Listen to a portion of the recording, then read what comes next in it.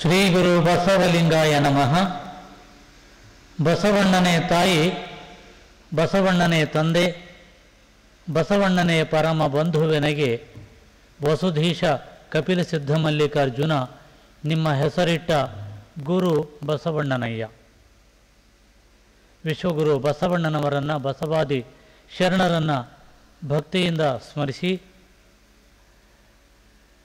ಬಸವ ಸಮಿತಿ ಬೆಂಗಳೂರು, ಕಲಬುರಗಿ ಮತ್ತು ಧಾರವಾಡಗಳ ಮುಖಾಂತರ ಪ್ರಸಾರವಾಗುವ ಆನ್ಲೈನ್ ಅರಿವಿನ ಮನೆ ಕಾರ್ಯಕ್ರಮದಲ್ಲಿ ಪಾಲ್ಗೊಳ್ಳುವಂಥ ಎಲ್ಲ ಶಿವಸ್ವರೂಪಿಗಳಿಗೆ ನನ್ನ ಶರಣಾರ್ಥಿಗಳು.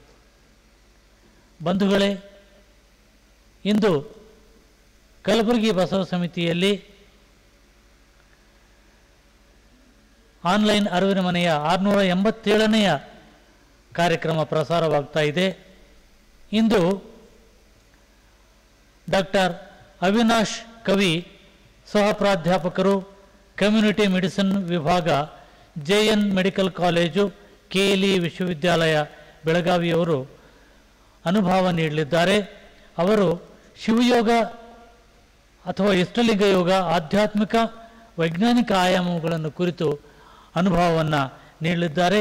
ಈಗ ಅದಕ್ಕೂ ಮೊದಲು ಎಂದಿನಂತೆ ಪ್ರಾರ್ಥನೆಯೊಂದಿಗೆ ನಮ್ಮ ಕಾರ್ಯಕ್ರಮವನ್ನು ಪ್ರಾರಂಭಿಸ್ತಾ ಇದ್ದೇವೆ. ಈಗ ಪ್ರಾರ್ಥನೆ.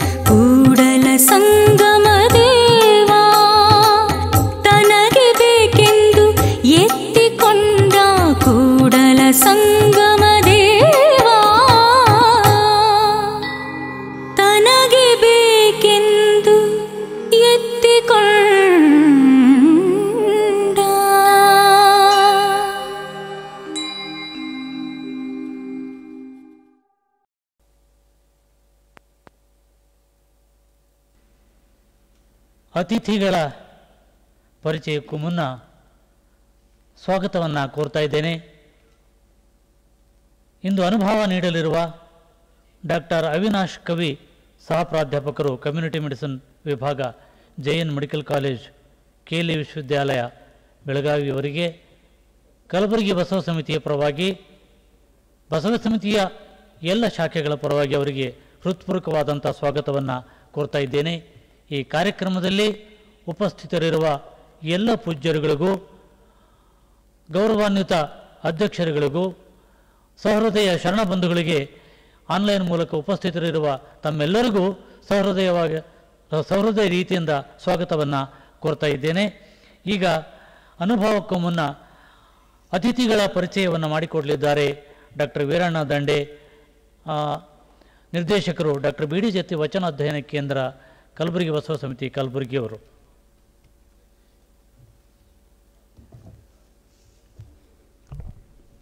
ಎಲ್ಲರಿಗೂ ಶರಣಾರ್ಥಿಗಳು. ಇವತ್ತಿನ ಈ ವಿಶೇಷ ಉಪನ್ಯಾಸ ನೀಡುತ್ತಿರುವಂತಹ ಡಾಕ್ಟರ್ ಅವಿನಾಶ್ ಕವಿ ಅವರು ಸಹಪ್ರಾಧ್ಯಾಪಕರಾಗಿ ಕಮ್ಯುನಿಟಿ ಮೆಡಿಸಿನ್ ವಿಭಾಗ, ಜವಾಹರ್ಲಾಲ್ ನೆಹರು ಮೆಡಿಕಲ್ ಕಾಲೇಜು ಇಲ್ಲಿ ಕೆಲಸ ಮಾಡುತ್ತಿದ್ದಾರೆ. ಸಹ ಸಂಶೋಧಕರು, ಮಹಿಳೆಯರ ಮತ್ತು ಮಕ್ಕಳ ಆರೋಗ್ಯ ಸಂಶೋಧನಾ ಸಂಸ್ಥೆ ಸದಸ್ಯರು, ವಿಶ್ವ ಆರೋಗ್ಯ ಸಂಸ್ಥೆಯ ಸಮನ್ವಯ ಕೇಂದ್ರ KLE ವಿಶ್ವವಿದ್ಯಾಲಯ ಬೆಳಗಾವಿ ಇವುಗಳಲ್ಲಿ ಸೇವೆ ಸಲ್ಲಿಸುತ್ತಿದ್ದು 28 ಏಪ್ರಿಲ್ 1986ರಂದು ಜನನವಾದ ಇವರಿಗೆ ಈಗ ಕೇವಲ 35 ವರ್ಷಗಳು ಮಾತ್ರ. ಇಷ್ಟೊಂದು ಚಿಕ್ಕ ವಯಸ್ಸಿನಲ್ಲಿ ಅವರು ವೈದ್ಯಕೀಯ ಶಿಕ್ಷಣ ಅರಿವಿನ ಜೊತೆಗೆ ವಚನ ಸಾಹಿತ್ಯ ಮತ್ತು ಶರಣರ ಅನುಭವದ ಬಗೆಗೆ ವಿಶೇಷವಾದಂತಹ ಜ್ಞಾನ ಉಳ್ಳವರಾಗಿದ್ದಾರೆ. ಶರಣ ಜಗದೀಶ್ ಕವಿ ಹಾಗೂ ಶರಣೆ ರೇಖಾ ಕವಿ ಇವರ ಮಗನಾದ ಅವಿನಾಶ್ ಕವಿಯವರು ಮೂಲತಃ ಭದ್ರಾವತಿಯವರು. ಅವರ ಶ್ರೀಮತಿ ನೇತ್ರಾವತಿಯವರು.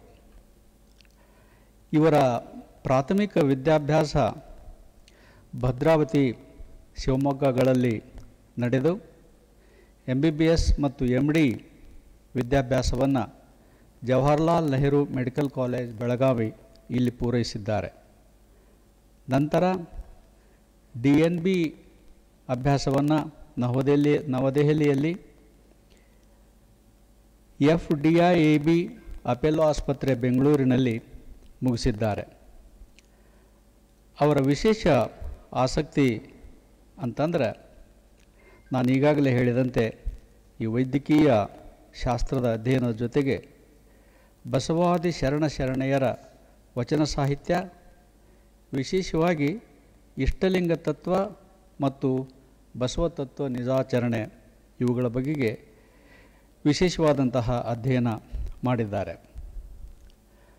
ತಮ್ಮ ವೈದ್ಯಕೀಯ ಶಾಸ್ತ್ರದಲ್ಲಿ ಸಂಶೋಧನೆಯನ್ನು ಮುಂದುವರಿಸಿದಂತಹ ಡಾಕ್ಟರ್ ಅವಿನಾಶ್ ಅವರು ಮಹಿಳೆಯರ ಮತ್ತು ಮಕ್ಕಳ ಆರೋಗ್ಯ, ಮಧುಮೇಹ, ಹೃದಯ ಸಂಬಂಧಿ ಕಾಯಿಲೆಗಳು, ಮಾನಸಿಕ ಆರೋಗ್ಯ, ಹದಿಹರೆಯದವರ ಆರೋಗ್ಯ ತಡೆಗಟ್ಟುವ ರೋಗ ತಡೆಗಟ್ಟುವ ವಿಧಾನ ಇವುಗಳನ್ನು ಕುರಿತು ವಿಶೇಷವಾಗಿ ಸಂಶೋಧನೆ ನಡೆಸಿದ್ದಾರೆ. 15 ರಾಷ್ಟ್ರೀಯ ಹಾಗೂ ಅಂತಾರಾಷ್ಟ್ರೀಯ ಸಮ್ಮೇಳನಗಳಲ್ಲಿ ಭಾಗವಹಿಸಿ ಸಂಶೋಧನಾ ಪ್ರಬಂಧಗಳನ್ನು ಮಂಡಿಸಿದ್ದಾರೆ. ಅಂತಾರಾಷ್ಟ್ರೀಯ ಮತ್ತು ರಾಷ್ಟ್ರೀಯ ಪತ್ರಿಕೆಗಳಲ್ಲಿ 35 ಸಂಶೋಧನಾ ಪ್ರಬಂಧಗಳನ್ನು ಪ್ರಕಟಿಸಿದ್ದಾರೆ. ಬಸವನ ಅರಿವು, ಜವಾಹರ್ಲಾಲ್ ನೆಹರು ಮೆಡಿಕಲ್ ಕಾಲೇಜು ಬೆಳಗಾವಿ, ಕಡಗೀಲು, ಅರಿವಿನ ಕುರುಹು ಅಂತನ್ನುವಂತಹ 4 ಕೃತಿಗಳು ಪ್ರಕಟವಾಗಿವೆ. ಚಿಕ್ಕ ವಯಸ್ಸಿನಲ್ಲಿ ಸಾಧಿಸಿದಂತಹ ಇವರ ಯಶಸ್ಸನ್ನು ಗಮನಿಸಿ ಇವರಿಗೆ ಅನೇಕ ಮಹತ್ವದ ಪ್ರಶಸ್ತಿ ಪುರಸ್ಕಾರಗಳು ಲಭ್ಯವಾಗಿವೆ. ಡಾಕ್ಟರ್ ರೆಮಾ ಮೋಹನ್ ಸಂಶೋಧನಾ ಪ್ರಶಸ್ತಿ, Madras diabetic research foundation Chennai, ಶರಣ ಶ್ರೀ ಯುವ ಪ್ರಶಸ್ತಿ ಬಸವ ಕೇಂದ್ರ ಶಿವಮೊಗ್ಗ, ಬಸವ ಕಾರುಣ್ಯ ಗುರುಕಾರುಣ್ಯ ಪ್ರಶಸ್ತಿ ಚಿತ್ರಗಿ ಶ್ರೀ ವಿಜಯ ಮಹಾಂತೇಶ್ವರ ಸಂಸ್ಥಾನ ಮಠ ಇಲ್ಕಲ್, DNB ಸ್ನಾತಕೋತ್ತರ ಪದವಿಯಲ್ಲಿ ಅತ್ಯುನ್ನತ ಶ್ರೇಣಿಗಾಗಿ ಪ್ರೆಸಿಡೆಂಟ್ NBE ಚಿನ್ನದ ಪದಕ, ನ್ಯಾಷನಲ್ ಬೋರ್ಡ್ ಆಫ್ ಎಕ್ಸಾಮಿನೇಷನ್ಸ್ ನವದೆಹಲಿ. ಇಂತಹ ಸಾಧನೆಯನ್ನು ಮಾಡಿದಂತಹ ಡಾಕ್ಟರ್ ಅವಿನಾಶ್ ಅವರು ವಿಶೇಷವಾಗಿ ಇಷ್ಟಲಿಂಗ ಪೂಜೆಯ ಮಹತ್ವ ಮತ್ತು ಕ್ರಮವನ್ನು ಕುರಿತು, ಅದರ ಪರಿಣಾಮವನ್ನು ಕುರಿತು ಅವರ ಉಪನ್ಯಾಸವನ್ನು ಈಗ ಪ್ರಾರಂಭಿಸಲಿದ್ದಾರೆ.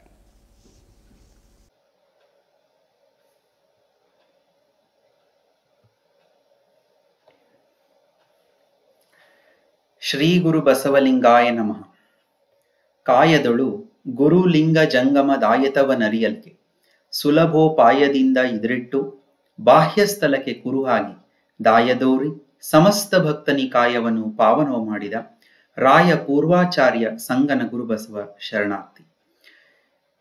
ನಿಜದ ಅರಿವು ಆಚಾರ ಅನುಭವಗಳನ್ನ ಜಗತ್ತಿಗೆ ನೀಡಿದಂತ ವಿಶ್ವಗುರು ಬಸವ ತಂದೆಯವರನ್ನ, ಅವರ ನಡೆಯಲ್ಲಿ ನಡೆದಂತ ಎಲ್ಲ ಶರಣ ದಾರ್ಶನಿಕ ಚೇತನಗಳ ಪ್ರೇರಣೆಯ ಜೊತೆಯಲ್ಲಿ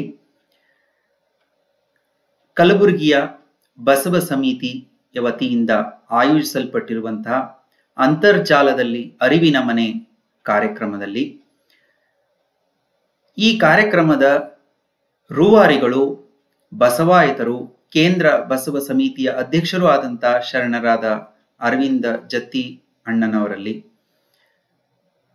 ಅದೇ ರೀತಿಯಾಗಿ ಕಲಬುರಗಿ ಬಸವ ಸಮಿತಿಯನ್ನ ಅತ್ಯಂತ ಉತ್ಸಾಹದಿಂದ ಮುನ್ನಡೆಸ್ತಾ ಇರುವಂತಹ ಅಲ್ಲಿಯ ಅಧ್ಯಕ್ಷರಾದಂತಹ ಶರಣೆ ವಿಲಾಸವತಿ ಕೂಬಾ ತಾಯಿಯವರಲ್ಲಿ,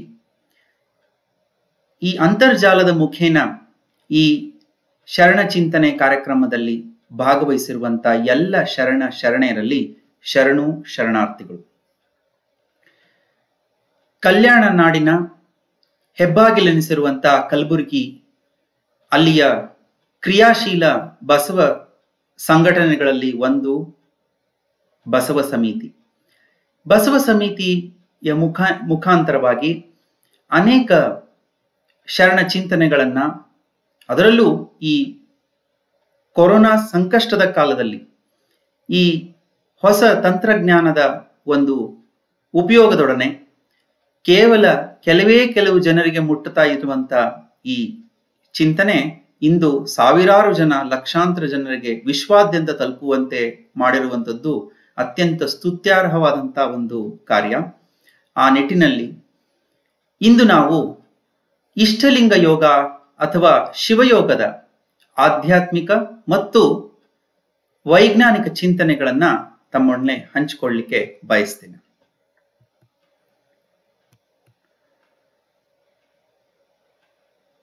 ಲಿಂಗಾಯತ ಧರ್ಮದ ಅಥವಾ ಬಸವ ಧರ್ಮದ ತತ್ವಪುರುಷನನ್ನ ನಾವು ವ್ಯಾಖ್ಯಾನ ಮಾಡುವುದಾದ್ರೆ, ಅಷ್ಟಾವರಣವೇ ಅಂಗವಾಗಿ, ಪಂಚ ಆಚಾರವೇ ಪ್ರಾಣವಾಗಿ, ಷಟ್ಸ್ಥಲವೇ ಆತ್ಮವಾಗಿರುವ ತತ್ವಪುರುಷನೇ ಲಿಂಗವಂತ ಅಥವಾ ಬಸವಧರ್ಮಿ ಅನ್ನೋದನ್ನ ನಾವು ಇಲ್ಲಿ ಗಮನಿಸಬೇಕು. ಯಾಕೆಂದ್ರೆ ಇವತ್ತು ಯಾವುದೇ ಒಂದು ಧರ್ಮ ತನ್ನ ಅಸ್ತಿತ್ವವನ್ನ ಉಳಿಸ್ಕೊಳ್ಬೇಕಾದ್ರೆ ಅದರದೇ ಆದಂತ ಕೆಲವು ಮೂಲ ಸಿದ್ಧಾಂತಗಳು ಇಲ್ಲಿ ಅವಶ್ಯಕವಾಗಿ ಬೇಕಾಗ್ತಾ ಇದೆ. ಆ ಮೂಲ ಸಿದ್ಧಾಂತದಲ್ಲಿ ವಿಶ್ವಗುರು ಬಸವಣ್ಣನವರು ಮತ್ತು ಎಲ್ಲ ಶರಣರೊಡಗೂಡಿ ಜಗತ್ತು ಈವರೆಗೂ ಕಂಡು ಕೇಳರಿಯದಂತ ಅಪೂರ್ವ ಸಾಮಾಜಿಕ, ಧಾರ್ಮಿಕ, ಆಧ್ಯಾತ್ಮಿಕ, ನೈತಿಕ, ಮೌಲಿಕ, ಶೈಕ್ಷಣಿಕ, ಸಾಹಿತ್ಯಿಕ ಕ್ರಾಂತಿಗೆ ಮುನ್ನುಡಿಯನ್ನು ಬರೆದು ಅದನ್ನ ಪ್ರಾಯೋಗಿಕವಾಗಿ ಆಚರಣೆಯನ್ನ ಮಾಡಿ ಕೊನೆಗೆ ಆ ಒಂದು ಹೊಸ ಧರ್ಮದ, ಹೊಸ ಬದುಕುವ ವಿಧಾನವಾದಂತ ಲಿಂಗಾಯತ ಧರ್ಮದ ಉಗಮಕ್ಕೆ 12ನೇ ಶತಮಾನ ಕನ್ನಡ ನಾಡು ಸಾಕ್ಷಿಯಾಯಿತು. ಈ ಧರ್ಮದ ಮೂಲ ತತ್ವಗಳಾದಂಥ ಅಷ್ಟಾವರಣಗಳು, ಪಂಚ ಆಚಾರಗಳು, ಷಟ್ಸ್ಥಲಗಳು ಈ ಧರ್ಮದ ಮೂಲ ಸ್ತಂಭಗಳಿದ್ದ ಹಾಗೆ. ಅದರಲ್ಲಿ ಮುಖ್ಯವಾಗಿ ಇವತ್ತು ಅಷ್ಟಾವರಣದ 2ನೇ ಪ್ರಮುಖ ಅಂಗವಾದಂಥ ಲಿಂಗದ ಕುರಿತಾಗಿ, ಅರ್ಥಾತ್ ಇಷ್ಟಲಿಂಗದ ಕುರಿತಾಗಿ ನಾವು ಕೆಲವು ಚಿಂತನೆಗಳನ್ನ ಹಂಚಿಕೊಳ್ಳುವಂತ ಒಂದು ಪ್ರಯತ್ನವನ್ನ ಈಗ ಮಾಡೋಣ. ಇಂದಿನ ಚಿಂತನೆಯ ವಿಷಯ ಶಿವಯೋಗದ ಆಧ್ಯಾತ್ಮಿಕ ಮತ್ತು ವೈಜ್ಞಾನಿಕ ಒಳನೋಟ. Ishtalinga was an epicentre of Sharanas revolution, ಅಂದ್ರೆ ಶರಣರ ಕ್ರಾಂತಿಯ, ಬಸವ ಕ್ರಾಂತಿಯ ಒಂದು ಮೂಲ ಸೆಲೆ, ಅದುವೇ ಇಷ್ಟಲಿಂಗ.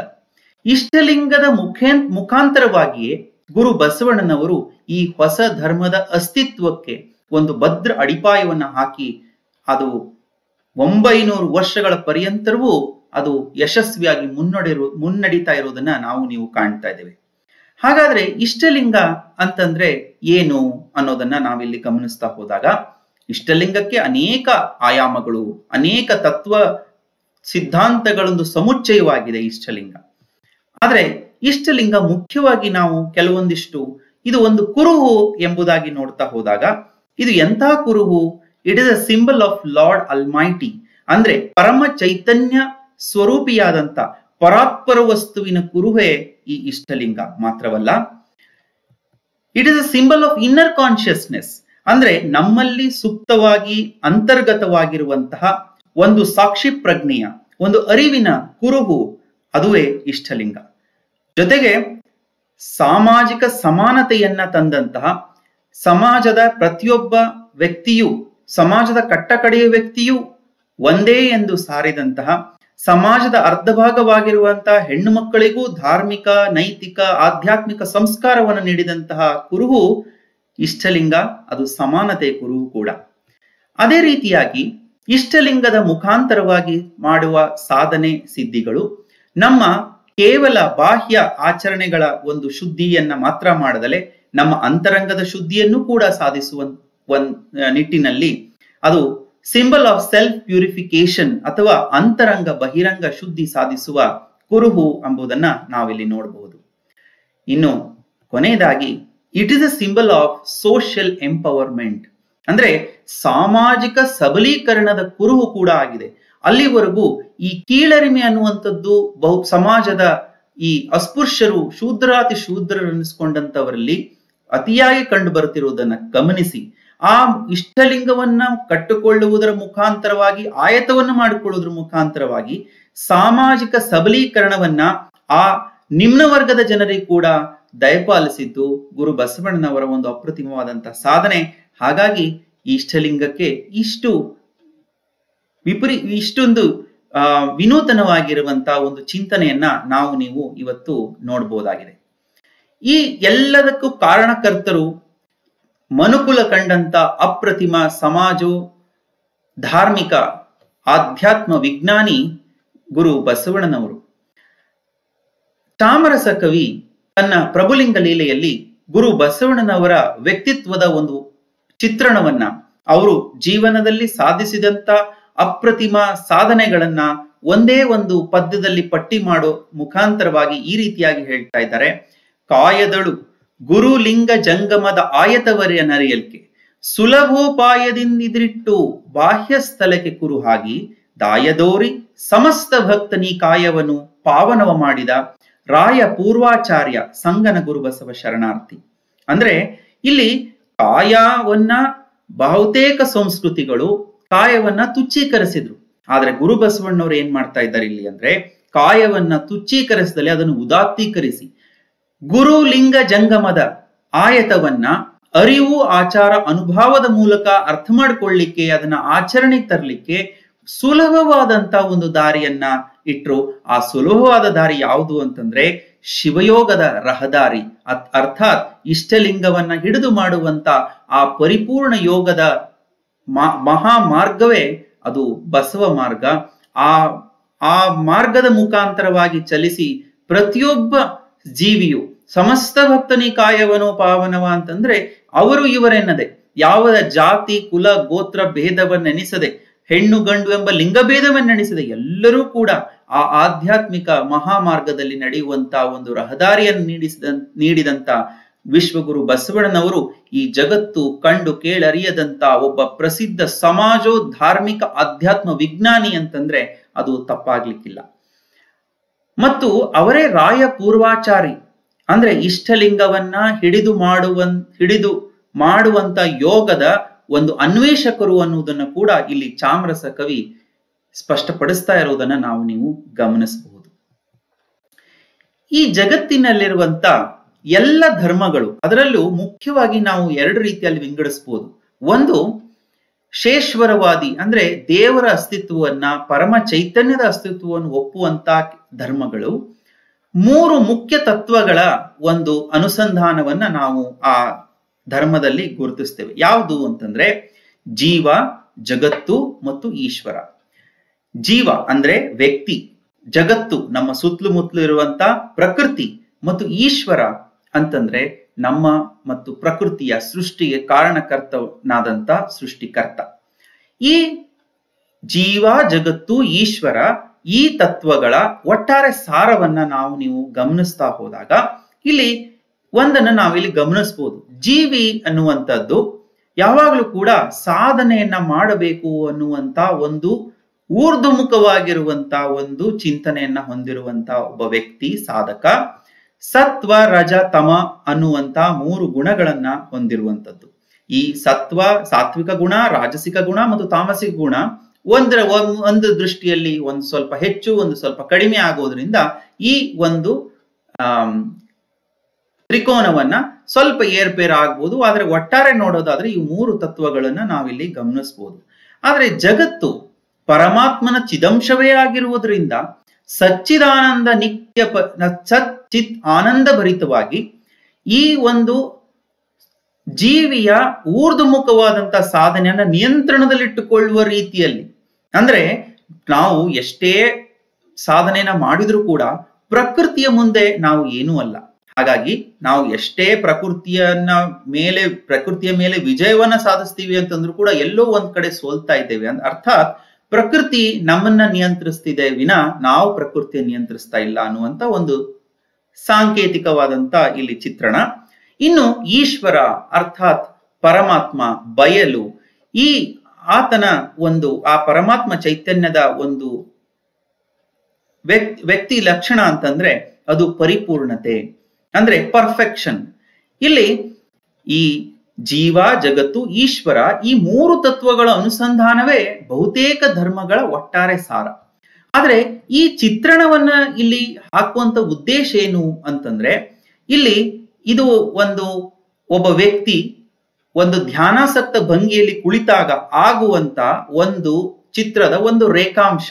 ಅಂದ್ರೆ ಸಚ್ಚಿದಾನಂದ ಸ್ವರೂಪಿಯಾಗಿ ಸತ್ವರಜ ತಮೋ ಗುಣಗಳನ್ನು ಹೊಂದಿ ಪರಿಪೂರ್ಣತೆಯಡೆಗೆ ಸಾಗುವಂತ ಒಬ್ಬ ಸಾಧಕನ ಒಂದು ರೇಖಾಚಿತ್ರ ಅಂತ ನಾವಿಲ್ಲಿ ಭಾವಿಸೋಣ. ಇದೇ ಮುಂದೆ ಇಷ್ಟಲಿಂಗದ ಒಂದು ಪರಿಕಲ್ಪನೆಯನ್ನ ನಾವು ಕಟ್ಟಿಕೊಳ್ಳಿಕ್ಕೆ ಇದು ಒಂದು ಮೂಲ ಅಡಿಪಾಯ ಅಂತ ಹೇಳಿ ಇಲ್ಲಿ ನಾವು ಅದನ್ನ ಅರ್ಥ ಮಾಡ್ಕೊಳ್ಬಹುದು. ಇನ್ನ ನಾವು ಯೋಗ, ಶಿವಯೋಗ ಈ ರೀತಿಯಾಗಿ ಮಾತನಾಡ್ತಾ ಇದ್ವಿ. ಯೋಗ ಅಂತಂದ್ರೆ ಏನು? ಯೋಗ ಅನ್ನುವಂಥದ್ದು ಸಂಸ್ಕೃತದ ಯುಜ್ ಅನ್ನುವಂತ ಧಾತುವಿನಿಂದ ಹೊಮ್ಮಿದೆ. ಯೋಗ ಅಂತಂದ್ರೆ ಕೂಡುವುದು ಅಥವಾ ಸಮರಸವಾಗುವುದು ಅಂತ ಅರ್ಥ. ಈ ಭಾರತೀಯ ಯೋಗ ಪರಂಪರೆ ಜಗತ್ತಿನಲ್ಲೇ ಅತಿ ವಿಶಿಷ್ಟ. ಅದರಲ್ಲಿ ಅನೇಕ ರೀತಿಯಾದಂತ ಯೋಗವನ್ನ ನಾವು ನೋಡ್ತೇವೆ. ಅದರಲ್ಲಿ ಕರ್ಮಯೋಗ ಅಂತ ಕರಿತೀವಿ. ಆದ್ರೆ ಶರಣರು ಅದನ್ನ ಮತ್ತೊಂದು ಹಂತಕ್ಕೆ ಉದಾತ್ತೀಕರಿಸಿ ಕಾಯಕ ಯೋಗ ಅಂತ ಹೇಳಿ ಅದನ್ನ ಕರೆದ್ರು. ಪ್ರಾಣವನ್ನ ನಿಗ್ರಹಿಸಿಕೊಳ್ಳುವಂತ ಹಠಯೋಗ ಮತ್ತು ಮನಸ್ಸನ್ನ ನಿಯಂತ್ರಿಸುವಂತ ಧ್ಯಾನ ಯೋಗ, ಭಕ್ತಿ ಅಂದ್ರೆ ಇಲ್ಲಿ ಅಪ್ರತಿಮವಾದಂತ ಪ್ರೇಮವನ್ನ ಜಾಗೃತಿಗೊಳಿಸುವಂತ ಭಕ್ತಿಯೋಗ, ಅದರಲ್ಲಿ ಈ ಜ್ಞಾನದ ಸ್ಫುರಣವಾಗುವಂತ ಈ ಜ್ಞಾನ ಯೋಗ, ಈ ರೀತಿಯಾಗಿ ಅನೇಕ ಯೋಗ ಪರಂಪರೆಯನ್ನ ನಮ್ಮ ದೇಶದಲ್ಲಿ ನಾವು ನೋಡ್ತಾ ಇದ್ದೇವೆ. ಬಸವರಾಜ ಶರಣರು ನೀಡಿರುವಂತ ಈ ಶಿವಯೋಗ ಈ ಎಲ್ಲ ಯೋಗಗಳ ಒಟ್ಟಾರೆ ಸಾರವನ್ನ ನಾವು ಈ ನಮ್ಮ ಶಿವಯೋಗದಲ್ಲಿ ನೋಡುವಂತ ಒಂದು ಸಾಧ್ಯತೆ ಇದೆ ಅನ್ನುವಂಥದ್ದನ್ನ ನಾವಿಲ್ಲಿ ಬಹಳ ಆಸಕ್ತಿದಾಯಕವಾಗಿ ಅದನ್ನ ಗಮನಿಸಬೇಕಾಗಿದೆ. ಈ ಸಾಧನೆಗೆ ಸಾಧನ ಯಾವುದು ಅಂತಂದ್ರೆ ಇಷ್ಟಲಿಂಗ. ನೀವು ಎಲ್ಲರೂ ಆಯತ್ತ ಮಾಡಿಕೊಂಡು ದಿನನಿತ್ಯ ಪೂಜೆ ಪರಿಕರಗಳಿಂದ ಅರ್ಚಿಸಿ ಧ್ಯಾನಿಸಿ ಮಾಡುವಂತ ಈ ಯೋಗದ ಕುರುಹು ಈ ಇಷ್ಟಲಿಂಗ. ಇದಕ್ಕೆ ಕೇವಲ ಒಂದು ಆಯಾಮ ಮಾತ್ರ ಇದೆಯಾ ಅಥವಾ ಅನೇಕ ಆಯಾಮಗಳಿದ್ದಾವ ಹೇಗೆ ಅನ್ನೋದನ್ನ ನಾವು ನೋಡ್ತಾ ಹೋದಾಗ ಈ ಇಷ್ಟಲಿಂಗಕ್ಕೆ ಅನೇಕ ಆಯಾಮಗಳಿದಾವೆ. ಸಾಮಾಜಿಕವಾಗಿ ಸಾಮಾಜಿಕ ಸಮಾನತೆಯನ್ನ ನೀಡುವ ಮೂಲಕ ಅದು ಸಾಮಾಜಿಕ ಸಮಾನತೆಯ ಕುರುಹಾಗಿ ವೈಜ್ಞಾನಿಕ ಅಂಶಗಳನ್ನೊಳಗೊಂಡಿರುವಂತ ವೈಜ್ಞಾನಿಕ ಆಯಾಮ ಕೂಡ ಇಷ್ಟಲಿಂಗಕ್ಕೆ ಇದೆ. ಅದರದೇ ಆದಂತ ಒಂದು ಮೂಲ ತತ್ವ ಸಿದ್ಧಾಂತ ಇಲ್ಲಿ ಪಿಂಡಾಂಡ ಮತ್ತು ಬ್ರಹ್ಮಾಂಡದ ಒಂದು ಏಕೀಭವಿಸಿದ ಒಂದು ಪರಮ ಚೈತನ್ಯದ ಕುರುಹಾಗಿ ಮತ್ತು ಅಪ್ರತಿಮವಾದಂತ ಒಂದು ಆಧ್ಯಾತ್ಮಿಕ ಚಿಂತನೆಯನ್ನ ವ್ಯಕ್ತಿ ಮತ್ತು ಪರಮಾತ್ಮನ ನಡುವಿನ ಅವಿನಾಭಾವ ಸಂಬಂಧವನ್ನು ವಿವರಿಸುವಂತ ಒಂದು ಆಧ್ಯಾತ್ಮಿಕ ಆಯಾಮ ಕೂಡ ಇದರಲ್ಲಿ ಇದೆ.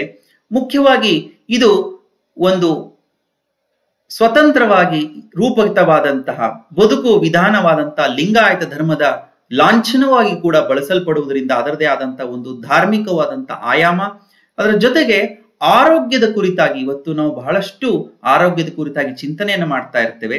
ಅದರಲ್ಲೂ ಮುಖ್ಯವಾಗಿ ದೈಹಿಕ ಆರೋಗ್ಯ ಮತ್ತು ಮಾನಸಿಕ ಆರೋಗ್ಯದ ಮೇಲೂ ಕೂಡ ಅದು ಪರಿಣಾಮ ಬೀರುವಂತಹ ಒಂದು ಕುರುಹು ಕೂಡ ಆಗಿದೆ. ಹೀಗಾಗಿ ಈ ಸಾಧನೆಗೆ ಸಾಧವಾದ ಇಷ್ಟಲಿಂಗಕ್ಕೆ ಅನೇಕ ಆಯಾಮಗಳಿರುವುದನ್ನ ನೀವು ಗಮನಿಸಬೇಕು. ಈ ಶಿವಯೋಗದ ಅಥವಾ ಬಸವಯೋಗದ ಪ್ರಮುಖವಾದಂತ ಎರಡು ತತ್ವಗಳು ಯಾವುದು ಅಂತಂದ್ರೆ, ಒಂದು ಸಹಜತೆ, ಮತ್ತೊಂದು ವೈಜ್ಞಾನಿಕತೆ. ಸಹಜತೆ ಅಂತಂದ್ರೆ ಏನು?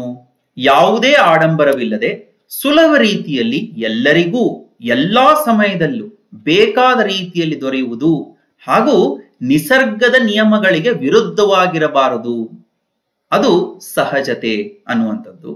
ಇನ್ನು ವಿಜ್ಞಾನ. ವಿಜ್ಞಾನ ಅಂತಂದ್ರೆ ಏನು? ಬಹಳ ಜನ ವಿಜ್ಞಾನವನ್ನ ತಪ್ಪಾಗಿ ಅರ್ಥ ಮಾಡ್ಕೊಳ್ತಾರೆ. ವಿಜ್ಞಾನ ಅಂತಂದ್ರೆ ಏನೋ ಒಂದು ಅದು ವೈಚಾರಿಕತೆ ಮತ್ತು ಅದು ದೇವರು, ಧರ್ಮ, ಅಧ್ಯಾತ್ಮದ ಹೊರತಾಗಿದೆ ಅಂತ ಬಹಳ ಜನ ಭಾವಿಸುವುದು ಉಂಟು. ಆದ್ರೆ ವಿಜ್ಞಾನ ಅಂತಂದ್ರೆ ಅದಲ್ಲ. ಯಾವುದೇ ಒಂದು ವಸ್ತು ಅಥವಾ ಶಾಸ್ತ್ರದ ಶಿಸ್ತುಬದ್ಧವಾದ ಅಧ್ಯಯನಕ್ಕೆ ವಿಜ್ಞಾನ ಅಂತ ನಾವು ಕರೀತಾ ಇದ್ದೇವೆ. ಹಾಗಾಗಿ ಒಂದು ವ್ಯವಸ್ಥಿತವಾಗಿರುವಂತ ಒಂದು ಅಧ್ಯಯನದ ಒಂದು ಅದು ವಿಜ್ಞಾನ ಅಂತ ಹೇಳಿ ಇಲ್ಲಿ ಕರೆಸ್ಕೊಳ್ತಾ ಇದೆ. 12ನೇ ಶತಮಾನದಲ್ಲಿ ಅನೇಕ ಶರಣಚೇತನಗಳು ಉದಿಸಿ ಬಂದರು.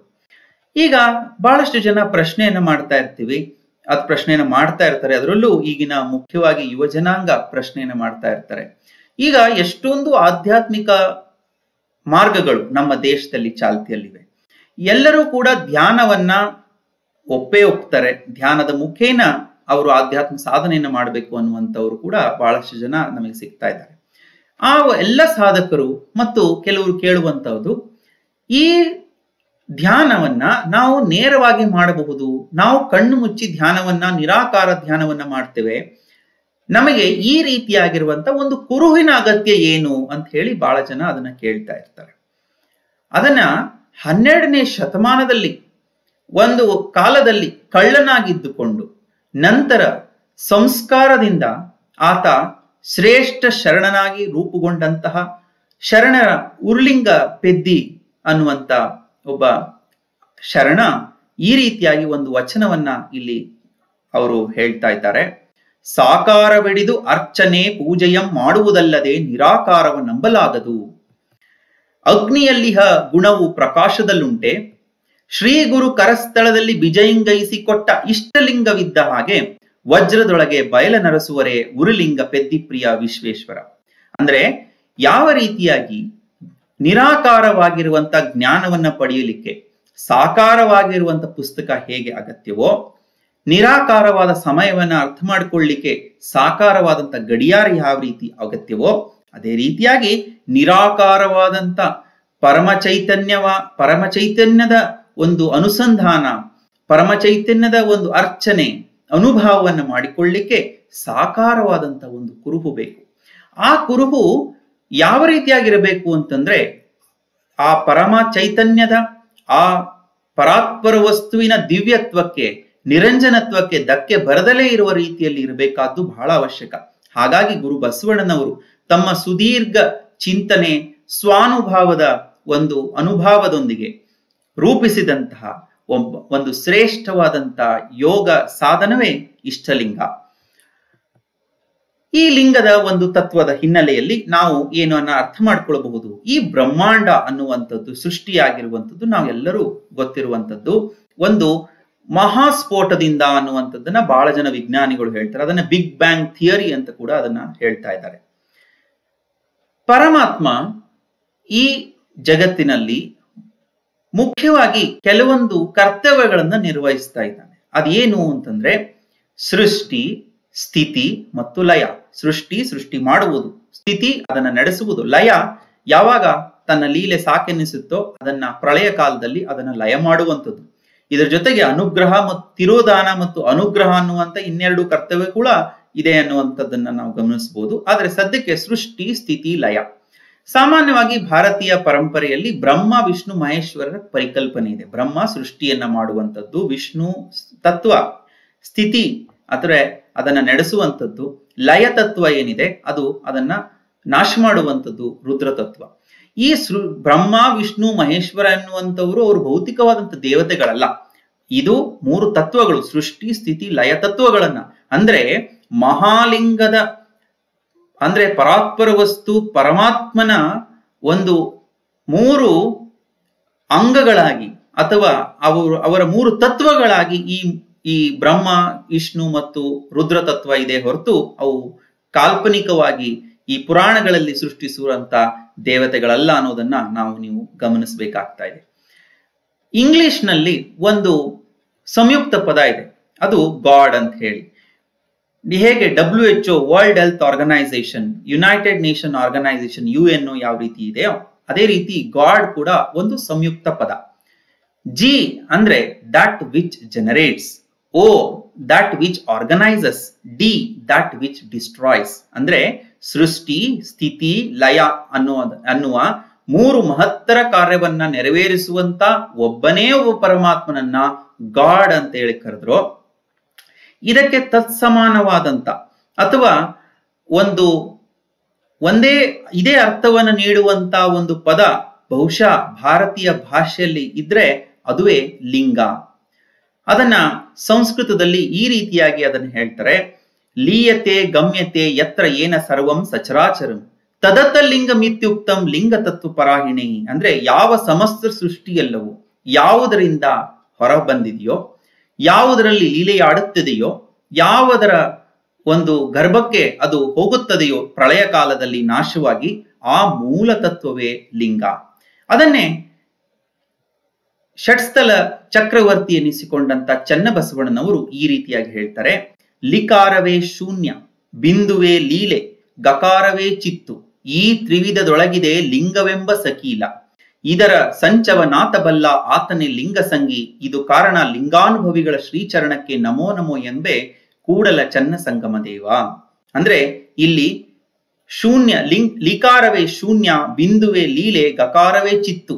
ಈ ಚಿತ್ತು ಶೂನ್ಯ ಈ ಲೀಲೆ ಅನ್ನುವಂಥದ್ದು ಸೃಷ್ಟಿ ಸ್ಥಿತಿ ಲಯಗಳ ಒಂದು ತತ್ವಗಳನ್ನ ಒಳಗೊಂಡಂತಹ ಒಂದು ತತ್ವ ಸಮುಚ್ಚಯವೇ ಲಿಂಗವೆಂಬ ಸಕೀಲ ಅನ್ನುವಂಥದ್ದನ್ನ ಇಲ್ಲಿ ಚನ್ನಬಸವಣ್ಣನವರು ಈ ವಚನದಲ್ಲಿ ಅವರು ತಿಳಿಸ್ತಾ ಇದ್ದಾರೆ. ಹಾಗಾದ್ರೆ ಈ ಲಿಂಗ ಅಥವಾ ಪರವಸ್ತು ಅನ್ನುವಂಥದ್ದು ಅದರ ವಿಕಾಸ ಯಾವ ರೀತಿಯಾಗಿ ಆಯ್ತು ಅನ್ನೋದನ್ನ ನೀವು ಗಮನಿಸ್ತಾ ಹೋದ್ರೆ, ಈ ಲಿಂಗಕ್ಕೆ ಶರಣ ತತ್ವದಲ್ಲಿ ಬಸವ ಸಿದ್ಧಾಂತದಲ್ಲಿ ಬಯಲು ಅಥವಾ ಶೂನ್ಯ ಅಂತ ನಾವು ಕರಿತೀವಿ. ಲಿಂಗಾಯತ ಶರಣನ ಅಂತಿಮ ಉದ್ದೇಶವೇ ಶೂನ್ಯದ ಸಂಪಾದನೆ ಅಥವಾ ಬಯಲಲ್ಲಿ ಬಯಲಾಗುವಂಥದ್ದು. ಈ ಇಷ್ಟಲಿಂಗ ಅನ್ನುವಂಥದ್ದು ನಾವು ಇವತ್ತು ಚಿಂತನೆ ಮಾಡುವ ಪೂರ್ವದಲ್ಲಿ ಈ ಲಿಂಗದ ಕಾನ್ಸೆಪ್ಟ್ ಯಾವ ರೀತಿಯಾಗಿ ಅದು ವಿಕಾಸವಾಗಿದೆ ಅನ್ನೋದನ್ನ ಸೂಕ್ಷ್ಮವಾಗಿ ಅರ್ಥ ಮಾಡ್ಕೊಳ್ಳೋದು ಬಹಳ ಅವಶ್ಯಕವಾಗಿದೆ. ಇಲ್ಲಿ ನಾವು ಗಮನಿಸಬೇಕು, ಈ ಸೃಷ್ಟಿಯ ಉಗಮಕ್ಕೆ ಕಾರಣವಾದಂತ ಒಂದು ಮಹಾಸ್ಫೋಟಕ್ಕೂ ಮುನ್ನ ಏನಾದ್ರೂ ಒಂದು ಇರ್ಬೇಕಲ್ಲ. ಏನಿತ್ತು ಅನ್ನೋದನ್ನ ನಾವು ನೋಡಿದ್ರೆ, ಪರಮಾತ್ಮ ಚೈತನ್ಯ ನಿಷ್ಕಲಲಿಂಗ ಸ್ವರೂಪವಾಗಿ ಸಚ್ ಚಿತ್ ಆನಂದ ನಿತ್ಯ ಪರಿಪೂರ್ಣ ಅಖಂಡ ಸ್ವರೂಪನಾದಂತ ಒಂದು ನಿಷ್ಕಲಲಿಂಗ. ನಿಷ್ಕಲಲಿಂಗ ಯಾವ ರೀತಿ ಅನ್ನೋದನ್ನ ಅಲ್ಲೋ ಪ್ರಭುದೇವರ ಮಾತಿನಲ್ಲಿ ಕೇಳೋದಾದ್ರೆ, ಆದಿ ಅನಾದಿ ಇಲ್ಲದಂದು, ಸುರಾಳ ನಿರಾಳವಿಲ್ಲದಂದು, ಶೂನ್ಯ ನಿಶೂನ್ಯವಿಲ್ಲದಂದು, ಸಚರಾಚರವೆಲ್ಲವೂ ರಚನೆಗೆ ಬಾರದಂದು, ಗುಹೇಶ್ವರ ನೀನೊಬ್ಬನೇ ಇದ್ದೆಯಲ್ಲ ಇಲ್ಲದಂತೆ. ಅಂದ್ರೆ ತನ್ನ ಇರುವಿಕೆಯ ಅಸ್ತಿತ್ವವೂ ತನಗೇ ಗೊತ್ತಿಲ್ಲದೆ ಇರುವ ಪರಿಯಲ್ಲಿ ಇದ್ದಂತ ಮಹಾ ಚೈತನ್ಯವೇ ನಿಷ್ಕಲಲಿಂಗ ಸ್ವರೂಪ ಅಂತ ಹೇಳಿ ಇಲ್ಲಿ ಕರೀತಾ ಇದ್ದಾರೆ. ಕೊನೆಗೆ ಈ ನಿಷ್ಕಲಲಿಂಗಕ್ಕೆ ಅಥವಾ ಆ ಪರಮಾತ್ಮ ಚೈತನ್ಯಕ್ಕೆ ಲೀಲೆ ಆಡಬೇಕು, ಸೃಷ್ಟಿ ಮಾಡುವಂತ ಒಂದು ಲೀಲೆ ಆಗಬೇಕು ಅನ್ನುವಂತ ಒಂದು ಚಿತ್ತು ಅಲ್ಲಿ ಮೂಡಿ, ಅಲ್ಲಿ ಸೃಷ್ಟಿ ಮುಖವಾಗಿ ಚಲನೆ ಉಂಟಾಗ್ತದೆ. ಆ ಚಲನೆಯನ್ನ ನಾವು ಯಾವ ಹಂತ ಅಂದ್ರೆ ಮಹಾಲಿಂಗದ ಚಿಂತನೆ, ಮಹಾಲಿಂಗದ ಪರಿಕಲ್ಪನೆಯನ್ನ ಇಲ್ಲಿ ಶರಣರು ಕೊಡ್ತಾ ಇದ್ದಾರೆ. ಅಂದ್ರೆ ಇಲ್ಲಿ ಸೃಷ್ಟಿ ಮುಖವಾಗಿ ಚಲನೆ ಏನು ಉಂಟಾಗ್ತದೆ, ಅದು ಚಿತ್ ಶಕ್ತಿಯ ಮುಖಾಂತರವಾಗಿ, ಅಂದ್ರೆ ಮಾಡಬೇಕು ಅನ್ನುವಂತ ಚಿತ್ ಶಕ್ತಿ ಇಲ್ಲಿ ರೂಪುಗೊಂಡು ಇಲ್ಲಿ ಶಿವಶಕ್ತಿ ಸಂಪುಟ ಅನ್ನೋದನ್ನ ನಾವಿಲ್ಲಿ ಶರಣರು ಪರಿಭಾಷೆಯಲ್ಲಿ ಬಳಸ್ತಾ ಇದ್ದಾರೆ. ಇಲ್ಲಿ ಶಿವ ಅನ್ನುವಂಥದ್ದು ಕೇವಲ ಪೌರಾಣಿಕ ಹಿನ್ನೆಲೆಯಲ್ಲಿ ಬರುವಂತ ಗಂಗೆ ಗೌರಿ ವಲ್ಲಭನಾಗಿರುವಂತ ಶಿವನಿಗೆ ಸಂಬಂಧಿಸಿದ್ದಲ್ಲ. ಪರಾತ್ಪರ ಮಂಗಳಕರವಾಗಿರುವಂತ ಆ ಪರಾತ್ಪರ ವಸ್ತುವೇ ಶಿವತತ್ವವಾಗಿ ಅದರಲ್ಲಿ ಚಲನೆ ಉಂಟಾಗುವಂತ ಒಂದು ಹಂತ ಏನಿದೆ ಅದುವೇ ಶಕ್ತಿ ಅನ್ನುವಂಥದ್ದು. ಇಲ್ಲಿ ಶಿವ ಶಕ್ತಿ ಎರಡು ಒಂದಕ್ಕೊಂದು ಬೇರೆಯಲ್ಲ, ಅವೆರಡು ಒಂದೇ ಆಗಿರುವಂತ ಒಂದು ಸಂಯುಕ್ತ. It's like a two faces of a same coin ಅಂತ ಹೇಳಿ ಕರಿಬಹುದು. ಅಥವಾ ಒಂದು ಬೃಹತ್ತಾದ ಸಾಗರ, ಆ ಸಾಗರ ಶಿವತತ್ವವಾದರೆ ಆ ಸಾಗರದ ಮೇಲೆ ಬರುವಂತ ಅಲೆಗಳಿದಾವಲ್ಲ ಅದನ್ನ ಶಕ್ತಿ ತತ್ವ ಅಂತ ಭಾವಿಸ್ಬೋದು. ಅಲೆಗಳಿದ್ದಾವೆ ಅಂತ ಹೇಳಿ ನಾವು ಸಾಗರ ಅಂತ ಗುರುತಿಸ್ತೇವೆ. ಆದ್ರೆ ಅಲೆಗಳೇ ಸಾಗರ ಅಲ್ಲ. ಸಾಗರ ಇಲ್ದಿದ್ರೆ ಅಲೆಗಳಿಗೆ ಅಸ್ತಿತ್ವ ಇಲ್ಲ. ಹಾಗೆ ನೋಡಿದ್ರೆ ಅಲೆಗಳಿಲ್ಲ ಅಂತಂದ್ರೆ ಸಾಗರದ ಇರುವಿಕೆ ನಮಗೆ ಅರ್ಥ ಆಗಲ್ಲ. ಹಾಗಾಗಿ ಇಲ್ಲಿ ಶಿವ ಶಕ್ತಿ ಸಂಪುಟವೇ ಈ ಮಹಾಲಿಂಗ ತತ್ವ. ಇಲ್ಲಿ ಮಹಾಲಿಂಗ ಎರಡು ಮುಖ್ಯವಾದಂತ ಒಂದು ತತ್ವ, ಒಂದು ಅರಿವು ಮತ್ತು ಮರೆವು ಅನ್ನುವಂಥದ್ದು. ಇಲ್ಲಿ ಮಹಾಲಿಂಗ ತತ್ವವೇ ಎರಡು ವಿಭಾಗವಾಗಿ ಬೇರ್ಪಡುವುದನ್ನು ನಾವು ಗಮನಿಸ್ತೇವೆ. ಒಂದು ಅಂಗ, ಮತ್ತೊಂದು ಲಿಂಗ. ಇಲ್ಲಿ ಅಂಗ ಅಂದ್ರೆ ಈ ಜೀವಿಯ ವಿಕಾಸ ಆಗುವಂಥದ್ದು ಅಂಗದ ಮುಖಾಂತರವಾಗಿ ಬೇರೆ ಬೇರೆ ಅಂಗ ಸ್ಥಳಗಳನ್ನ ನಾವು ನೋಡೋದಾದ್ರೆ, ಅದೇ ಆ ಒಂದು ಅಂಗಕ್ಕೆ ಪರ್ಯಾಯವಾಗಿ ಇರುವಂತ ಲಿಂಗ ತತ್ವವು ಕೂಡ ಅಲ್ಲಿ ಪರ್ಯಾವಸನಗೊಳ್ತಾ ಇರುವಂತದ್ದನ್ನು ನಾವು ಗಮನಿಸ್ತೇವೆ. ಈ ಯಾವ ರೀತಿಯಾಗಿ ಮರೆವಿನಿಂದ ಮಹಾಲಿಂಗ ತತ್ವ ಅಂಗ ಗುಣವನ್ನ ಧರಿಸಿದ್ರೆ, ಅರಿವಿನ ಗುಣವನ್ನ ಧರಿಸಿದಂತ ಮಹಾಲಿಂಗ ತತ್ವ ಲಿಂಗವಾಗಿ ಇಲ್ಲಿ ವಿಕಸನ ಆಗ್ತಾ ಇರುವುದನ್ನು ನಾವು ಗಮನಿಸ್ತೇವೆ. ಇಲ್ಲಿ ಅಂಗ ಮೂರು ವಿಧವಾದಂತ ಒಂದು ಹಂತವನ್ನ ನಾವು ಗಮನಿಸ್ತೇವೆ. ಒಂದು ಯೋಗಾಂಗ, ಅದಕ್ಕೆ ತತ್ಸಮಾನವಾಗಿರುವಂತ ಒಂದು ಶರೀರ ಅಂದ್ರೆ ಅದು ಕಾರಣ ಶರೀರ, ಅದಕ್ಕೆ ತತ್ಸಮಾನವಾದಂತ ಲಿಂಗ ಅದು ಭಾವಲಿಂಗ. ಅಂದ್ರೆ ಮೂರು ಶರೀರವನ್ನ ನಾವು ಗಮನಿಸ್ತೇವೆ. ಕಾರಣ ಶರೀರ, ಅದರ ನಂತರ ಸೂಕ್ಷ್ಮ ಶರೀರ, ನಾವು ಮನಸ್ಸು ಅಂತ ಏನ್ ಹೇಳ್ತೀವಿ, ಅದಕ್ಕೆ ಅದನ್ನ ನಾವು ಭೋಗಾಂಗ ಅಂತ ಕರಿತೇವೆ. ಮತ್ತು ಪ್ರಾಣಲಿಂಗದ ಒಂದು ಪರಿಕಲ್ಪನೆಯೂ ಕೂಡ ಅದಕ್ಕೆ ಹಾಸುಹೊಕ್ಕಾಗಿರುವುದನ್ನು ಗಮನಿಸ್ತೇವೆ.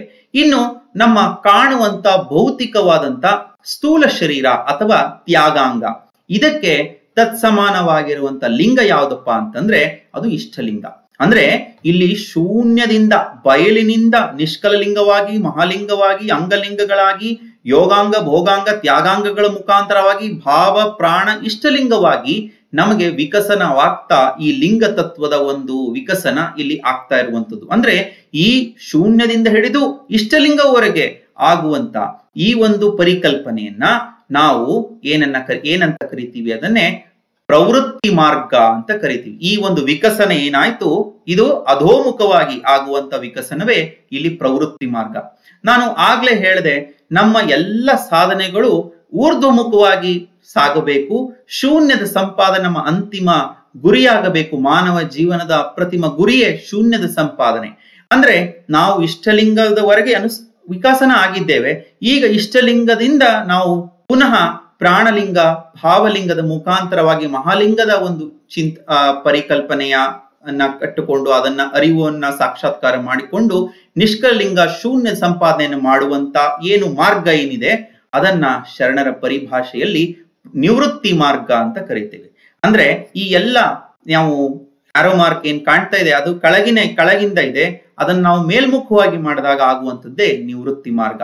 ಶರಣರ ವಚನಗಳನ್ನ ಅಭ್ಯಾಸ ಮಾಡಬೇಕಾದ್ರೆ ಈ ಕೆಲವು ಪದಗಳ ಪ್ರಯೋಗ ಆಗಿರುವಂಥದ್ದು, ಇದನ್ನ ನಾವು ಚೆನ್ನಾಗಿ ಅರ್ಥ ಮಾಡ್ಕೊಳ್ಬೇಕು. ಯಾಕೆ ಅಂದ್ರೆ ಈ ಒಂದಿಷ್ಟು ಬೇಸ್ ಇಲ್ಲದೆ ಹೋದ್ರೆ, ಈ ಒಂದು ಅಡಿಪಾಯ ಇಲ್ಲದೆ ಹೋದ್ರೆ ಲಿಂಗ ತತ್ವವಾಗ್ಲಿ ಇಷ್ಟಲಿಂಗ ತತ್ವವಾಗ್ಲಿ ಅರ್ಥ ಆಗೋದು ಸ್ವಲ್ಪ ಕಠಿಣ ಅಂತ ನಾನಾದ್ರೂ ಇಲ್ಲಿ ಭಾವಿಸ್ತೇನೆ. ಹಾಗಾಗಿ ಈ ಒಂದು ಕಾರಣ, ಸೂಕ್ಷ್ಮ, ಸ್ಥೂಲ ಶರೀರಗಳು ಇವು ಬಹಳ ಮುಖ್ಯವಾಗಿ ಒಬ್ಬ ವ್ಯಕ್ತಿಯಲ್ಲಿ ಸಹಜವಾಗಿ ಇರುವಂತದ್ದು. ಈ ಸ್ಥೂಲ ಅಂದ್ರೆ ಕಾಣುವಂತ ಈ ದೇಹ, ಸೂಕ್ಷ್ಮ ಅಂತಂದ್ರೆ ನಮ್ಮ ಮನಸ್ಸು, ಕಾರಣ ಅಂತಂದ್ರೆ ನಮ್ಮ ಭಾವನಾತ್ಮಕವಾಗಿರುವಂತ ಒಂದು ಶರೀರ. ಈ ಮೂರೂ ಅಂಗಗಳಿಗೆ ತತ್ಸಮಾನವಾಗಿ ಇಷ್ಟ ಪ್ರಾಣ ಭಾವಲಿಂಗವನ್ನ ಇಲ್ಲಿ ಶರಣರು ಸಂಬಂಧಿಸಿರೋದನ್ನ ನೀವು ಗಮನಿಸ್ತಾ ಇದ್ದೇವೆ. ಹಾಗಾದ್ರೆ ಈ ಎಲ್ಲಾ ಅಂಶಗಳನ್ನ ಒಳಗೊಂಡು ಇಷ್ಟಲಿಂಗ ಅನ್ನುವಂತ ಈ ಒಂದು ಬ್ರಹ್ಮಾಂಡ ಸಂಕೇತವಾಗಿರುವಂತ ಇಷ್ಟಲಿಂಗದ ಪರಿಕಲ್ಪನೆಯನ್ನ ಗುರು ಬಸವಣ್ಣನವರು ಯಾವ ರೀತಿಯಾಗಿ ಕಲ್ಪಿಸಿದ್ರು, ಅದನ್ನು ಯಾವ ರೀತಿ ಕೊಟ್ರು ಅನ್ನೋದನ್ನ ಅವರದೇ ವಚನದಲ್ಲಿ ನೀವು ನೋಡೋದಾದ್ರೆ, ಅವರ ಒಂದು ಪ್ರಸಿದ್ಧವಾದಂತ ವಚನ ಜಗದಗಲ ಮುಗಿಲಗಲ ಮಿಗೆಯಗಲ ನಿಮ್ಮಗಲ, ಪಾತಾಳದಿಂದ ತತ್ತ ನಿಮ್ಮ ಶ್ರೀಚರಣ, ಬ್ರಹ್ಮಾಂಡದಿಂದ ತತ್ತ ನಿಮ್ಮ ಶ್ರೀ ಮಕುಟ. ಅಂದ್ರೆ ಪರಮಾತ್ಮ ಎಷ್ಟು ದೊಡ್ಡವನಿದ್ದಾನೆ ಅಂದ್ರೆ ಈ ಜಗತ್ತಿನಷ್ಟಗಲ. ಜಗತ್ತು ಅಂದ್ರೆ ಕೇವಲ ಭೂಮಿ ಮಾತ್ರ ಅಲ್ಲ, ಇಡೀ ಬ್ರಹ್ಮಾಂಡ, ಯೂನಿವರ್ಸ್ ಅಂತ ಏನ್ ಕರಿತೀವಿ. ಮುಗಿಲು ಕಾಣದೇ ಇರುವಂತ ಈ ಆಕಾಶಕ್ಕೂ ಮಿಗಿಲಾಗಿ, ಕೊನೆಗೆ ಪರಮಾತ್ಮನನ್ನ ಹೋಲಿಸ್ಲಿಕ್ಕೆ ಮತ್ತೊಬ್ರು ಸಿಗ್ಲಿಕ್ಕೆ ಸಾಧ್ಯ ಇಲ್ಲ ಅಂತ ಹೇಳಿ ನಿಮ್ಮಗಲ ಅಂತ ಇಲ್ಲಿ ಹೇಳುವಂಥದ್ದು. ಪಾತಾಳ ಅನ್ನುವಂತ ಒಂದು ಕಾಲ್ಪನಿಕ ಒಂದು ಪರಿಕಲ್ಪನೆಯಿಂದ ದಾಟಿ ನಾವು ಹೋದ್ರು ಆತನ ಶ್ರೀಚರಣ ನಮಗೆ ಸಿಗೋದಿಲ್ಲ. ಬ್ರಹ್ಮಾಂಡ ಅಂತ ನಾವೇನ್ ಕರೆದಿದ್ದೀವಿ, ಬ್ರಹ್ಮನ ವಾವಾಸ ಸ್ಥಾನ ಅಂತ ಏನ್ ಕರಿತೀವಿ, ಅದನ್ನ ಅತ್ತತ್ತ ನಾವು ಹುಡುಕ್ತಾ ಹೋದ್ರು ಅವನ ಮುಖ ನಮಗೆ ಕಾಣಿಸ್ಲಿಕ್ಕೆ ಸಾಧ್ಯ ಇಲ್ಲ. ಅಂದ್ರೆ ಅಷ್ಟೊಂದು ವಿಸ್ತಾರವಾಗಿರುವಂತ ಆ ತತ್ವ, ಅದನ್ನ ಕೈಯಲ್ಲಿ ಹಿಡಿಲಿಕ್ಕೆ ಸಾಧ್ಯ ಇಲ್ಲದೆ ಇರುವಂತ ಒಂದು ಅಪ್ರತಿಮವಾದಂತ ಒಂದು ಆ ಚೈತನ್ಯ ಅಗಮ್ಯ. ಅಂದ್ರೆ ನಮ್ಮ ಬಾಹ್ಯ ಗಮನಕ್ಕೆ ಸಿಗದಲೇ ಇರುವ ರೀತಿಯಲ್ಲಿ, ಬಾಹ್ಯ ದೃಷ್ಟಿಗೆ ಕಾಣದೇ ಇರುವ ರೀತಿಯಲ್ಲಿ ಅಗೋಚರ, ಮತ್ತು ಹೋಲಿಸ್ಲಿಕ್ಕೆ ಮತ್ತೊಂದು ವಸ್ತುವೇ ಇಲ್ಲವೇನೋ ಅನ್ನುವ ರೀತಿಯಷ್ಟು ಅಪ್ರತಿಮ ಅಂಥ ಚೈತನ್ಯಕ್ಕೆ ಲಿಂಗವೇ. ಆ ಲಿಂಗವನ್ನ ಕರೆದು ಕೊನೆಗೆ ಅವ್ರು ಹೇಳ್ತಾರೆ, ಕೂಡಲ ಸಂಗಮ ದೇವಯ್ಯ ನೀವೆನ್ನ ಕರಸ್ಥಳಕ್ಕೆ ಬಂದು ಚುಳುಕಾದಿರಯ್ಯ. ಯಾವ ರೀತಿಯಾಗಿ ಚುಳುಕಾಗಿದೆ ಅನ್ನುವಂಥದ್ದು, ಇಡೀ ಬ್ರಹ್ಮಾಂಡವನ್ನ ಚುಳುಕಾಗಿ ಮಾಡಿಕೊಂಡು ಆ ಬ್ರಹ್ಮಾಂಡ ಸಂಕೇತವಾಗಿ ಬ್ರಹ್ಮಾಂಡದ ಆಕಾರದಲ್ಲಿ ಪಿಂಡಾಂಡವನ್ನ ಹುದುಗಿಸಿ, ಪಿಂಡಾಂಡ ಬ್ರಹ್ಮಾಂಡಗಳ ಏಕೀಕೃತ ಸ್ವರೂಪವಾಗಿ ಇಷ್ಟಲಿಂಗವನ್ನ ರೂಪಿಸಿ ನಮ್ಮ ನಿಮ್ಮ ಅಂಗೈಗೆ ಈ ಒಂದು ಇಷ್ಟಲಿಂಗವಾಗಿ ನಮಗೆ ಗೋಚರವಾಗ್ತಾ ಇರುವುದನ್ನ ನಾವು ನೀವು ಇಲ್ಲಿ ಗಮನಿಸಬೇಕು. ಇಂಥ ಬ್ರಹ್ಮಾಂಡ ಸಂಕೇತವಾಗಿರುವಂತ ಇಷ್ಟಲಿಂಗವನ್ನ ಗುರು ಬಸವಣ್ಣನವರು ನಮ್ಮ ಕರಸ್ಥಳಕ್ಕೆ ನೀಡಿ ನಮಗೂ ಕೂಡ ಅಂತ ಅರಿವಿನ ಒಂದು ಸಾಧ್ಯತೆಗೆ ನಮ್ಮನ್ನು ನಾವು ತೆರೆದುಕೊಳ್ಳಿ, ಅಂತ ಸಾಧನೆ ನಮ್ಮಿಂದಲೂ ಆಗ್ಲಿ ಅನ್ನುವಂತ ಒಂದು ಸದಾಶಯದಿಂದ ಈ ರೀತಿಯಾಗಿರುವಂತಹ ಇಷ್ಟಲಿಂಗದ ಪರಿಕಲ್ಪನೆಯನ್ನ ನಿಮಗೆ ಕೊಟ್ಟಿದ್ದಾರೆ ಗುರು ಬಸವಣ್ಣನವರ ಈ ಒಂದು ಚಿಂತನೆ. ಮತ್ತೊಂದು ಒಂದು ಹಂತದಲ್ಲಿ ಕುರುಹು ಅನ್ನುವಂಥದ್ದನ್ನ ನಾವಿಲ್ಲಿ ಗಮನಿಸ್ತಾ ಹೋದಾಗ, ಈ ಶರಣ ಪರಂಪರೆಯಲ್ಲಿ ಸಾಗಿ ಬಂದಂತ ಜೇವರ್ಗಿಯ ಷಣ್ಮುಖ ಶಿಬಿಯುಗಳ ಒಂದು ವಚನವನ್ನ ಗಮನಿಸೋಣ.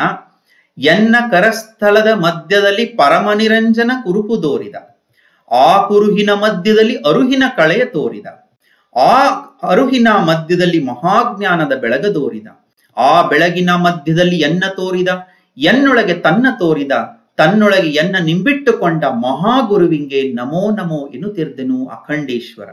ಅಂದ್ರೆ ನಮ್ಮ ಕರಸ್ಥಳದ ಮಧ್ಯದಲ್ಲಿರುವಂತ ಪರಾತ್ಪರ ವಸ್ತು ಪರಮ ನಿರಂಜನದ ಕುರುಹು ಇಷ್ಟಲಿಂಗ, ಅದರ ಮುಖಾಂತರವಾಗಿ ನಮ್ಮಲ್ಲೇ ಇರುವಂತ ಒಂದು ಸುಪ್ತವಾಗಿರುವಂತ ಸಾಕ್ಷಿ ಪ್ರಜ್ಞೆಯನ್ನ ಜಾಗೃತಗೊಳಿಸಿಕೊಳ್ಳುವಂತ, ಕೇವಲ ಬಾಹ್ಯ ತಿಳುವಳಿಕೆಗೂ ಮೀರಿದಂತ ಒಂದು ಅರಿವಿನ ಕಳೆಯನ್ನ ಈ ಇಷ್ಟಲಿಂಗದ ಮುಖಾಂತರವಾಗಿ ನಾವು ನೀವು ಅರ್ಥ ಮಾಡಿಕೊಂಡು, ಆ ಒಂದು ಅರಿವಿನ ಜಾಗೃತಿಯಿಂದ, ಅರಿವಿನ ಸಾಕ್ಷಾತ್ಕಾರದಿಂದ ಸ್ಫುರಿಸುವಂತ ಒಂದು ಮಹಾಜ್ಞಾನದ ಬೆಳಗು ಅಲ್ಲಿ ಕಂಡು ಬರುವಂಥದ್ದು. ಆ ಬೆಳಗಿನ ಮಧ್ಯದಲ್ಲಿ ನಾನು ಯಾರು ಅನ್ನುವಂತ ಒಂದು ಸತ್ಯದ ಅರಿವನ್ನ ನಮಗೆ ತಂದುಕೊಟ್ಟು, ನಾನು ಯಾರು ಅಂತ ಅರ್ಥ ಮಾಡ್ಕೊಳ್ಳದಲ್ಲೇ ನಾವು ಯಾರನ್ನೂ ಅರ್ಥ ಮಾಡ್ಕೊಳ್ಳಿಕ್ ಸಾಧ್ಯ ಇಲ್ಲ. ಹಾಗಾಗಿ ನಾನು ಯಾರು ಅನ್ನುವಂತ ಒಂದು ಆಳ ನಿರಾಳದ ನಿಲುವನ್ನ ಅರ್ಥ ಮಾಡಿಕೊಂಡು ಅದರ ಮುಖಾಂತರವಾಗಿ ಪರಮಾತ್ಮ ಚೈತನ್ಯದ ಅರಿವಿನ ಸಾಕ್ಷಾತ್ಕಾರವನ್ನು ಹೊಂದಿ ಎನ್ನನ್ನ ತನ್ನೊಳಗೆ ಐಕ್ಯ ಮಾಡಿಕೊಳ್ಳುವಂತ ಆ ಪರಾತ್ಪರ ವಸ್ತುವಿಗೆ ಮಹಾಗುರು ಅಂತ ಕರೆದು ಅಂತ ಪರಮಾತ್ಮ ಚೈತನ್ಯಕ್ಕೆ ನಮೋ ನಮೋ ಅಂತ ಇದ್ದಾರೆ ಷಣ್ಮುಖ ಶಿವಯೋಗಿಗಳು. ಇಲ್ಲಿ ಈಗೆಲ್ಲ ಒಂದು ಸಾಧನೆಯ ಹಾದಿ ಇದೆಯಲ್ಲ, ಈ ಇಷ್ಟಲಿಂಗವನ್ನ ಹಿಡಿದು ಮಾಡುವಂತ ಸಾಧನೆ ವಿನೂತನವಾದದ್ದು. ಇಡೀ ಜಗತ್ತಿನ ಎಲ್ಲ ಯೋಗ ಪರಂಪರೆಗಳಲ್ಲಿಯೂ ವಿಶೇಷ ಮತ್ತು ಅಷ್ಟೇ ವಿನೂತನವಾದದ್ದು ಇಷ್ಟಲಿಂಗ ಯೋಗ ಅಥವಾ ಶಿವಯೋಗ. ಹಾಗಾಗಿ ಇಲ್ಲಿ ಯಾವುದೇ ಒಬ್ಬ ಬಾಹ್ಯ ವ್ಯಕ್ತಿಯ ಬಾಹ್ಯ ದೇವಸ್ಥಾನದ ಅಥವಾ ಯಾವುದೇ ಒಂದು ಜಾಗದ ಅಥವಾ ಪವಿತ್ರ ಸ್ಥಳದ ಅವಶ್ಯಕತೆ ಇಲ್ಲದಲೆ, ಯಾವ ಪೂಜಾರಿಯ ಹಂಗಿಲ್ಲದಲೆ, ಕೇವಲ ಸ್ವಾನುಭಾವದಿಂದ ಪರಮಾತ್ಮನ ಇರುವಿಕೆಯನ್ನ ಅರಿವನ್ನ ಸಾಕ್ಷಾತ್ಕರಿಸಿಕೊಳ್ಳುವಂತ ಒಂದು ಅಪ್ರತಿಮ ಸಾಧನವಾಗಿ ಇಷ್ಟಲಿಂಗ ನಮ್ಮೊಂದಿಗೆ ಇರುವಂತದ್ದನ್ನ ಈ ವಚನದಲ್ಲಿ ಶರಣರು ಬಹಳ ಸವಿಸ್ತಾರವಾಗಿ ಸುಂದರವಾಗಿ ನಿರೂಪಿಸಿದ್ದಾರೆ. ಅದನ್ನೇ ನಮ್ಮ 15ನೇ ಶತಮಾನದಲ್ಲಿ ದ್ವಿತೀಯ ಅಲ್ಲಮರೆನಿಸಿಕೊಂಡಂತಹ ತೋಂಟದ ಸಿದ್ಧಲಿಂಗ ಶಿವಯೋಗಿಗಳು ಅಲ್ಲಿವರೆಗೂ ಪ್ರಚಲಿತವಿದ್ದಂತ ಅಷ್ಟಾಂಗ ಯೋಗಗಳ ಒಂದು ಪರಿಕಲ್ಪನೆಯನ್ನು ನಮ್ಮ ದೇಶದ ಸಂಸ್ಕೃತಿಯಲ್ಲಿತ್ತೋ ಆ ಅಷ್ಟಾಂಗ ಯೋಗಗಳ ನಿರಸನವನ್ನ ಅಂದ್ರೆ ಯಾಮ, ನಿಯಮ, ಆಸನ, ಪ್ರತ್ಯಾಹಾರ, ಧ್ಯಾನ, ಧಾರಣ, ಸಮಾಧಿ ಮುಂತಾದಂತ ಅಷ್ಟಾಂಗ ಯೋಗಗಳನ್ನ ನಿರಸನ ಮಾಡಿ ಶಿವಯೋಗ ಅವೆಲ್ಲವಕ್ಕೂ ಕೂಡ ಒಂದು ರಾಜಮಾರ್ಗ ಅನ್ನೋದನ್ನ ತಮ್ಮ ಒಂದು ಸುದೀರ್ಘವಾದಂತ ವಚನದಲ್ಲಿ ಅವ್ರು ನಿರೂಪಿಸ್ತಾರೆ. ಆ ವಚನದ ಕೊನೆ ಭಾಗವನ್ನ ತಮ್ಮ ಮುಂದೆ ಪ್ರಸ್ತುತಪಡಿಸೋದಾದ್ರೆ, ಬ್ರಹ್ಮರಂಧ್ರದಲ್ಲಿ ಇಪ್ಪ ನಾಜ ಚೈತನ್ಯವಪ್ಪ ಪರಮ ಚಿತ್ಕಳೆಯನೆ ಭಾವ ಮನ ಕರದಲ್ಲಿ ಶ್ರೀ ಗುರು ತಂದು ಸಾಹಿತ್ಯವ ಮಾಡಿದನಾಗಿ ಭಾವದಲ್ಲಿ ಸತ್ ಸ್ವರೂಪವೊಪ್ಪ ಭಾವಲಿಂಗವೆನಿಸಿ ಪ್ರಾಣದಲ್ಲಿ ಚಿತ್ ಸ್ವರೂಪವೊಪ್ಪ ಪ್ರಾಣಲಿಂಗವೆನಿಸಿ ಕರಸ್ಥಳದಲ್ಲಿ ಆನಂದ ಸ್ವರೂಪವೊಪ್ಪ ಇಷ್ಟಲಿಂಗವೆನಿಸಿ. ಇಲ್ಲಿ ಬಹಳ ಗಮನಿಸಬೇಕಾಗಿರುವಂತ ಕೆಲವೊಂದು ಪದಗಳನ್ನ ನಾನಿಲ್ಲಿ ಹೈಲೈಟ್ ಮಾಡಿದ್ದೇನೆ. ಅದು ಬ್ರಹ್ಮರಂಧ್ರ ಅನ್ನುವಂಥದ್ದು. ಅದನ್ನ ಮುಂದೆ ಚಿಂತನೆಯನ್ನು ಮಾಡೋಣ. ಇಲ್ಲಿ ನಾದ ಚೈತನ್ಯವೊಪ್ಪ ಪರಮ ಚಿತ್ಕಳೆ ಅಂದ್ರೆ ಪರಮಾತ್ಮನ ಚಿತ್ಕಳೆ ಈ ಬ್ರಹ್ಮರಂಧ್ರದಲ್ಲಿ ಇದೆ ಅನ್ನುವಂಥದ್ದನ್ನ ಇಲ್ಲಿ ತೋಂಟದ ಸಿದ್ಧಲಿಂಗ ಶಿವಯೋಗಿಗಳು ಹೇಳ್ತಾ ಇದ್ದಾರೆ. ಅಂದ್ರೆ ಶಿವಯೋಗದ ಉನ್ನತ ಹಂತವನ್ನ ಆ ಅವತೀರ್ಣ ಮಾಡಿಕೊಂಡಂತ ಒಬ್ಬ ಪರಮ ಶಿವಯೋಗಿಗಳ ಮಾತಿದು. ಸುಮ್ನೆ ಅದನ್ನ ನಾವು ಉಪೇಕ್ಷೆ ಮಾಡ್ಲಿಕ್ಕೆ ಆಗೋದಿಲ್ಲ. ಭಾವ ಮನ ಕರ ಅಂದ್ರೆ ಭಾವಸ್ಥಲ, ಮನಸ್ಥಲ ಅಂದ್ರೆ ಕಾರಣ ಶರೀರ ಮತ್ತು ಸೂಕ್ಷ್ಮ ಶರೀರ ಮತ್ತು ಸ್ಥೂಲ ಶರೀರದಲ್ಲಿ ಶ್ರೀ ಗುರು ಸಾಹಿತ್ಯವೂ ಮಾಡಿದ್ದಾನೆ.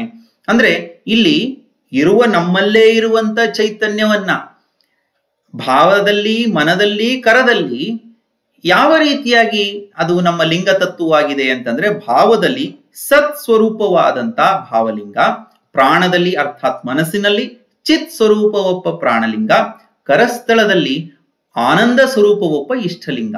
ಭಾವದಲ್ಲಿ ಸತ್ ಚಿತ್ ಭಾವ ಪ್ರಾಣ, ಕರಸ್ಥಳದಲ್ಲಿ ಸಚ್ಚಿದಾನಂದ ಸ್ವರೂಪವಾದಂತ ಭಾವ ಪ್ರಾಣ ಇಷ್ಟಲಿಂಗವೆನಿಸಿದೆ. ಇದನ್ನು ಕೇಳದವರು ಕೆಲವರಿಗೆ ಯಾರು ಇದರ ಒಂದು ಹಿನ್ನೆಲೆಯನ್ನ ಅರ್ಥ ಮಾಡ್ಕೊಳ್ಳೆ ಗೊತ್ತಿಲ್ಲದೆ ಇರುವಂತವ್ರು ಕೆಲವರು ಕೇಳ್ತಾರೆ, ಈಗ ನಾವು ಜ್ಯೋತಿರ್ಲಿಂಗಗಳ ಬಗ್ಗೆ ಕೇಳಿದ್ವಿ, ಇದೇನಿದು ಭಾವಲಿಂಗ, ಪ್ರಾಣಲಿಂಗ, ಇಷ್ಟಲಿಂಗ ಇದೆಯಲ್ಲ, ಇದು ಯಾವ ರೀತಿಯಾಗಿದೆ, ಇದು ಎಲ್ಲೆಲ್ಲಿದ್ದಾವೆ, ಇದನ್ನ ಇಷ್ಟಲಿಂಗ ಅಂತೂ ನಮ್ಮ ಕಣ್ಣು ಮುಂದೆ ಕಾಣ್ತಾ ಇದೆ, ಇನ್ನು ಪ್ರಾಣಲಿಂಗ ಎಲ್ಲಿದೆ, ಭಾವಲಿಂಗ ಎಲ್ಲಿದೆ ಅಂತ ಕೆಲವರು ಕೇಳ್ತಾ ಇದ್ದಾರೆ. ಅಂದ್ರೆ ಒಂದ್ ರೀತಿಯಾದಂತ ಒಂದು ಗೊಂದಲಕ್ಕೆ ಯಾರಾದ್ರೂ ಈಡಾಗಬಹುದು ಅಂತ ಹೇಳಿ ಅದನ್ನ ತಾವೇ ಮುಂದೆ ಅದಕ್ಕೆ ಒಂದು ಸಮರ್ಪಕವಾದಂತ ಒಂದು ನುಡಿಯನ್ನ ಇಲ್ಲಿ ಹೇಳ್ತಾರೆ. ಇಲ್ಲಿ ಇವು ಮೂರು ಬೇರೆ ಬೇರೆ ಅಲ್ಲ. ಮೊದಲು ನಾವು ತಿಳ್ಕೊಬೇಕಾಗಿರೋದು ಇಲ್ಲಿ ಕಾರಣ ಶರೀರ, ಮನಸ್ಸು, ಸ್ಥೂಲ ಶರೀರ ಇವು ಎಲ್ಲ ಮೂರ್ ಬೇರೆ ಬೇರೆ ಅಂಗಗಳಲ್ಲ, ಇವೆಲ್ಲವೂ ಒಂದೇ ಕಡೆ ಇದೆ. ಹಾಗೆಯೇ ಭಾವಲಿಂಗ, ಪ್ರಾಣಲಿಂಗ, ಇಷ್ಟಲಿಂಗ ಅವು ಬೇರೆ ಬೇರೆ ತತ್ವಗಳಿರ್ಬೋದು, ಆದ್ರೆ ಅವು ಮೂರು ಬೇರೆ ಅಲ್ಲ, ಅವೆಲ್ಲವೂ ಒಂದ್ರಲ್ಲೇ ಇದೆ. ಇಲ್ಲಿ ಒಂದೇ ವಸ್ತು ತನು ಮನ ಭಾವಂಗಳಲ್ಲಿ ಇಷ್ಟ ಪ್ರಾಣ ಭಾವವಾದ ಭೇದವನ್ನರಿದು. ಅಂದ್ರೆ ಇಲ್ಲಿ ಒಂದೇ ಪರಮ ಚಿತ್ಕಳೆ ಭಾವದಲ್ಲಿ ಭಾವಲಿಂಗವಾಗಿ, ಮನಸ್ಸಿನಲ್ಲಿ ಪ್ರಾಣಲಿಂಗವಾಗಿ, ಕರಸ್ಥಳದಲ್ಲಿ, ಕರಸ್ಥಳ ಅಂದ್ರೆ ಕೇವಲ ಕೈ ಮಾತ್ರ ಅಲ್ಲ, ಇಡೀ ದೇಹವೇ ಕರಸ್ಥಳ, ಈ ಕರಸ್ಥಳದಲ್ಲಿ ಇಷ್ಟಲಿಂಗವಾಗಿ ಇಷ್ಟ ಪ್ರಾಣ ಭಾವವಾದ ಭೇದವನ್ನಿರಿದು. ಇದನ್ನ ನಾವು ಗ್ರಹಿಸಬೇಕಲ್ಲ, ಇದನ್ನ ನಾವು ಅರ್ಥ ಮಾಡ್ಕೊಳ್ಬೇಕಲ್ಲ. ಯಾವ ರೀತಿಯಾಗಿ ಅರ್ಥ ಮಾಡ್ಕೊಳ್ಬೇಕು ಅನ್ನೋದನ್ನ ಮುಂದೆ ಅವರು ಹೇಳ್ತಾರೆ. ಇಷ್ಟಲಿಂಗವ ದೃಷ್ಟಿಯಿಂದ ಗ್ರಹಿಸಿ, ಪ್ರಾಣಲಿಂಗವ ಮನಜ್ಞಾನದಿಂದ ಗ್ರಹಿಸಿ, ಭಾವಲಿಂಗವ ತೃಪ್ತಿ ಜ್ಞಾನದಿಂದ ಗ್ರಹಿಸಿ. ಇಲ್ಲಿ ಇಷ್ಟಲಿಂಗವ ಪೂಜೆಯಿಂದ ಗ್ರಹಿಸಿ ಅನ್ನಲಿಲ್ಲ, ಇಷ್ಟಲಿಂಗವನ್ನ ದೃಷ್ಟಿಯಿಂದ ಗ್ರಹಿಸಿ ಅಂತ ಅಂದ್ರು. ಇಲ್ಲಿ ಬಹಳ ಗಮನಿಸಬೇಕಾದಂತ ಅಂಶ, ನಾನು ಮುಂದೆ ಅದ್ರ ಬಗ್ಗೆ ಚಿಂತನೆಯನ್ನ ಮಾಡೋಣ. ಪ್ರಾಣಲಿಂಗವ ಮನಜ್ಞಾನದಿಂದ ಗ್ರಹಿಸಿ, ಭಾವಲಿಂಗವ ತೃಪ್ತಿ ಜ್ಞಾನದಿಂದ ಗ್ರಹಿಸಿ, ಈ ಲಿಂಗತ್ರಯವಿಡಿದು ಆಚರಿಸಿ, ಲಿಂಗದೊಡನೆ ಕೂಡಿ ಆ ಲಿಂಗವೇ ತಾನು ತಾನಾಗಿ ವಿರಾಜಿಸುತ್ತಿಪ್ಪುದೀಗ ಶಿವಯೋಗ ನೋಡ, ಮಹಾಲಿಂಗ ಗುರು ಶಿವಸಿದ್ದೇಶ್ವರ ಪ್ರಭುವೇ.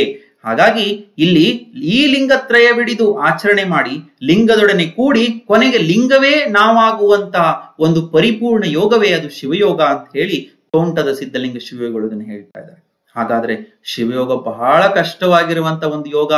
ಇಂಥ ಯೋಗವನ್ನ ನಾವು ಮಾಡೋದು ಬಹಳ ಕಷ್ಟ ಆಗುತ್ತೆ ಅಂತ ಬಹಳ ಜನ ಅದನ್ನ ಅರ್ಥ ಮಾಡ್ಕೊಂಡು ಬಹಳ ದೂರ ಸರಿಯುವಂತ ಒಂದು ಚಿಂತನೆಯನ್ನ ಈಗಾಗಲೇ ಬಹಳ ಜನ ಮಾಡಿದರೆ, ಇನ್ನು ಮುಂದೆ ಮಾಡಲೂಬಹುದು.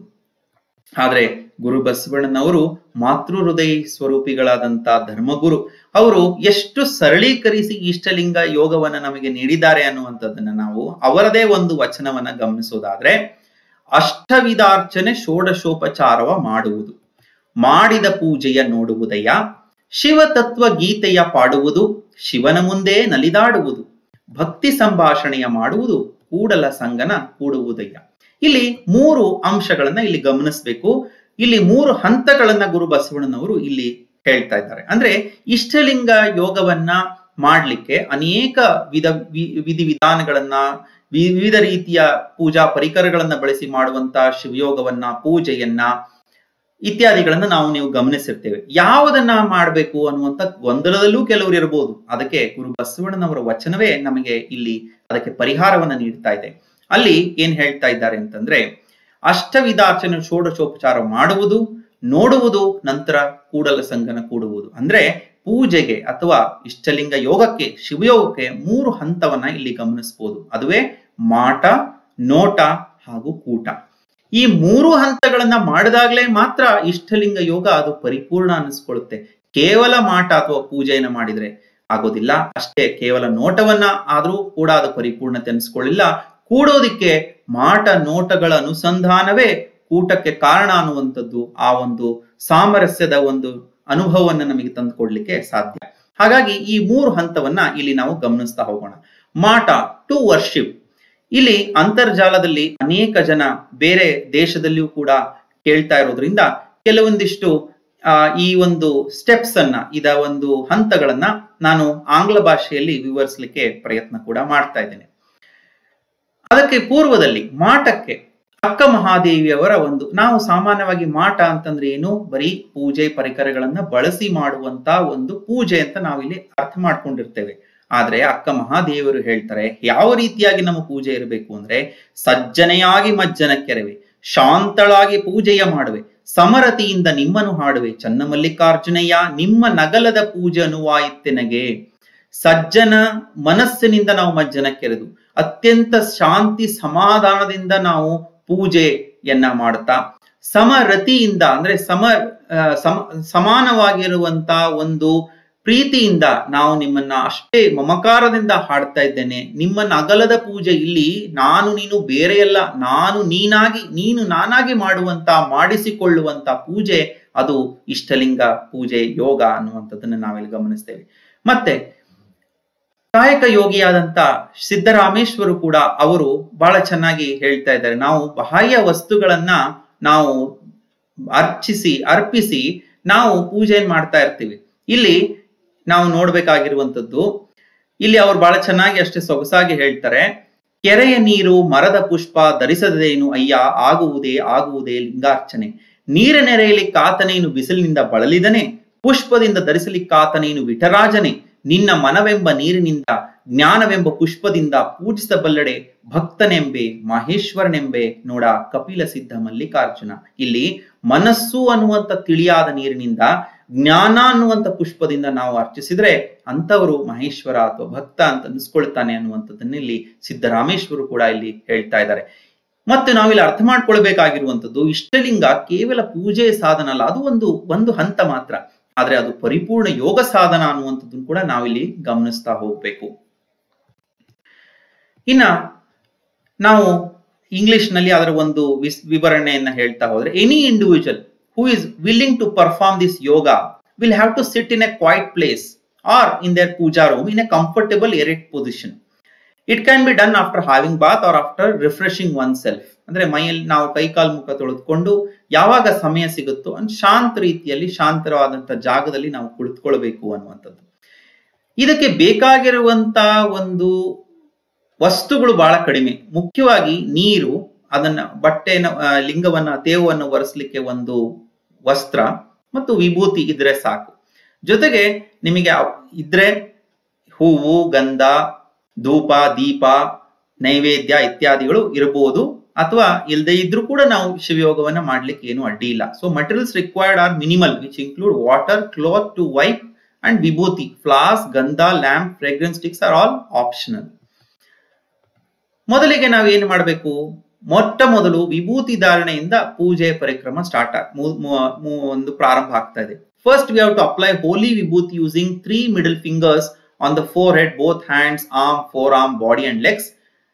ಅಂದ್ರೆ ಈ ವಿಭೂತಿಯನ್ನ 3 ರೀತಿಯಲ್ಲಿ ಧರಿಸ್ತೇವೆ. ಒಂದು ವಿಭೂತಿ ಸ್ನಾನ, ವಿಭೂತಿ ಧೂಳಣ ಮತ್ತು ವಿಭೂತಿಯ ಧಾರಣ ಅನ್ನುವಂತ ರೀತಿಯಲ್ಲಿ. ಇಲ್ಲಿ ಮಧ್ಯದ 3 ಬೆರಳಿನಿಂದ ನಾವು ವಿಭೂತಿಯನ್ನು ಧರಿಸ್ತೇವೆ. ಸಚ್ಚಿದಾನಂದ ಸ್ವರೂಪವಾಗಿ ಅಊಮಾಕ್ಷರದ, ಪ್ರಣವಾಕ್ಷರದ, ಬಸವಾಕ್ಷರದ ಸ್ವರೂಪವಾಗಿ, ಬಸವ ಸ್ವರೂಪಿಗಳಾಗಿ ನಾವು ವಿಭೂತಿಯನ್ನು ಧಾರಣೆಯನ್ನು ಮಾಡಿಕೊಂಡು ಇಷ್ಟಲಿಂಗವನ್ನ ನಮ್ಮ ಕರಡಿಗೆಯಿಂದ ಅಥವಾ ಚೀಲದಿಂದ ತೆಗೆದು ನಮ್ಮ ಎಡ ಅಂಗೈಯಲ್ಲಿ ಇರಿಸ್ಕೊಳ್ಬೇಕು. ಆ ನಂತರದಲ್ಲಿ ಇಷ್ಟಲಿಂಗದ ಮೇಲೆ ಒಂದು ನೀರನ್ನ ಶುದ್ಧೀಕರಿಸಿದಂತ ಆ ನೀರಿನಿಂದ ಇಷ್ಟಲಿಂಗಕ್ಕೆ ಮಜ್ಜನವನ್ನ ಮಾಡ್ತಾ ಕೊನೆಗೆ ಅದನ್ನ ತೆಳುವಾದ ಮತ್ತು ಮೆತ್ತನೆಯ ವಸ್ತ್ರದಿಂದ ಆ ಇಷ್ಟಲಿಂಗದ ಮೇಲಿನ ದ್ರವವನ್ನ ತೆಗಿಬೇಕು, ಅಂದ್ರೆ ಒರೆಸ್ಬೇಕು. ಮತ್ತು ಜೊತೆಗೆ ಕೆಲವರು ಇಷ್ಟಲಿಂಗದ ಒಂದು ಆವರಣ ಕಾಂತಿಯುಕ್ತವಾಗಿರ್ಲಿಕ್ಕೆ ಕೆಲವರು ಈ ಕಾಟನ್ ಬಟ್ಟೆಯಿಂದ ಅಥವಾ ಈ ರೇಷ್ಮೆ ಬಟ್ಟೆಯಿಂದ ಸ್ವಲ್ಪ ತಿಕ್ಬೋದು, ಆಗ ಕಾಂತಿ ಬರುವಂತದ್ದು ಬಹಳಷ್ಟು ಜನ ಅದನ್ನ ಮಾಡ್ತಾ ಇದ್ದಾರೆ. ಇನ್ನ ಅದ ನಂತರ ಕೈಯಲ್ಲಿ ಒಂದು ವಿಭೂತಿಯನ್ನು ಧರಿಸಿಕೊಂಡು ಅದರಲ್ಲಿ ಪಂಚಕೋನ ಪ್ರಣವವನ್ನ, ಶಾಂಭವಿ ಮುದ್ರೆಯ ಪಂಚಕೋನವನ್ನ ಬರೆದು ಇಷ್ಟಲಿಂಗವನ್ನ ಎಡ ಅಂಗೈಯಲ್ಲಿ ಇಟ್ಟು ಇಷ್ಟಲಿಂಗದ ಹಿಂಭಾಗದಲ್ಲಿ ನಾವು ಒಂದು ವಿಭೂತಿಯನ್ನ ಧರಿಸ್ಬೇಕು. ಅಂದ್ರೆ ನಮಗೆ ಕಾಣುವಂತ ಏನು ಸರ್ಫೇಸ್ ಇದೆಯಲ್ಲ ಆ ಸರ್ಫೇಸ್ ಕ್ಲಿಯರ್ ಆಗಿರ್ಬೇಕು. ಯಾವುದೇ ರೀತಿಯಲ್ಲಿ ವಿಭೂತಿ ಆಗ್ಲಿ ಗಂಧ ಆಗ್ಲಿ ಅದನ್ನ ಇಟ್ಕೊಂಡಿರಬಾರ್ದು. ಮತ್ತು ಬೇರೆ ಎಲ್ಲದನ್ನ ಕೂಡ ಆ ನಂತರ ನಾವು ಹೂವಿದ್ರೆ ಹೂವನ್ನು ಹಿಂಭಾಗದಲ್ಲಿ ಇಟ್ಕೊಳ್ಬಹುದು. ಧೂಪ, ದೀಪ, ಆರತಿ, ನೈವೇದ್ಯ ಇತ್ಯಾದಿಗಳನ್ನು ನಾವು ತೋರಿಸಿ ಕೊನೆಗೆ ಶರಣಾರ್ಥಿ ಅಥವಾ ನಮಸ್ಕಾರವನ್ನ ನಾವು ಬಲಗೈಯಿಂದ ಕುರಂಗ ಮುದ್ರೆಯಿಂದ ನಾವು ನಮಸ್ಕಾರವನ್ನ ಮಾಡಿ ಈ ರೀತಿಯಾಗಿ ಮಾಡುವಂತ ಸಂದರ್ಭದಲ್ಲಿ ನಾವು ಅನೇಕ ವಚನಗಳನ್ನ, ಅನುಭಾವ ಗೀತೆಗಳನ್ನ ಹಾಡಬಹುದು. ಹಾಗಾಗಿ ಈ ಇಷ್ಟಲಿಂಗ ಯೋಗ ಅಥವಾ ಅದರ ಮೊದಲನೇ ಹಂತವಾದಂತ ಮಾಟ ಇಲ್ಲಿಗೆ ಮುಗಿತಾ ಇದೆ. ಇದೆಲ್ಲವೂ ಕೂಡ ನಾವು ನೋಡೋದಾದ್ರೆ ಕೇವಲ ಒಂದು 5ರಿಂದ 6 ನಿಮಿಷದಲ್ಲಿ ಇವೆಲ್ಲವೂ ಕೂಡ ಮುಗಿದು ಹೋಗುವಂಥದ್ದು. ಇದು ಪ್ರಾರಂಭದ ಹಂತದಲ್ಲಿ ಸಾಧಕರಿಗೆ ಇದು ಅನ್ವಯವಾಗುವ ರೀತಿಯಲ್ಲಿ ನಾನು ಹೇಳ್ತಾ ಇದ್ದೇನೆ. ಸಾಧಕರು ಇದನ್ನ ಬೇರೆ ಅಷ್ಟವಿಧಾರ್ಚನೆ, ಷೋಡಶೋಪಚಾರದ ಒಂದು ಪೂಜೆಯನ್ನ ಕೂಡ ಅನೇಕ ಸಾಧಕರು ಮಾಡಬಹುದು. ಅದಕ್ಕೆ ಯಾವುದೇ ರೀತಿಯಾದಂತ ಅಭ್ಯಂತರ ಇಲ್ಲ. ಇನ್ನ 2ನೇ ಹಂತಕ್ಕೆ ಬರೋಣ. ಅದು ನೋಟ, ಟು ಗೇಜ್ ಆರ್ ತ್ರಾಟಕ ಅಥವಾ ನೋಡುವುದು ಅಂತ. ಇದು ಬಹಳ ಮುಖ್ಯವಾಗಿರುವಂತ ಒಂದು ಹಂತ. ಗುರು ಬಸವಣ್ಣನವರು ಒಂದ್ ಕಡೆ ಹೇಳ್ತಾರೆ, ನಿಮ್ಮ ನೋಟವನಂತ ಸುಖ, ನಿಮ್ಮ ಕೂಟ ಪರಮ ಸುಖ, ಔಟು ಕೋಟಿ ರೋಮಂಗಳು ಕಂಗಳಾಗಿ ನೋಡುತ್ತಿದ್ದೆನು, ಕೂಡಲ ಸಂಗಮ ದೇವಯ್ಯ ನಿಮ್ಮ ನೋಡಿ ನೋಡಿ ಮನದಲ್ಲಿ ರತಿ ಹುಟ್ಟಿ ನಿಮಿರ್ದವೆನ್ನ ಕಳೆಗಳು. ಅಂಗೈಯೊಳಗಣ ಲಿಂಗವ ನೋಡುತ್ತಾ ಕಂಗಳ ಕಡೆಗೋಡಿ ವರಿಯುತ್ತಾ ಸುರಿಯುತ್ತಾ ಎಂದಿಪ್ಪೆನೋ, ನೋಟವೇ ಪ್ರಾಣವಾಗಿ ಎಂದಿಪ್ಪೆನೋ, ಕೂಟವೇ ಪ್ರಾಣವಾಗಿ ಎಂದಿಪ್ಪೆನೋ, ಎನ್ನ ಅಂಗವಿಕಾರದ ಸಂಗವಳಿದು ಕೂಡಲ ಸಂಗಯ್ಯ ಲಿಂಗವೇ ಲಿಂಗವೇ ಲಿಂಗವೇ ಎನ್ನುತ್ತ. ಇಲ್ಲಿ ಆ ನೋಟದ ಮುಖಾಂತರವಾಗಿ ನಮ್ಮ ಮನಸ್ಸು ಅಲ್ಲಿ ಕೇಂದ್ರೀಕೃತವಾಗಿ ನಮ್ಮ ಮೈಯೆಲ್ಲ ಕಣ್ಣಾಗಿ ನಾವು ಪರಮಾತ್ಮನ ಆ ಚಿತ್ಕಳೆಯನ್ನ ಇಷ್ಟಲಿಂಗದ ಮುಖಾಂತರವಾಗಿ ನಾವು ನೋಡ್ತಾ ಹೋಗುವಂಥದ್ದು ಈ ನೋಟ ಅಥವಾ 2ನೇ ಹಂತದ ಒಂದು ಶಿವಯೋಗದ ಪರಿಕಲ್ಪನೆ. ಇಲ್ಲಿ ನಾವು ಈ ನೋಟದ ಮುಖಾಂತರವಾಗಿ ನಾವು ನೋಡುವಂಥದ್ದು, ಇಲ್ಲಿ ನಾವು ಗಮನಿಸಬೇಕಾಗಿರುವುದು, it is a most crucial and most important step of Shivayoga. ನಾವು ಅರ್ಚನೆ ಮಾಡೋದ್ರಿಂದ ನಮ್ಮ ಮನಸ್ಸು, ನಮ್ಮ ಭಾವನೆಗಳು ಈ ಒಂದು ಏಕಾಗ್ರತೆಯತ್ತ ಈಗ ಮುಖ ಮಾಡಿದೆ. ಈಗ ಒಂದು ಹೆಜ್ಜೆ ಮುಂದೆ ಹೋಗಿ ನಾವು ಇವತ್ತು ನಮ್ಮಲ್ಲಿರುವಂತ ಆ ಅಂತರ್ಗತವಾಗಿರುವಂತ ಒಂದು ಧನಾತ್ಮಕವಾಗಿರುವಂತ ಶಕ್ತಿಯನ್ನ ಜಾಗೃತ ಮಾಡಿಕೊಳ್ಳುವುದು, ಪಾಸಿಟಿವ್ ಎನರ್ಜಿಯನ್ನ ನಾವು ಗಳಿಸ್ಕೊಳ್ಳಲಿಕ್ಕೆ ಸಾಧನೆ. ಜಗತ್ತಿನಲ್ಲಿರುವಂತ ಎಲ್ಲ ಯೋಗಗಳು ಇರುವ ಶಕ್ತಿಯನ್ನ ಯಾವ ರೀತಿಯಾಗಿ ನಾವು ಮೇಂಟೈನ್ ಮಾಡಬೇಕು, ಕನ್ಸರ್ವ್ ಮಾಡಬೇಕು ಅನ್ನೋದನ್ನ ಹೇಳ್ಕೊಟ್ರೆ, ಬಸವಾದಿ ಶರಣರ ಶಿವಯೋಗ ನಮ್ಮಲ್ಲಿರುವಂತ ಶಕ್ತಿಯನ್ನ ಒಂದು ಸಂಗ್ರಹ ಮಾಡಿಕೊಳ್ಳುವುದ್ರ ಜೊತೆಗೆ ಇನ್ನಷ್ಟು ಧನಾತ್ಮಕವಾಗಿರುವಂತ ಶಕ್ತಿಯನ್ನು ಉತ್ಪಾದನೆ ಮಾಡುವುದನ್ನು ಕೂಡ ಇಷ್ಟಲಿಂಗ ಯೋಗದಲ್ಲಿ ಕಲಿಸಿದ್ರು. ಹಾಗಾಗಿ ಪಾಸಿಟಿವ್ ಎನರ್ಜಿ ಅನ್ನುವಂಥದ್ದನ್ನ ನಾವು ಇಷ್ಟಲಿಂಗದ ಯೋಗದ ನೋಟದ ಮುಖಾಂತರವಾಗಿ ನಾವು ಗಳಿಸ್ತಾ ಹೋಗ್ಬೇಕು. ಇಷ್ಟಲಿಂಗವನ್ನ ಎಡಗೈಯಲ್ಲಿ ಇಟ್ಟುಕೊಂಡು ನಮ್ಮ ಹೃದಯದ ಭಾಗ ಅಥವಾ ಮೂಗಿನ ನೇರಕ್ಕೆ ನಾವು ಒಂದು ಸುಮಾರು 12 ಅಂಗುಲ ದೂರದಲ್ಲಿ ನಾವು ಇಷ್ಟಲಿಂಗದ ಮೇಲೆ ಅದನ್ನ ನಾವು ಬಿಂದುವಿನ ಮೇಲೆ ನಾವು ಕೇಂದ್ರೀಕರಿಸ್ತಾ ಹೋಗುವಂಥದ್ದು. ಇಲ್ಲಿ ಕಣ್ಣುಗಳು ಪೂರ್ತಿ ತೆರೆಯದೆ, ಪೂರ್ತಿ ಮುಚ್ಚದೆ ಮತ್ತು ಮಿಟುಕಿಸದಲ್ಲೇ, ಅದು ಯಾವುದೇ ರೀತಿಯಾಗಿ ನಾವು ಬ್ಲಿಂಕ್ ಮಾಡದೇ ಇರೋದು, it has to remain still without blinking. ಅದನ್ನೇ ಶರಣರು ಅನಿಮಿಷ ದೃಷ್ಟಿ ಅಂತ ಕರೆದ್ರು. ಆ ನಂತರ ನಮ್ಮ ಇಷ್ಟಲಿಂಗವನ್ನು ನೋಡ್ತಾ ನೋಡ್ತಾ ನಮ್ಮ ಉಸಿರಾಟ ನಿಧಾನವಾಗಿ ಮತ್ತು ಅಷ್ಟೇ ಸಮಚಿತ್ತವಾಗಿ ಅದು ನಡೀತಾ ಹೋಗ್ಬೇಕು. ಇದು ಇಷ್ಟಲಿಂಗದ ಒಂದು ಮೇಲ್ಗಡೆ ಇರುವಂತ ಒಂದು ಬಿಂದುವಿನಲ್ಲಿ ನಮ್ಮ ಕಣ್ಣಿನ ದೃಷ್ಟಿ ಅಲ್ಲಿ ನೆಟ್ಟು ನಮ್ಮ ಉಸಿರಾಟ ನಿಧಾನಗತಿಯಾಗಿ ಸಾಗ್ತಾ ಇರುವಂಥದ್ದು.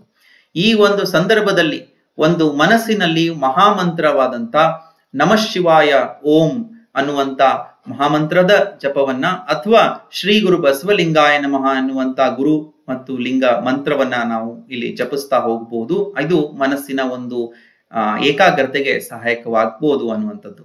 ಈ ಒಂದು ನೋಟ ಎಲ್ಲಿವರೆಗೂ ಅದು ಹೋಗ್ಬೇಕು ಅಂತಂದ್ರೆ ಇದು ನಮ್ಮಲ್ಲಿರುವಂತ ಒಂದು ಇಟರ್ನಲ್ ಹ್ಯಾಪಿನೆಸ್, ಅಂದ್ರೆ ನಮ್ಮಲ್ಲಿ ಒಂದು ಸಹಜವಾದಂತ ಒಂದು ಆನಂದ ನಮ್ಮಲ್ಲಿ ಅಲ್ಲಿ ಬರ್ತಾ ಇದೆ. ಈ ಆನಂದದಿಂದ ಕೆಲವರಿಗೆ ಆನಂದ ಬಾಷ್ಪಗಳು ಸುರಿಬಹುದು, ಆದ್ರೆ ಅಲ್ಲಿಗೆ ಯೋಗವನ್ನು ನಿಲ್ಲಿಸಬೇಕಾದಂತ ಅವಶ್ಯಕತೆ ಇಲ್ಲ. ಅದಕ್ಕೂ ಕೂಡ ಮುಂದುವರೆದು ನಾವು ಯೋಗವನ್ನ ನಾವು ಮುಂದುವರಿಸ್ತಾ ಹೋಗ್ಬೋದು. ಇದು ನಾವು ಪ್ರಾರಂಭದಲ್ಲಿ ಸಾಧಕರು 5 ರಿಂದ 10 ನಿಮಿಷ ಮತ್ತು ಮುಂದರದು 20 ನಿಮಿಷ, ಅರ್ಧ ಗಂಟೆಗಳ ಕಾಲ ಮಾಡ್ತಾ ಹೋದಾಗ ಅವರವರ ಒಂದು ಸಮಯಕ್ಕೆ ತಕ್ಕಂತೆ, ಅವರವರ ಒಂದು ಕೆಪಾಸಿಟಿಗೆ ತಕ್ಕಂತೆ ಅವರು ಅದನ್ನ ಮುಂದುವರಿಸ್ತಾ ಹೋಗ್ಬೋದು ಅನ್ನುವಂಥದ್ದನ್ನ ನಾವು ನೋಡ್ಬೋದು. ಇಲ್ಲಿ ಇಷ್ಟಲಿಂಗ ಸಾಧನೆಯನ್ನು ಮಾಡುವಂತ ಒಬ್ಬ ಯೋಗ ಮಾಡ್ತಾ ಇರುವಂತ ಒಬ್ಬ ಸಾಧಕನ ಒಂದು ಚಿತ್ರ ಇಲ್ಲಿದೆ. ಇಲ್ಲಿ ನಾವು ಭಾರತೀಯ ಪರಂಪರೆಯಲ್ಲಿ ಚಕ್ರಗಳ ಪರಿಕಲ್ಪನೆಯನ್ನ ಇಲ್ಲಿ ನೋಡ್ತಾ ಇದ್ದೇವೆ. ಆ ಚಕ್ರಗಳ ಪರಿಕಲ್ಪನೆಗೆ ತತ್ಸಮಾನವಾಗಿ ಲಿಂಗಾಯತ ತತ್ವ ಸಿದ್ಧಾಂತದಲ್ಲಿ ಲಿಂಗದ ಪರಿಕಲ್ಪನೆಯನ್ನು ಕೊಡ್ತಾ ಇದ್ದಾರೆ. ಇಲ್ಲಿ ಆಧಾರ ಚಕ್ರ, ಸ್ವಾದಿಷ್ಠಾನ ಚಕ್ರ, ಮಣಿಪೂರಕ ಚಕ್ರ, ಅನಾಹತ ಚಕ್ರ, ವಿಶುದ್ಧಿ ಚಕ್ರ, ಆಜ್ಞಾ ಚಕ್ರ, ಸಹಸ್ರ ಚಕ್ರ ಮತ್ತು ಪಶ್ಚಿಮ ಚಕ್ರ ಮತ್ತು ಶಿಖಾಚಕ್ರ, ಪಶ್ಚಿಮ ಚಕ್ರ ಮತ್ತು ಅಣುಚಕ್ರ. ಅದಕ್ಕೆ ತತ್ಸಮಾನವಾಗಿ ಆಚಾರಲಿಂಗ, ಗುರುಲಿಂಗ, ಶಿವಲಿಂಗ, ಜಂಗಮಲಿಂಗ, ಪ್ರಸಾದಲಿಂಗ, ಮಹಾಲಿಂಗ, ನಿಷ್ಕಲಲಿಂಗ, ನಿಶೂನ್ಯಲಿಂಗ ಮತ್ತು ನಿರಂಜನಲಿಂಗ ಅನ್ನುವಂತ ಒಂದು ತತ್ವ ಸಿದ್ಧಾಂತವನ್ನ ಇಲ್ಲಿ ನಾವು ಗಮನಿಸ್ತಾ ಇದ್ದೇವೆ. ಹಾಗಾದ್ರೆ ಈ ಲಿಂಗಗಳು ಅಥವಾ ಈ ಚಕ್ರಗಳು ನಿಜವಾಗ್ಲೂ ಇದ್ದಾವೋ ಅಥವಾ ಇದು ಕೇವಲ ಕಾಲ್ಪನಿಕವೋ ಅನ್ನುವಂತ ಒಂದು ಪ್ರಶ್ನೆಯನ್ನ ಬಹಳ ಜನ ಮಾಡ್ತಾ ಇರ್ತಾರೆ. ಈ ಒಂದು ಕುಂಡಲಿನಿ ಶಕ್ತಿಯ ಜಾಗೃತಿಯಿಂದ ಈ ಚಕ್ರಗಳ ಒಂದು ಅನುಸಂಧಾನ, ಚಕ್ರಗಳ ಜಾಗೃತಿಯ ಬಗ್ಗೆ ನಾವು ಅನೇಕ ಯೋಗ ಪದ್ಧತಿಯಲ್ಲಿ ನಾವು ಗಮನಿಸ್ತೇವೆ. ಆದ್ರೆ ಒಂದು ವೈದ್ಯಕೀಯ ಪರಿಭಾಷೆಯಲ್ಲಿ ಚಕ್ರಗಳಿರುವ ಅರ್ಥ ಏನು ಅನ್ನೋದನ್ನ ಗಮನಿಸಿದ್ರೆ, ಈ ಚಕ್ರಗಳು ಅವು ಏನೂ ಅಲ್ಲ, ಅವು ನರಗಳ ಒಂದು ಸಮೂಹ, ನರ್ವ್ ಪ್ಲೆಕ್ಸಸ್ ಅಂತ ನಾವು ಕರೀತಾ ಇದ್ದೇವೆ. ಆ ಪ್ರತಿಯೊಂದು ಚಕ್ರಗಳಿಗೂ ಕೂಡ ಒಂದೊಂದು ಜಾಗದಲ್ಲಿ, ಆ ಒಂದು ನಿರ್ದಿಷ್ಟ ಜಾಗದಲ್ಲಿ ಈ ನರಗಳು ಸೇರಿ ಅದು ಒಂದು ಶಕ್ತಿ ಕೇಂದ್ರವಾಗಿ ಮಾರ್ಪಡ್ತಾ ಇದೆ. ಅದನ್ನೇ ನಾವು ಆಧಾರ ಚಕ್ರವನ್ನ ಲಂಬಾರ್ ಆರ್ ಕಾಕ್ಸಿಜಿಯಲ್ ಪ್ಲೆಕ್ಸಸ್, ಕೊನೆಗೆ lumbar plexus, solar plexus, cardiac plexus, pharyngeal plexus, carotid plexus, ಈ ರೀತಿಯಾಗಿ ಅದಕ್ಕೆ ತತ್ಸಮಾನವಾಗಿರುವಂತ ನಿರ್ನಾಳ ಗ್ರಂಥಿಗಳು ಅಲ್ಲಿ ಸೇರಿ ಅದಕ್ಕೆ ಗ್ಲ್ಯಾಂಡ್ಸ್ ಅಂತ ನಾವೇನ್ ಕರಿತೀವಿ, ಗ್ರಂಥಿಗಳು ಅಂತ ಕರಿತೀವಿ. ಇದು ಅದರದೇ ಆದಂತ ಕೆಲವೊಂದಿಷ್ಟು ನಿರ್ದಿಷ್ಟವಾದಂತ ಕೆಲಸವನ್ನ, ಕಾರ್ಯವನ್ನ ನಮ್ಮ ದೇಹದಲ್ಲಿ ಮಾಡ್ತಾ ಇರುವಂತದನ್ನ ನಾವು ಗಮನಿಸಬಹುದು.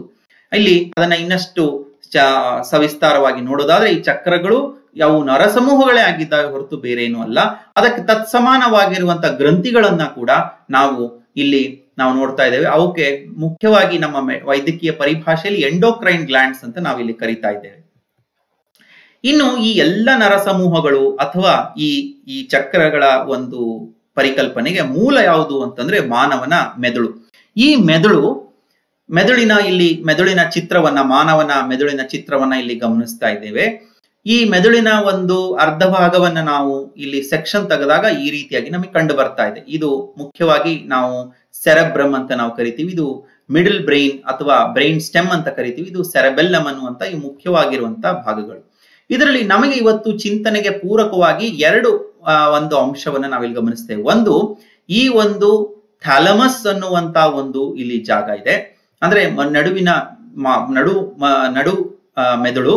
ಅದರ ಹಿಂಭಾಗದಲ್ಲಿ ಒಂದು ಕಡಲೆಕಾಳಿನಷ್ಟು ಇರುವಂತ ಶಂಕು ಗ್ರಂಥಿ ಅಥವಾ ಪೀನಿಯಲ್ ಗ್ಲ್ಯಾಂಡ್, ಅದನ್ನೇ ಇಲ್ಲಿ ಎನ್ಲಾರ್ಜ್ ಮಾಡಿ ನಾವು ದೊಡ್ಡದಾಗಿ ಮಾಡಿ ನೋಡ್ತಾ ಇದ್ದಾಗ ಪೀನಿಯಲ್ ಗ್ಲ್ಯಾಂಡ್ ಈ ರೀತಿಯಾಗಿ ಕಾಣ್ತಾ ಇದೆ.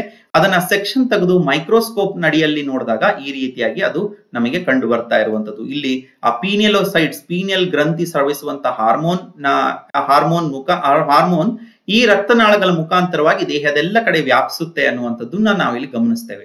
ಅಚಾನಕ್ ಆಗಿ ಈ ನರಗಳ ಸಮೂಹದಿಂದ ಮೆದುಳಿನಿಂದ ಈ ಪೀನಿಯಲ್ ಗ್ರಂಥಿಗೆ ನಮ್ಮ ಚಿಂತನೆ ಹೊರಲಿಕ್ಕೆ ಕಾರಣ ಏನು ಅದರಲ್ಲೂ ಇಷ್ಟಲಿಂಗ ಯೋಗದ ಚಿಂತನೆಯಲ್ಲಿ ನೋಟದ ಕುರಿತಾಗಿ ಚಿಂತನೆ ಮಾಡಬೇಕಾದ್ರೆ ಈ ಮೆದುಳಿನ ಅವಶ್ಯಕತೆ ಏನಿತ್ತು ಅಂತ ಹೇಳಿ ಸಹಜವಾಗಿ ಬಹಳ ಜನ ಇಲ್ಲಿ ಆಶ್ಚರ್ಯಚಕಿತರಾಗಿರ್ಬೋದು. ಅದಕ್ಕೆ ಮುಂದೆ ನಾನು ಉತ್ತರವನ್ನ ಹೇಳ್ತಾ ಇದ್ದೇನೆ. ಈ ಒಂದು ಪರಿಕಲ್ಪನೆ, ಈಗ ನಾವೇನ್ ನೋಡಿದ್ವಲ್ಲ ಮೆದುಳಿನ ಚಿತ್ರ, ಈ ಒಂದು ಪರಿಕಲ್ಪನೆ ಕೇವಲ ಇಲ್ಲಿದು ಮಾತ್ರ ಅಲ್ಲ. ಇದನ್ನ ನಮ್ಮ ಏನ್ಷಂಟ್ ಈಜಿಪ್ಷಿಯನ್ ನಾಗರಿಕತೆಯಲ್ಲೂ ಕೂಡ ಈ ಒಂದು ಸಿಂಬಾಲಿಕ್ ಆಗಿ ಇದನ್ನ ಚಿತ್ರಿಸ್ತಾ ಇದ್ದಾರೆ. ಅದನ್ನ ಥರ್ಡ್ ಐ ಅಂತ ಕರೀತಾ ಇದ್ದಾರೆ, ಥ್ಯಾಲಮಸ್. ಅದನ್ನ ಈ ರೇಖಾಚಿತ್ರಕ್ಕೆ ಬಹಳ ಪ್ರಸಿದ್ಧವಾದಂತ ಚಿತ್ರ ಇದು, ಈಜಿಪ್ಟ್ ನಾಗರಿಕತೆಯಲ್ಲಿ ಕಂಡು ಬರುವಂತದ್ದು. ಅಲ್ಲಿ ಅವರು ಐ ಆಫ್ ಹೋರಸ್ ಅಂತ ಕರೀತಾ ಇದ್ದಾರೆ. ಈ eye of Horus is a ancient Egyptian symbol of protection, royal power and good health. ಅಂದ್ರೆ ಇದರ ರಕ್ಷಣೆ ಮತ್ತು ಸಾರ್ವಭೌಮತೆ ಮತ್ತು ಉತ್ತಮ ಆರೋಗ್ಯದ ಚಿಹ್ನೆ ಆಗಿ ಇದನ್ನು ಬಳಸ್ತಾ ಇದ್ದಾರೆ. ಅರ್ಥಾತ್ ಈ ಒಂದು ಥ್ಯಾಲಮಸ್ ಮತ್ತು ಥ್ಯಾಲಮಸ್ ನೊಳಗೊಂಡಂತ ಪೀನಿಯಲ್ ಗ್ರಂಥಿ ಎಲ್ಲೋ ಒಂದ್ ಕಡೆ ಈ ರೀತಿಯಾಗಿರುವಂತಹ ಒಂದು ರಕ್ಷಣೆ ಮತ್ತು ಆರೋಗ್ಯದ ಒಂದು ಗುಟ್ಟೇನಾದ್ರೂ ಅದರಲ್ಲಿ ಇದೆಯೋ ಹೇಗೆ ಅನ್ನೋದನ್ನ ನಾವು ಗಮನಿಸ್ತಾ ಹೋದಾಗ ಅದರಲ್ಲಿ ಅನೇಕ ವೈದ್ಯಕೀಯ ಸತ್ಯಗಳು ಅದು ತೆರೆದುಕೊಳ್ತಾ ಹೋಗುತ್ತೆ. ಅಲ್ಲಮ ಪ್ರಭುದೇವರ ಒಂದು ವಚನವನ್ನ ಇಲ್ಲಿ ಗಮನಿಸೋಣ.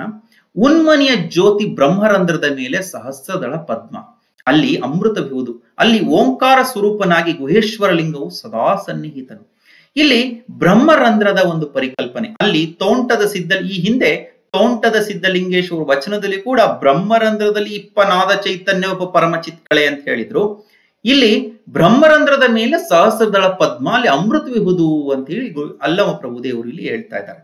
ಅಂದ್ರೆ ಇಲ್ಲಿ ಎಲ್ಲೋ ಒಂದ್ ಕಡೆ ಬ್ರಹ್ಮರಂಧ್ರ ಮತ್ತು ಅಮೃತ ಇವೆರಡರ ಒಂದು ಚಿಂತನೆಯನ್ನ ನಾವು ಮಾಡ್ತಾ ಹೋದಾಗ ನಮಗೆ ಏನ್ ಅನ್ಸುತ್ತೆ ಅಂತಂದ್ರೆ, ಬ್ರಹ್ಮರಂಧ್ರ ಅಂತಂದ್ರೆ ನಾವಿಲ್ಲಿ ಅರ್ಥ ಮಾಡ್ಕೊಳ್ಬಹುದು ಥ್ಯಾಲಮಸ್ ಮತ್ತು ಪೀನಿಯಲ್ ಗ್ರಂಥಿಯನ್ನ ಒಳಗೊಂಡಿರುವಂತ ಮೆದುಳಿನ ಮಧ್ಯಭಾಗ. ಅದರಲ್ಲೂ ಮುಖ್ಯವಾಗಿ ನಾವು ಗಮನಿಸಬೇಕಾಗಿರೋದು ಪೀನಿಯಲ್ ಗ್ರಂಥಿ ಮತ್ತು ಅಲ್ಲಿ ಸ್ರವಿಸುವಂತ ಒಂದು ರಾಸಾಯನಿಕ ಹಾರ್ಮೋನ್ ಏನಿದೆ ಮೆಲಟೋನಿನ್ ಮತ್ತು ಡೈಮೀಟೈಲ್ ಟ್ರಿಪ್ಟಮಿನ್ ಅಥವಾ DMT ಅಂತ ಏನ್ ಕರಿತೀವಿ, ಇದುವೇ ಅಮೃತವಿರಬಹುದೋ ಹೇಗೆ ಅನ್ನೋದನ್ನ ನಾವಿಲ್ಲಿ ಒಂದು ರೀತಿಯಾಗಿ ಹೋಲಿಸ್ಲಿಕ್ಕೆ ಪ್ರಯತ್ನವನ್ನ ಮಾಡೋಣ. ಯಾಕೆ ಇದನ್ನ ಇಲ್ಲಿ ಪ್ರಯತ್ನ ಅಂತ ಹೇಳ್ತಾ ಇದ್ದೀನಿ ಅಂತಂದ್ರೆ, ಇದು Brahmarandhra is equal to pineal gland, amrita is equal to melatonin ಅಥವಾ DMT ಅಲ್ಲ. ಬ್ರಹ್ಮರಂಧ್ರವನ್ನ ಪೀನಿಯಲ್ ಗ್ಲ್ಯಾಂಡ್ ಜೊತೆ ಹೊಂದಿಸಿದಾಗ ನಮಗೆ ಬ್ರಹ್ಮರಂಧ್ರದ ಪರಿಕಲ್ಪನೆ ಇನ್ನಷ್ಟು ಚೆನ್ನಾಗಿ ಅರ್ಥ ಬರ್ಬೋದು ಅನ್ನುವಂತ ಒಂದು ಪ್ರಯತ್ನ ಅಷ್ಟೇ. ಮತ್ತೆ ಇದಕ್ಕೆ ಪೂರಕವಾಗಿ ಸಹಸ್ರದಳ ಪದ್ಮ ಅಂತ ನಾವೇನು ಮೆದುಳಿನ ಎಡಭಾಗ ಮತ್ತು ಬಲಭಾಗವನ್ನ ಸೆರೆಬ್ರಮ್ ಅಂತ ಕರಿತೀವಿ, ಅದುವೇ ಸಹಸ್ರದಳ ಪದ್ಮವಾಗಿ ನಡುವಿನ ಭಾಗವನ್ನ ಬ್ರಹ್ಮರಂಧ್ರ ಅಂತ ಏನ್ ಕರೆದ್ರು ಅದುವೇ ಪೀನಿಯಲ್ ಗ್ಲ್ಯಾಂಡ್ ಇರಬಹುದೇನೋ ಅನ್ನುವಂತ ಒಂದು ಚಿಂತನೆಯನ್ನ ನಾನು ಇಲ್ಲಿ ಹಂಚಿಕೊಳ್ತಾ ಇದ್ದೇನೆ. ಮತ್ತು ಸಹಜವಾಗಿ ಅದರಿಂದ ಸ್ರವಿಸುವಂತ ಒಂದು ಹಾರ್ಮೋನ್ ಅಮೃತ ಅಂತ ಇಲ್ಲಿ ಕರಿಬಹುದು ಅಂತ ಇಲ್ಲಿ ನಾನು ಅರ್ಥ ಮಾಡೋದಕ್ಕೆ ಪ್ರಯತ್ನ ಪಡ್ತಾ ಇದ್ದೇನೆ.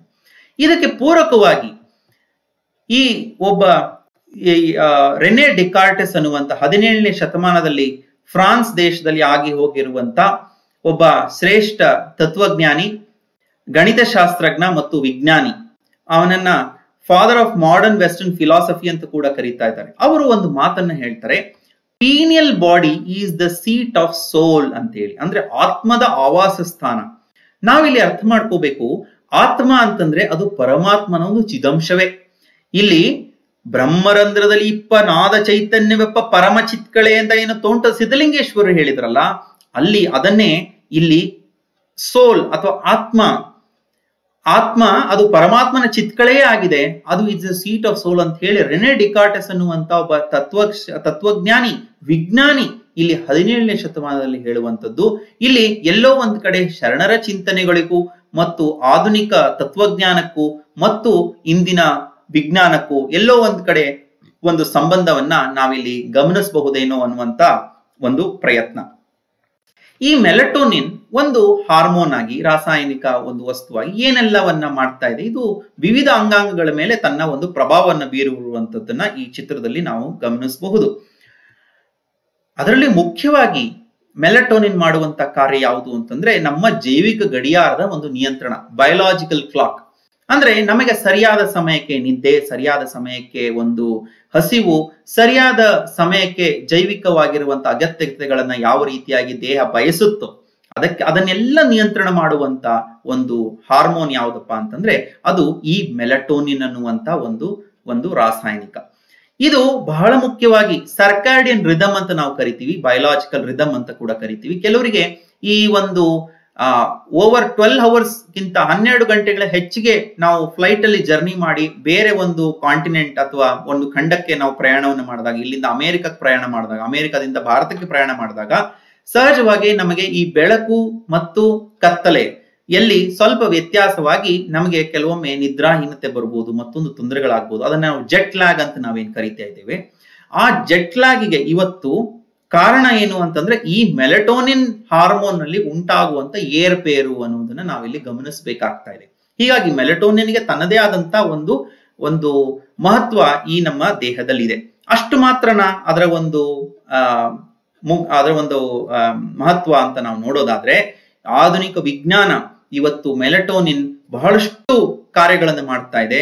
ಅದು ಮುಖ್ಯವಾಗಿ ಮುಪ್ಪಾಗುವುದನ್ನ ತಡೆಗಟ್ಟುವಂತ, ಅರ್ಥಾತ್ ಮುಪ್ಪು ಆದ್ರೂ ಕೂಡ ಆರೋಗ್ಯವಾಗಿ ಇರುವ ರೀತಿಯಲ್ಲಿ ನಮ್ಮನ್ನ ಕಾಪಾಡಿಕೊಂಡು, ನಮ್ಮ ದೇಹದ ಒಂದು ಸ್ಥಿತಿಯನ್ನ ಕಾಪಾಡಿಕೊಂಡು ಹೋಗುವಂತ ಒಂದು ಆಂಟಿ ಏಜಿಂಗ್ ಹಾರ್ಮೋನ್ ಅಂತ ಹೇಳಿ ಬಹಳಷ್ಟು ವಿಜ್ಞಾನ ಪತ್ರಿಕೆಗಳಲ್ಲಿ ನಾವು ಅದನ್ನು ಗಮನಿಸ್ತಾ ಇದ್ದೇವೆ. ಬಹಳಷ್ಟು ಅದರ ಕುರಿತಾಗಿ ಅಧ್ಯಯನಗಳು ನಡೀತಾ ಇದ್ದಾವೆ. ಆಂಟಿ ಆಕ್ಸಿಡೆಂಟ್ ಅಂದ್ರೆ ಹೃದಯ ಸಂಬಂಧಿ ಕಾಯಿಲೆಗಳಲ್ಲಿ ಮುಖ್ಯವಾಗಿ ಉಂಟಾಗುವಂತ ಆಕ್ಸಿಡೇಟಿವ್ ಸ್ಟ್ರೆಸ್ ಅನ್ನ ಕಡಿಮೆ ಮಾಡ್ಲಿಕ್ಕೆ ಆಂಟಿ ಆಕ್ಸಿಡೆಂಟ್ ಅಂತ ನಾವು ಕೆಲವೊಂದು ವೈಟಮಿನ್ಸ್ ಅನ್ನ ಯಾವ ರೀತಿ ಕೊಡ್ತೀವೋ, ಮೆಲಟೋನಿನ್ ಕೂಡ ಒಂದು ಆಂಟಿ ಆಕ್ಸಿಡೆಂಟ್ ಪ್ರಿನ್ಸಿಪಲ್ ಇದೆ. ನರಗಳ ನಿಯಂತ್ರಣ ಮತ್ತು ದೇಹದ ರೋಗ ನಿರೋಧಕ ಶಕ್ತಿಯ ನಿಯಂತ್ರಣ, ನ್ಯೂರೋ ರೆಗ್ಯುಲೇಷನ್, ಇಮ್ಯುನೋ ರೆಗ್ಯುಲೇಷನ್ಸ್. ಅದರಲ್ಲೂ ಮುಖ್ಯವಾಗಿ ಈ ಕೆಲವು ವೈದ್ಯಕೀಯ ಒಂದು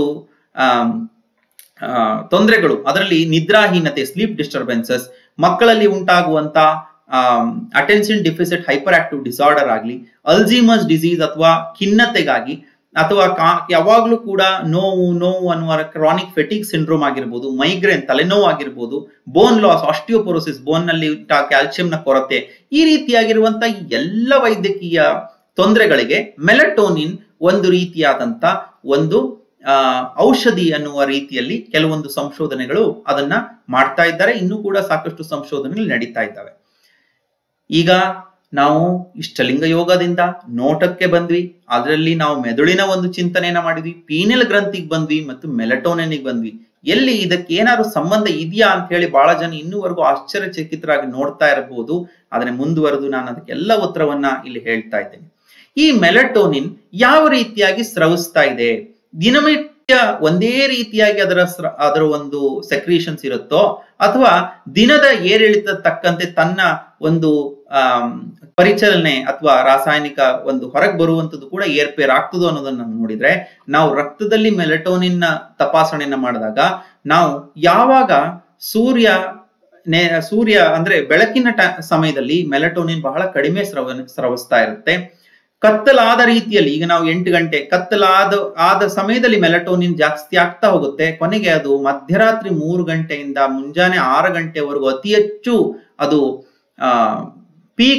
ಪೀಕ್ ಲೆವೆಲ್ ಅಲ್ಲಿ ಸಕ್ರೀಟ್ ಆಗ್ತಾ ಇರುತ್ತೆ. ನಂತರ ಮತ್ತೆ ಬೆಳಕು ಹರಿದ ಮೇಲೆ ಅದು ಕಡಿಮೆ ಆಗುತ್ತೆ. ಅಂದ್ರೆ ರಾತ್ರಿ ಆಗುವ ಹೊತ್ತಿಗೆ ಜಾಸ್ತಿ ಆಗ್ತಾ ಮಧ್ಯರಾತ್ರಿಯಲ್ಲಿ ಅದರ ಉಚ್ಛ್ರಾಯ ಸ್ಥಿತಿಯನ್ನು ತಲುಪಿ ಮತ್ತು ಬೆಳಗಿನ ಜಾವಕ್ಕೆ ಅಥವಾ ಕೆಳಗೆ ಅದು ಇಳಿತಾ ಹೋಗ್ತಾ ಇರುವಂತದ್ದನ್ನ ನಾವಿಲ್ಲಿ ಗಮನಿಸ್ತೇವೆ. ಇಲ್ಲಿ ಮುಖ್ಯವಾಗಿ ನಾವು ಸಾಮಾನ್ಯವಾಗಿ ಬೆಳಗಿನ ಜಾವ ಅಂತ ನಾವೇನ್ ಕರಿತೀವಿ, ಅದು ಈ 3 ರಿಂದ 6 ಗಂಟೆ ಅಂತ ನಾವು ಇಲ್ಲಿ ಗಮನಿಸಬಹುದು.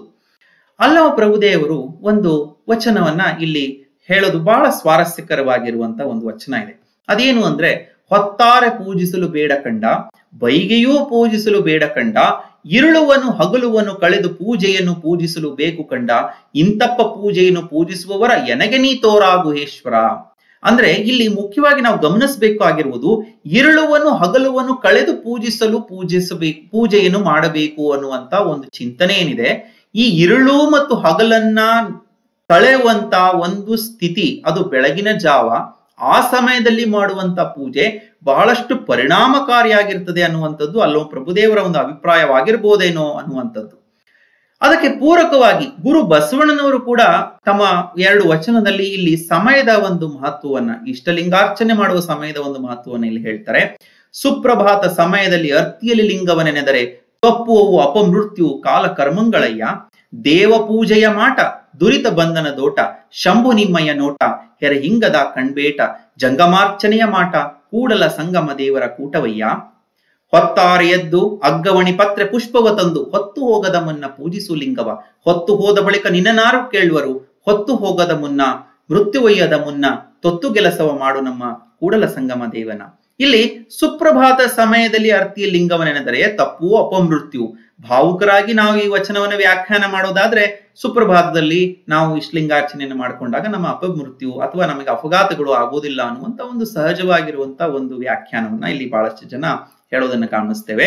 ಆದ್ರೆ ಗುರು ಬಸವಣ್ಣನವರು ಅಷ್ಟಕ್ಕೆ ಸೀಮಿತರು ಆಗಿಲ್ಲ ಅನ್ನುವಂಥದ್ದನ್ನಲ್ಲಿ ನಾವು ಅರ್ಥ ಮಾಡ್ಕೊಳ್ಬೇಕು.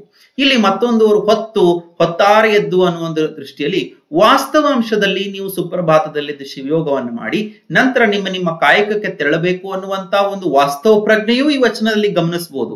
ಜೊತೆಗೆ ಈ ಸುಪ್ರಭಾತದ ಸಮಯದಲ್ಲಿ ಏನೋ ಒಂದು ವಿಶೇಷತೆಯನ್ನ ಗಮನಿಸಿಯೇ ಅವರು ಹೆಚ್ಚಾಗಿ ಈ ಸುಪ್ರಭಾತದಲ್ಲಿ ಮಾಡುವಂತಹ ಈ ಪೂಜೆ ಪರಿಣಾಮಕಾರಿಯಾಗಿರ್ತದೆ ಅನ್ನುವಂಥದ್ದನ್ನ ಇಲ್ಲಿ ಹೇಳೋದು ನೋಡಿದ್ರೆ ಅಲ್ಲೋ ಪ್ರಭುದೇವರು ಹೇಳ್ತಾ ಇದ್ದಾರೆ, ಗುರು ಬಸವಣ್ಣವರು ಹೇಳ್ತಾ ಇದ್ದಾರೆ. ಇದಕ್ಕೆ ಪೂರಕವಾಗಿ ಆ ಮೆಲಟೋನಿನ್ ಸೆಕ್ರೀಷನ್ ಅನ್ನ ಒಂದು ಗ್ರಾಫ್ ಅನ್ನು ನೋಡಿದಾಗ ಕೂಡ ಎಲ್ಲೋ ಒಂದ್ ಕಡೆ ಇದು ಪೂರಕವಾಗಿ ಇದೆಯೇನೋ ಅನ್ನುವ ರೀತಿಯಲ್ಲಿ ಭಾಸವಾಗ್ತಾ ಇದೆ ಅನ್ನೋದನ್ನ ನೀವು ಇಲ್ಲಿ ಗಮನಿಸಿದೀವಿ. ಇನ್ನ ಇದು ಮೆಲಟೋನಿನ್ ಬಗ್ಗೆ ಆಯ್ತು. ಇನ್ನ ಮತ್ತೊಂದು ಮುಖ್ಯವಾಗಿರುವಂತ ಒಂದು ಹಾರ್ಮೋನ್ ಅಥವಾ ಒಂದು ರಾಸಾಯನಿಕ ಈ ಪೀನಿಯಲ್ ಗ್ರಂಥಿಯಿಂದ ಬರುವಂತದ್ದೇ ಡೈಮಿಥೈಲ್ಟ್ರಿಪ್ಟಮೀನ್, DMT ಅಂತ ನಾವು ಕರೀತಾ ಇದ್ದೇವೆ. ಇದು ಪೀನಿಯಲ್ ಗ್ರಂಥಿಯಿಂದ ಸ್ರವಿಸಲ್ಪಡುವಂತ ಒಂದು ಹಾರ್ಮೋನ್. ಅಮೆರಿಕದ ಶ್ರೇಷ್ಠ ಒಬ್ಬ ಪ್ರಸಿದ್ಧ ಮನೋವಿಜ್ಞಾನಿ ಮಾತ್ರವಲ್ಲ ಸಂಶೋಧಕ ಕೂಡ 1980ರ ದಶಕದಲ್ಲಿ ಈ ಡೈಮಿಥೈಲ್ಟ್ರಿಪ್ಟಮೀನ್ ಕುರಿತಾಗಿ ಸಂಶೋಧನೆ ನಡೆಸಿದಂತ ಒಬ್ಬ ವೈದ್ಯ ಡಾಕ್ಟರ್ ರಿಕ್ ಸ್ಟ್ರಾಸ್ಮನ್ ಅಂತ ಹೇಳಿ ನಾವು ಕರೀತಾ ಇದ್ದೇವೆ. ಅವರು ಈ ಒಂದು DMTಗೆ ದ ಸ್ಪಿರಿಟ್ ಮಾಲಿಕ್ಯೂಲ್ ಅಂತ ಕರೀತಾ ಇದ್ದಾರೆ. ಅವರದೇ ಒಂದು ಪುಸ್ತಕ ಇದೆ, DMT ದ ಸ್ಪಿರಿಟ್ ಮಾಲಿಕ್ಯೂಲ್, ಅಂದ್ರೆ ಚೈತನ್ಯಾತ್ಮಕವಾದಂತ ವಸ್ತು ಅಂತ. ಇಲ್ಲಿ ಯಾಕೆ ಚೈತನ್ಯಾತ್ಮಕವಾದಂತ ವಸ್ತು ಅಂತ ಇಲ್ಲಿ ಕರೀತಾ ಇದ್ದಾರೆ ಅಂತಂದ್ರೆ ಇದನ್ನ ಆತ ಬಹಳಷ್ಟು ಸಂಶೋಧನೆಗಳನ್ನ ಕೈಗೊಂಡ್ರು 80ರ ದಶಕದಲ್ಲಿ ಅಮೆರಿಕ ದೇಶದಲ್ಲಿ. ಈ ಅದ ಕೆಮಿಕಲ್ ಸ್ಟ್ರಕ್ಚರ್ ಅನ್ನ ನಾವಿಲ್ಲಿ ಗಮನಿಸಬಹುದು. ಇದು ಕೆಮಿಕಲ್ ಸ್ಟ್ರಕ್ಚರ್ ಆಫ್ DMT. ಇಲ್ಲಿ ಅನುಭವ ಮತ್ತು ವರ್ಸಸ್ ಅನುಭಾವ ಅನ್ನುವಂಥದ್ದು ನಾವು ಏನ್ ಹೇಳ್ತೀವಿ, ಲೌಕಿಕವಾಗಿ ಸಂಭವಿಸುವಂತ ನಮ್ಮ ಬಾಹ್ಯ ದೃಷ್ಟಿಗೆ ಇಂದ್ರಿಯಗಳಿಗೆ ಗೋಚರವಾಗುವಂತದ್ದು ಅನುಭವ ಆದ್ರೆ ಅಲೌಕಿಕವಾಗಿರುವಂತ ಮಿಸ್ಟಿಕ್ ಎಕ್ಸ್ಪೀರಿಯನ್ಸ್ ಅಂತ ನಾವೇನ್ ಕರಿತೀವಿ ಅದು ಅನುಭಾವ. ಈ ಅನುಭಾವ ಅನ್ನುವಂತ ಪರಿಕಲ್ಪನೆ ಸಾಧ್ಯ ಆಗೋದೇ ಈ DMT ಮುಖಾಂತರವಾಗಿ ಅನ್ನೋದು ಅವರ ಒಂದು ಅಭಿಪ್ರಾಯ. ಜೊತೆಗೆ ಕೆಲವರಿಗೆ ಅತೀಂದ್ರಿಯವಾದಂತ ಶಕ್ತಿ, ಅದ್ಭುತವಾದಂತ ಮಾನಸಿಕ ಶಕ್ತಿ ಇರುವಂತದ್ದು, ಅಥವಾ ನಾವೇನು ಪ್ರಾಫೆಸಿ ಅಂತ ಏನ್ ಕರಿತೀವಿ, ಕಾಲಜ್ಞಾನ ಅಂತ ಏನ್ ಕರಿತೀವಿ, ಎಲ್ಲ ನಮ್ಮ ಶರಣರಿಗೆ ಹೇಗೆ ಸಾಧ್ಯ ಆಯ್ತು ಅನ್ನೋದನ್ನ ಕಾಲಜ್ಞಾನ ವಚನಗಳಲ್ಲಿ ನಾವು ಗಮನಿಸಿದಾಗ ಹೌದಲ್ಲ, ಇದು ಯಾವತ್ತೋ ಆಗುವಂತದ್ದನ್ನ ಯಾವಾಗೋ ಅವರು ಅದನ್ನ ಹೇಳಿದ್ದಾರೆ ಅಂತಂದ್ರೆ ಏನೋ ಒಂದು ವಿಶೇಷವಾದಂತ ಅದ್ಭುತವಾದಂತ ಮಾನಸಿಕ ಶಕ್ತಿ ಇದೆ ಅಂತ ನಮಗೂ ನಿಮಗೂ ಭಾಸವಾಗೋದು. ಇಲ್ಲಿ ಇದಕ್ಕೆ ಉತ್ತರವಾಗಿ ಈ ಡೈಮಿಥೈಲ್ಟ್ರಿಪ್ಟಮೀನ್ ಅನ್ನುವಂತ ಒಂದು ಹಾರ್ಮೋನ್ ನ ಸ್ರವಿಸುವಿಕೆ ಅಥವಾ ಅದರ ನಿಯಂತ್ರಣದ ಮುಖಾಂತರವಾಗಿ ಅದು ಏನು ವ್ಯವಸ್ಥಿತವಾಗಿ ಒಂದು ಬ್ಯಾಲೆನ್ಸ್ ರೀತಿಯಲ್ಲಿ ನಮಗೆ ಅದು ಸ್ರವಿಸುವ ಮುಖಾಂತರವಾಗಿ ನಮ್ಮಲ್ಲಿ ಆ ಒಂದು ಮಿಸ್ಟಿಕ್ ಎಕ್ಸ್ಪೀರಿಯನ್ಸ್ ಅಥವಾ ಅನುಭವದ ಒಂದು ಚಿಂತನೆ ಮತ್ತು ಈ ರೀತಿಯಾಗಿರುವಂತಹ ಅದ್ಭುತ ಶಕ್ತಿ ನಿಮಗೆ ಬರಬಹುದು ಅನ್ನುವಂಥದ್ದನ್ನ ಅಮೆರಿಕಾದಲ್ಲೇ ಪಬ್ಲಿಷ್ ಆಗಿರುವಂತ DMT the spirit molecule by doctor Rick Strassman ಅನ್ನುವಂತ ಒಂದು ಗ್ರಂಥದಲ್ಲಿ ಈ ಕುರಿತಾಗಿರುವಂತ ಕೆಲವೊಂದಿಷ್ಟು ಅಂಶಗಳನ್ನು ಇರುವುದನ್ನ ನೀವು ಗಮನಿಸ್ತಾ ಇದ್ದೇವೆ. ಹಾಗಾಗಿ ಇಲ್ಲಿ ಮೆಲಟೋನಿನ್ ಮತ್ತು ಡೈಮಿಥೈಲ್ಟ್ರಿಪ್ಟಮೀನ್, ಮತ್ತೊಂದು ಸೆರಟೋನಿನ್ ಅನ್ನುವಂಥದ್ದು ಇದೆ. ಆದ್ರೆ ಈ ಎರಡು ರಾಸಾಯನಿಕ ಹಾರ್ಮೋನ್ಗಳಲ್ಲಿ ಇರುವಂತ ಮಹತ್ವವನ್ನ ನಾವು ಇವತ್ತು ಚೆನ್ನಾಗಿ ಅರ್ಥ ಮಾಡ್ಕೊಳ್ಬೇಕು. ಈ ಎಲ್ಲವನ್ನ ನಾವು ಈ ಇಷ್ಟಲಿಂಗದ ಎರಡನೇ ಹಂತವಾದ ನೋಟಕ್ಕೆ ನಾವು ಯಾಕೆ ಸೀಮಿತಗೊಳಿಸ್ತಾ ಇದ್ದೇವೆ ಅಂತಂದ್ರೆ ಇಲ್ಲಿ ಕಣ್ಣಿನ ದೃಷ್ಟಿಗೂ ಈ ಒಂದು ಪೀನಿಯಲ್ ಗ್ರಂಥಿ ಅಥವಾ ಮೆಲಟೋನಿನ್ ಅಥವಾ DMTಗಾಗ್ಲಿ ಏನ್ ಸಂಬಂಧ ಅಂತಂದ್ರೆ ಕಣ್ಣಿನಿಂದ ಹೊರಟಂತ ನರಸಮೂಹಗಳು ಕೊನೆಗೆ ಅದು ಮೆದುಳಿನ ಹಿಂಭಾಗದಲ್ಲಿ ಪ್ರೈಮರಿ ವಿಜುವಲ್ ಕಾರ್ಟೆಕ್ಸ್ ನಲ್ಲಿ ಅದು ಕೂಡ್ತಾ ಇರುವಂತದ್ದು ನಾವಿಲ್ಲಿ ಗಮನಿಸ್ತಾ ಇದ್ದೇವೆ. ಎರಡೂ ಕಣ್ಣಿಂದ ಹೊರಟಂತ ನರಸಮೂಹಗಳು ಈ ರೀತಿಯಾಗಿ ಇಲ್ಲಿ ಆಪ್ಟಿಕ್ ಕಯಾಸ್ಮದಲ್ಲಿ ಕೂಡಿ ಅಂದ್ರೆ ಕ್ರಾಸ್ ಓವರ್ ಆಗಿ ಕೊನೆಗೆ ಪ್ರೈಮರಿ ವಿಜುವಲ್ ಕಾರ್ಟೆಕ್ಸ್ ಏರಿಯಾದಲ್ಲಿ ಅದು ನಮಗೆ ಹೋಗಿ ನಮಗೆ ದೃಷ್ಟಿಯನ್ನ ಗೋಚರ ಮಾಡ್ತಾ ಇರುವಂತದ್ದನ್ನ ನೀವು ಗಮನಿಸ್ತೇವೆ. ಆದ್ರೆ ಇಷ್ಟು ಮಾತ್ರವೇನು, ಪೀನಿಯಲ್ ಗ್ರಂಥಿ ಎಲ್ಲಿ ಬಂತಿಲ್ಲಿ ಅಂತ ನಾವು ಕೇಳಿದಾಗ ಇಲ್ಲಿ ಒಂದು ಪ್ರಸಿದ್ಧ ವೈದ್ಯಕೀಯ ಟೆಕ್ಸ್ಟ್ ಬುಕ್ ಆದಂತ ಗೆನಾಂಗ್ ರಿವ್ಯೂ ಆಫ್ ಫಿಸಿಯಾಲಜಿಯಲ್ಲಿ ಈ ಒಂದು ಚಿತ್ರ ಕಣ್ಣಿನ ಮತ್ತು ಪೀನಿಯಲ್ ಗ್ರಂಥಿಯ ನಡುವಿನ ಸಂಬಂಧವನ್ನ ಬಹಳ ಚೆನ್ನಾಗಿ ವಿವರಿಸ್ತಾ ಇದ್ದಾರೆ. ಕಣ್ಣಿನಿಂದ ಹೊರಟಂತ ನರಸಮೂಹಗಳಲ್ಲಿ ಕೆಲವು ಈ ಸುಪ್ರಾಕಯಾಸ್ಮೆಟಿಕ್ ನ್ಯೂಕ್ಲಿಯಸ್ ಅನ್ನುವಂತ ಒಂದು ನರಸಮೂಹದಲ್ಲಿ ಅದು ಕೂಡಿ ಅಲ್ಲಿಂದ ಸ್ವಲ್ಪ ಕೆಳಭಾಗದ ಬ್ರೈನ್ ಸ್ಟೆಮ್ ಇಂದ ಇಳಿದು ಸ್ಪೈನಲ್ ಕಾರ್ಡ್ ಮುಖಾಂತರವಾಗಿ ಸುಪೀರಿಯರ್ ಸರ್ವೈಕಲ್ ಗ್ಯಾಂಗ್ಲಿಯಾನ್ ಮುಖಾಂತರವಾಗಿ ಅದು ಪೀನಿಯಲ್ ಗ್ರಂಥಿಯನ್ನು ತಲುಪ್ತಾ ಇದೆ ಅನ್ನುವಂಥದ್ದನ್ನ ನಾವಿಲ್ಲಿ ಗಮನಿಸಬೇಕು. ಅಂದ್ರೆ ಕಣ್ಣಿಗೂ ಮತ್ತು ಪೀನಿಯಲ್ ಗ್ರಂಥಿಗೂ ಎಲ್ಲೋ ಒಂದು ರೀತಿಯ ಒಂದು ಸಂಬಂಧ ಇರೋದನ್ನ ನಮ್ಮ ಶರಣರು ಗುರುತಿಸಿದ್ದ ಕಾರಣಕ್ಕೋಸ್ಕರವಾಗಿಯೇ ಈ ಒಂದು ನೋಟ, ಪೀನಿಯಲ್ ಗ್ಲ್ಯಾಂಡ್, ಮೆಲಟೋನಿನ್, ಈ ನಮ್ಮ ಡೈಮಿಥೈಲ್ ಟ್ರಿಪ್ಟಮಿನ್ ಮತ್ತು ಈ ಅನುಭಾವಿಕ ಒಂದು ಚಿಂತನೆ, ಅನುಭಾವ ಅನ್ನುವಂತ ಒಂದು ಪರಿಕಲ್ಪನೆ ಯಾವ ರೀತಿಯಾಗಿ ಬಂತು ಅನ್ನೋದನ್ನ ನಾವು ಗಮನಿಸ್ತಾ ಹೋಗ್ತೇವೆ. ಅದೇ ರೀತಿಯಲ್ಲಿ ಮತ್ತೊಂದು ಈ ಸ್ಲೀಪ್ ಮೆಡಿಸಿನ್ ರಿವ್ಯೂ ಅಂತ ಒಂದು ಜರ್ನಲ್ ನಲ್ಲಿ ಈ ರೀತಿಯಾಗಿರುವಂತಹ ಕಣ್ಣಿನಿಂದ ಹೊರಟಂತ ನರಸಮೂಹಗಳು ಯಾವ ರೀತಿಯಾಗಿ ಪೀನಿಯಲ್ ಗ್ಲ್ಯಾಂಡ್ ಅನ್ನು ತಲುಪ್ತಾ ಇದೆ, ಆ ಮೂಲಕವಾಗಿ ಬೆಳಕು ಕತ್ತಲೆಯ ಒಂದು ಜ್ಞಾನವನ್ನ ಪೀನಿಯಲ್ ಗ್ಲ್ಯಾಂಡ್ ಪಡೆದು ಮೆಲಟೋನಿನ್ ಸೆಕ್ರೀಷನ್ ಏರುಪೇರನ್ನ ಉಂಟು ಮಾಡುವಂಥದ್ದನ್ನ ನೀವು ಗಮನಿಸ್ತಾ ಇದ್ದೇವೆ. ಇದುವೇ ನಮ್ಮ ಜೈವಿಕ ಗಡಿಯಾರದ ನಿಯಂತ್ರಣಕ್ಕೂ ಕೂಡ ಅದು ಕಾರಣ ಅನ್ನುವಂಥದ್ದನ್ನ ಈ ಒಂದು ಜರ್ನಲ್ ನಲ್ಲಿ ಅದು ಬಂದಿರುವಂಥದ್ದು. ಆಧುನಿಕ ವೈದ್ಯಕೀಯ ಸಂಶೋಧನೆಗಳು ಏನ್ ಹೇಳ್ತಾ ಇದ್ದಾವೆ ಈ ಕುರಿತಾಗಿ ಅಂತಂದ್ರೆ, ಈ melatonin is a principal neuro immuno regulatory and anti stress hormone. ಸಮಾಜದಲ್ಲಿ ಒಂದು ಪರಿಸರದಲ್ಲಿ ನಮಗೆ ಅನೇಕ ಒತ್ತಡಗಳಿದಾವೆ. ಆ ಒತ್ತಡದಿಂದಲೇ ನಮ್ಮಲ್ಲಿ ಅನೇಕ ಈ ರೋಗ ರುಜಿನಗಳು ಉಂಟಾಗುವಂಥದ್ದು. ಆದ್ರೆ ಮೆಲಟೋನಿನ್ ಆಂಟಿ ಸ್ಟ್ರೆಸ್ ಹಾರ್ಮೋನ್ ಅಂದ್ರೆ ಒತ್ತಡವನ್ನು ನಿಯಂತ್ರಿಸುವಂತ ಒಂದು ಹಾರ್ಮೋನ್ ಆಗಿ ಕೆಲಸ ಮಾಡ್ತಾ ಇರೋದ್ರಿಂದ ಈ ರೀತಿಯಾಗಿರುವಂತ ಒಂದು ಯೋಗದಿಂದ ಒತ್ತಡವನ್ನ ನಿಯಂತ್ರಣವನ್ನ ಮಾಡ್ಕೊಳ್ತಾ ನಮ್ಮ ಆರೋಗ್ಯವನ್ನ ಸುಸ್ಥಿತಿಯಲ್ಲಿ ಇಟ್ಕೊಳ್ಬಹುದು ಅನ್ನುವಂತ ಒಂದು ಚಿಂತನೆಯನ್ನ ನೀವು ಅರ್ಥ ಮಾಡ್ಕೊಳ್ಬೇಕು. ಅದೇ ರೀತಿಯಾಗಿ ಅನೇಕ ಒಂದು ವೈದ್ಯಕೀಯ ಚಿಂತನೆಗಳು ಆ ಒಂದು ವೈದ್ಯಕೀಯ ಜರ್ನಲ್ ನಲ್ಲಿ ಅಂದ್ರೆ ಪತ್ರಿಕೆಗಳಲ್ಲಿ ಅನೇಕ ಸಂಶೋಧನೆಗಳು ಕೂಡ ಈ ಮೆಲಟೋನಿನ್ ಮತ್ತಿತರ ಅದರ ಒಂದು ಸ್ರವಿಸುವಿಕೆಯ ಕೆಲವೊಂದು ಹಾರ್ಮೋನ್ಗಳಲ್ಲಿ ಉಂಟಾಗುವಂತ ಒಂದು ಉತ್ತಮ ಆರೋಗ್ಯದ ಒಂದು ಲಕ್ಷಣವನ್ನ ಇಲ್ಲಿ ಅವರು ಹೇಳ್ತಾ ಇರುವಂತದ್ದು. ಜೊತೆಗೆ ಮೆಲಟೋನಿನ್ ಮತ್ತು ಅದನ್ನು ನಾವು ಯಾವ ರೀತಿಯಾಗಿ ಆರೋಗ್ಯ ಸುಧಾರಣೆಗೆ ಬಳಸಬಹುದು, melatonin in promotion of health ಅನ್ನುವಂಥದ್ದು ಕೂಡ ಪುಸ್ತಕಗಳು ಕೂಡ ಲಭ್ಯವಿದ್ದಾವೆ. ಅದನ್ನು ಕೂಡ ಆಸಕ್ತರು ಗಮನಿಸಬಹುದು. ಇನ್ನ ಚನ್ನಬಸವಣ್ಣನವರ ಒಂದು ವಚನ ಇಲ್ಲಿ ಬಹಳ ಸ್ವಾರಸ್ಯಕರವಾಗಿರುವಂತ ಒಂದು ಅಂಶವನ್ನ ಇಲ್ಲಿ ನಮ್ಮ ಮುಂದೆ ತೆರೆದಿಡ್ತಾ ಇದೆ. ಅದೇನಪ್ಪಾ ಅಂತಂದ್ರೆ, ಲಿಂಗಮೂರ್ತಿಯನ್ನು ನಿತ್ಯವೂ 3 ಬಾರಿ ತಪ್ಪದೆ ಅರ್ಚಿಸುವುದು ಉತ್ತಮ, 2 ವೇಳೆ ಅರ್ಚಿಸುವುದು ಮಧ್ಯಮ, 1 ಸಲ ಪೂಜಿಸುವುದು ಕನಿಷ್ಠ. ಈ ತ್ರಿವಿಧವನ್ನರಿಯದೇ ಭಕ್ತರಾದವೆಂದು ಯುಕ್ತಿಗೆಟ್ಟು ನುಡಿದಡೆ ಮುಕ್ತಿಯ ನೀವನೇ ನಮ್ಮ ಕೂಡಲ ಚನ್ನ ಸಂಗಮ ದೇವ. ಅಂದ್ರೆ ದಿನನಿತ್ಯ 3 ಬಾರಿ ತ್ರಿಕಾಲ ಲಿಂಗ ಪೂಜೆಯನ್ನ ಚನ್ನಬಸವಣ್ಣನವರು ಇಲ್ಲಿ ಹೇಳ್ತಾ ಇದ್ದಾರೆ. ಆದ್ರೆ ಇದುವರೆಗೂ ನಾವೇನ್ ನೋಡಿದ್ವಿ, ಸುಪ್ರಭಾತ ಸಮಯದಲ್ಲೇ ಲಿಂಗಾರ್ಚನೆಯನ್ನು ಮಾಡಬೇಕು, ಅದು ಪರಿಣಾಮಕಾರಿ ಅಂತ ಹೇಳ್ತಾ ಇದ್ವಿ. ಹಾಗಾದ್ರೆ ಇಲ್ಲಿ ಚನ್ನಬಸವಣ್ಣನವರು ಯಾಕೆ 3 ಬಾರಿ ಇಷ್ಟು ಲಿಂಗಾರ್ಚನೆ ಮಾಡಬೇಕು ಅಂತ ಹೇಳಿದ್ರು ಅಂತಂದ್ರೆ, ಇದಕ್ಕೆ ಉತ್ತರವಾಗಿ ನಾವು ಮತ್ತಷ್ಟು ಸಂಶೋಧನೆಗಳನ್ನ ಕುರಿತು ನೋಡೋದಾದ್ರೆ, ಮೆಲಟೋನಿನ್ ಸೆಕ್ರೀಷನ್ ಅನ್ನ ಅಥವಾ ಮೆಲಟೋನಿನ್ ಸ್ರವಿಸುವಿಕೆಯನ್ನ ನಾವು ಮ್ಯಾನಿಪುಲೇಟ್ ಮಾಡಬಹುದು. ಆಸ್ಟ್ರೇಲಿಯಾದ ಅಡಿಲ್ಯಾಡ್ ಯೂನಿವರ್ಸಿಟಿನಲ್ಲಿ ಅವರು ಒಂದು ಸಂಶೋಧನೆಯನ್ನ ಮಾಡಿದ್ರು. ಅದು ಪ್ರೀ ಕ್ಲಿನಿಕಲ್ ಸ್ಟಡಿ ಆಗಿತ್ತು.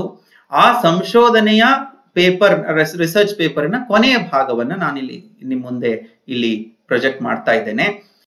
Through research found that yoga techniques, alternative breathing and particularly gazing or tratak, ನಮ್ಮ ಇದರಲ್ಲಿ ದೃಷ್ಟಿ ಯೋಗ ಅಂತ ಏನ್ ಕರಿತೀವಿ, has a dramatic effect on melatonin production. The results indicate that pineal melatonin production can be manipulated in a classical conditioning paradigm when an appropriate conditional stimulus is used.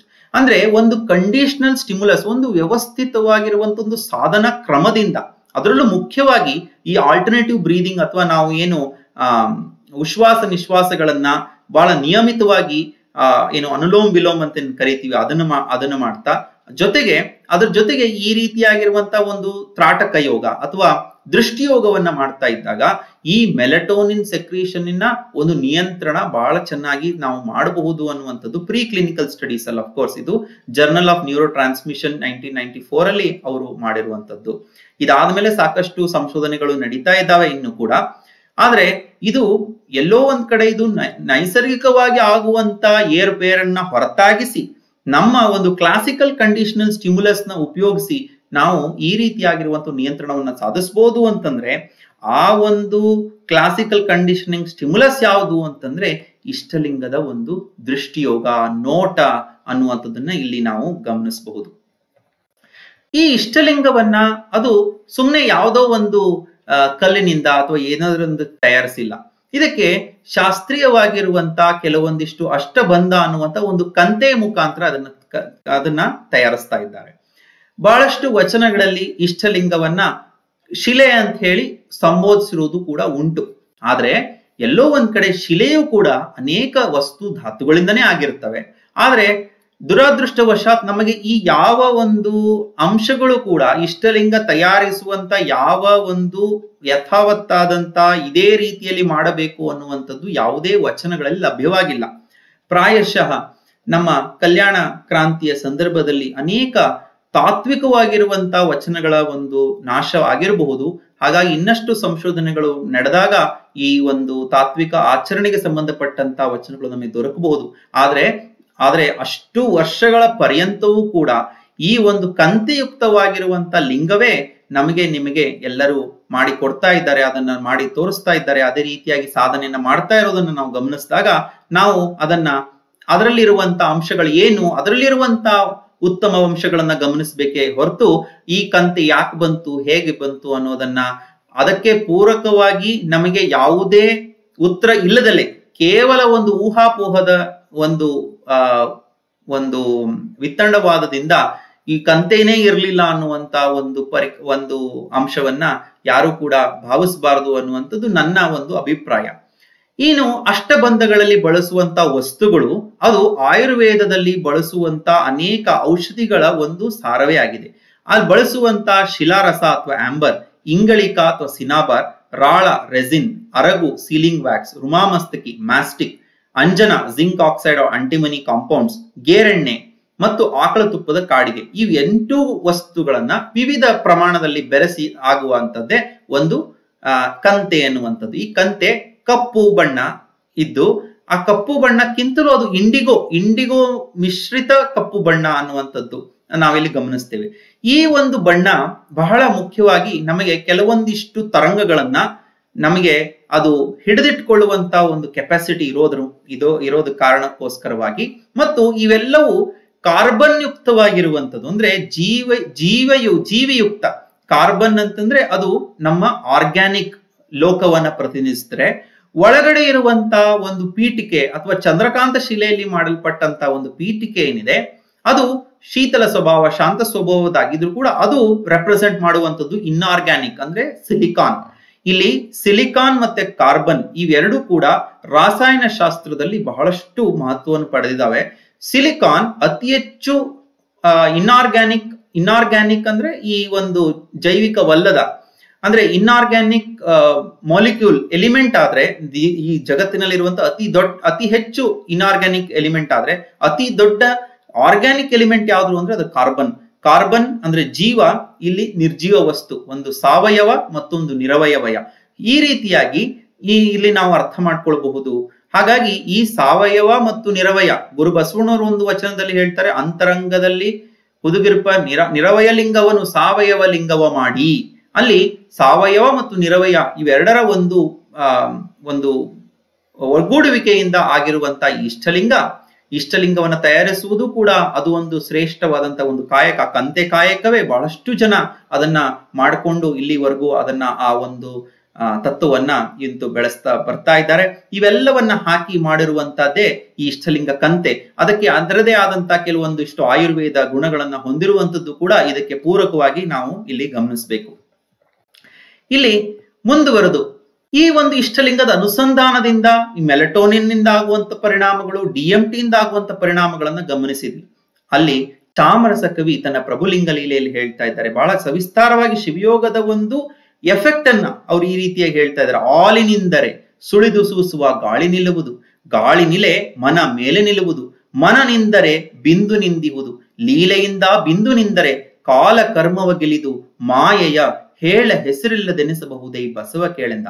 ಇಲ್ಲಿ ಕಣ್ಣಾಲಿಗಳು ಒಂದು ಕಡೆ ನಿಂತಾಗ ನಮ್ಮ ಉಸಿರಾಡುವಂತ ಗಾಳಿ ಅದು ಒಂದು ಸಮಸ್ಥಿತಿಗೆ ಬರ್ತಾ ಇದೆ. ಅಲ್ಲಿ ಮನಸ್ಸು ನಿಲ್ತಾ ಇದೆ. ಈ ಮನಸ್ಸು ಅನ್ನುವಂಥದ್ದು ಮರ್ಕಟನಿದ್ದಂತೆ ಬಹಳಷ್ಟು ಕಡೆ ಓಡಾಡ್ತಾ ಇರುತ್ತೆ. ಆದ್ರೆ ಮನಸ್ಸನ್ನು ನಿಲ್ಲಿಸ್ಬೇಕು ಅಂತಂದ್ರೆ ಕಣ್ಣಾಲಿಗಳ ಮುಖಾಂತರ ನಿಲ್ಲಿಸಿದಾಗ, ಆ ರೀತಿಯ ಮಾಡಿರುವಂತ ಸಾಧನೆ ಪರಿಣಾಮಕಾರಿಯಾದಾಗ ಮುಂದೆ ನಾವು ಅದರಿಂದ ನಾವು ಗಳಿಸಿಕೊಂಡಿರುವಂತ ಒಂದು ಆತ್ಮಬಲದಿಂದ ಮಾಡುವಂತ ಸಾಧನೆ ಅಷ್ಟೇ ಪರಿಣಾಮಕಾರಿಯಾಗಿ ಹೊರಹೊಮ್ಮೋದ್ರಿಂದ ಅದು ಖಂಡಿತವಾಗಿಯೂ ಅದು ಆ ಮೂಲಕವಾಗಿ ಒಂದು ಪವಾಡ ಸದೃಶ ರೀತಿಯಲ್ಲಿ ನಮ್ಮ ಸಾಧನೆಗಳು ನಡೀತಾ ಇರುವಂತದ್ದನ್ನು ನಾವು ಗಮನಿಸಿದಾಗ ಅದು ನಿಜವಾಗಿಯೂ ಅದು ಮಾಯೆ ಹೇಳೆ ಹೆಸರಿಲ್ಲದಂತೆ ನೀವು ಮುಂದುವರಿತಾ ಇದ್ದೇವೆ ಅನ್ನೋದನ್ನ ಚಾಮರಸ ಕವಿ ಪ್ರಭುದೇವರ ಮುಖಾಂತರವಾಗಿ ಈ ರೀತಿಯಾಗಿರುವಂತ ಶಿವಯೋಗದ ಒಂದು ಪರಿಣಾಮವನ್ನ ಈ ರೀತಿಯಾಗಿ ವಿವರಿಸ್ತಾ ಇದ್ದಾರೆ. ಇನ್ನ ಮೂರನೇ ಕೊನೆ ಹಂತವಾದಂತ ಕೂಟ, ಟು ಮರ್ಜ್ ಆರ್ ಯುನೈಟ್ ಅನ್ನೋದ್ರ ಕುರಿತಾಗಿ ನಾವು ಹೇಳೋದಾದ್ರೆ, ಗುರು ಬಸವಣ್ಣನವರ ಒಂದು ವಚನವನ್ನು ಇಲ್ಲಿ ಗಮನಿಸಬೇಕು. ವಚನದಲ್ಲಿ ನಿಮ್ಮ ನಾಮಾಮೃತ ತುಂಬಿ, ಇಲ್ಲಿ ಪಂಚೇಂದ್ರಿಯಗಳು ಕೂಡ ಅದರ ಉದಾತ್ತೀಕರಿಸಿ ಹೇಳ್ತಾ ಇದ್ದಾರೆ. ಏನೇನು ತುಂಬಿಕೊಂಡಾಗ ಅಲ್ಲಿ ತನ್ನ ಮೂಲ ಅಸ್ತಿತ್ವವನ್ನ ಕಳೆದುಕೊಂಡು ಸಾಮರಸ್ಯದ ಅನುಭವ ಇಲ್ಲಿ ಆಗ್ತಾ ಇರುವಂತದ್ದು. ವಚನದಲ್ಲಿ ನಾಮಾಮೃತ ತುಂಬಿ, ನಯನದಲ್ಲಿ ನಿಮ್ಮ ಮೂರತಿ ತುಂಬಿ, ಕಿವಿಯಲ್ಲಿ ನಿಮ್ಮ ಕೀರುತಿ ತುಂಬಿ, ಮನದಲ್ಲಿ ನಿಮ್ಮ ನೆನಹು ತುಂಬಿ, ಕೂಡಲ ಸಂಗಮ ದೇವ ನಾನು ನಿಮ್ಮ ಚರಣ ಕಮಲದೊಳಗಾನು ತುಂಬಿ. ಇಲ್ಲಿ ವಚನ, ನಯನ, ಕಿವಿ, ಮನ ಎಲ್ಲವೂ ಕೂಡ ಸಾಮರಸ್ಯದ ಒಂದು ಅನುಭೂತಿಯನ್ನ ಅನುಭವಿಸ್ತಾ ಇರುವಂತದನ್ನ ನೀವು ಗಮನಿಸ್ತಾ ಇದ್ದೇವೆ. ಅದಕ್ಕೆ ತತ್ಸಮಾನವಾಗಿ ಮತ್ತೊಂದು ವಚನದಲ್ಲಿ ಅವರೇ ಹೇಳ್ತಾರೆ, ಕಂಗಳು ತುಂಬಿದ ಬಳಿಕ ನೋಡಲಿಲ್ಲ, ಕಿವಿಗಳು ತುಂಬಿದ ಬಳಿಕ ಕೇಳಲಿಲ್ಲ, ಕೈಗಳು ತುಂಬಿದ ಬಳಿಕ ಪೂಜಿಸಲಿಲ್ಲ, ಮನ ತುಂಬಿದ ಬಳಿಕ ನೆನೆಯಲಿಲ್ಲ, ಮಹಂತ ಕೂಡಲ ಸಂಗಮ ದೇವನ. ಇಲ್ಲಿ ಪೂಜಕ ಮತ್ತು ಪೂಜಕ ಮತ್ತು ಪೂಜ್ಯ ಅನ್ನುವಂಥ ತ್ರಿಪುಟಿಯ ಭಾವವನ್ನ ಅಳಿದು ಇಲ್ಲಿ ಪೂಜೆ ಮಾಡುವವರು ಯಾರು, ಪೂಜೆ ಮಾಡುವುದು ಏನನ್ನ, ಪೂಜೆ ಮಾಡಿಸಿಕೊಳ್ಳುವವರು ಯಾರು ಅನ್ನುವಂತ ಒಂದು ಭಾವವೇ ಅಳೆದು ಹೋದಾಗ ಅಲ್ಲಿ ಎಲ್ಲವೂ ಐಕ್ಯವಾಗಿರುವಂತ ಒಂದು ಸಾಮರಸ್ಯದ ಅನುಭವ ಇಲ್ಲಿ ಕೂಟ ಅಥವಾ ಮೂರನೇ ಹಂತದಲ್ಲಿ ಆಗುವಂಥದ್ದು. ಇಲ್ಲಿ ಕಂಗಳು ತುಂಬುವುದು, ಕಿವಿಗಳು ತುಂಬುವುದು, ಕೈಗಳು ತುಂಬುವುದು, ಮನವು ಘನಮನವಾಗಿ ಇವೆಲ್ಲವೂ ಸಾಧನೆ ಅತ್ಯುನ್ನತ ಸಾಮರಸ್ಯದ ಅನುಭವವನ್ನ ಸಾಧಕನಿಗೆ ಶರಣನಿಗೆ ತಂದು ಕೊಡ್ತಾ ಇದೆ ಅನ್ನುವಂಥದ್ದು.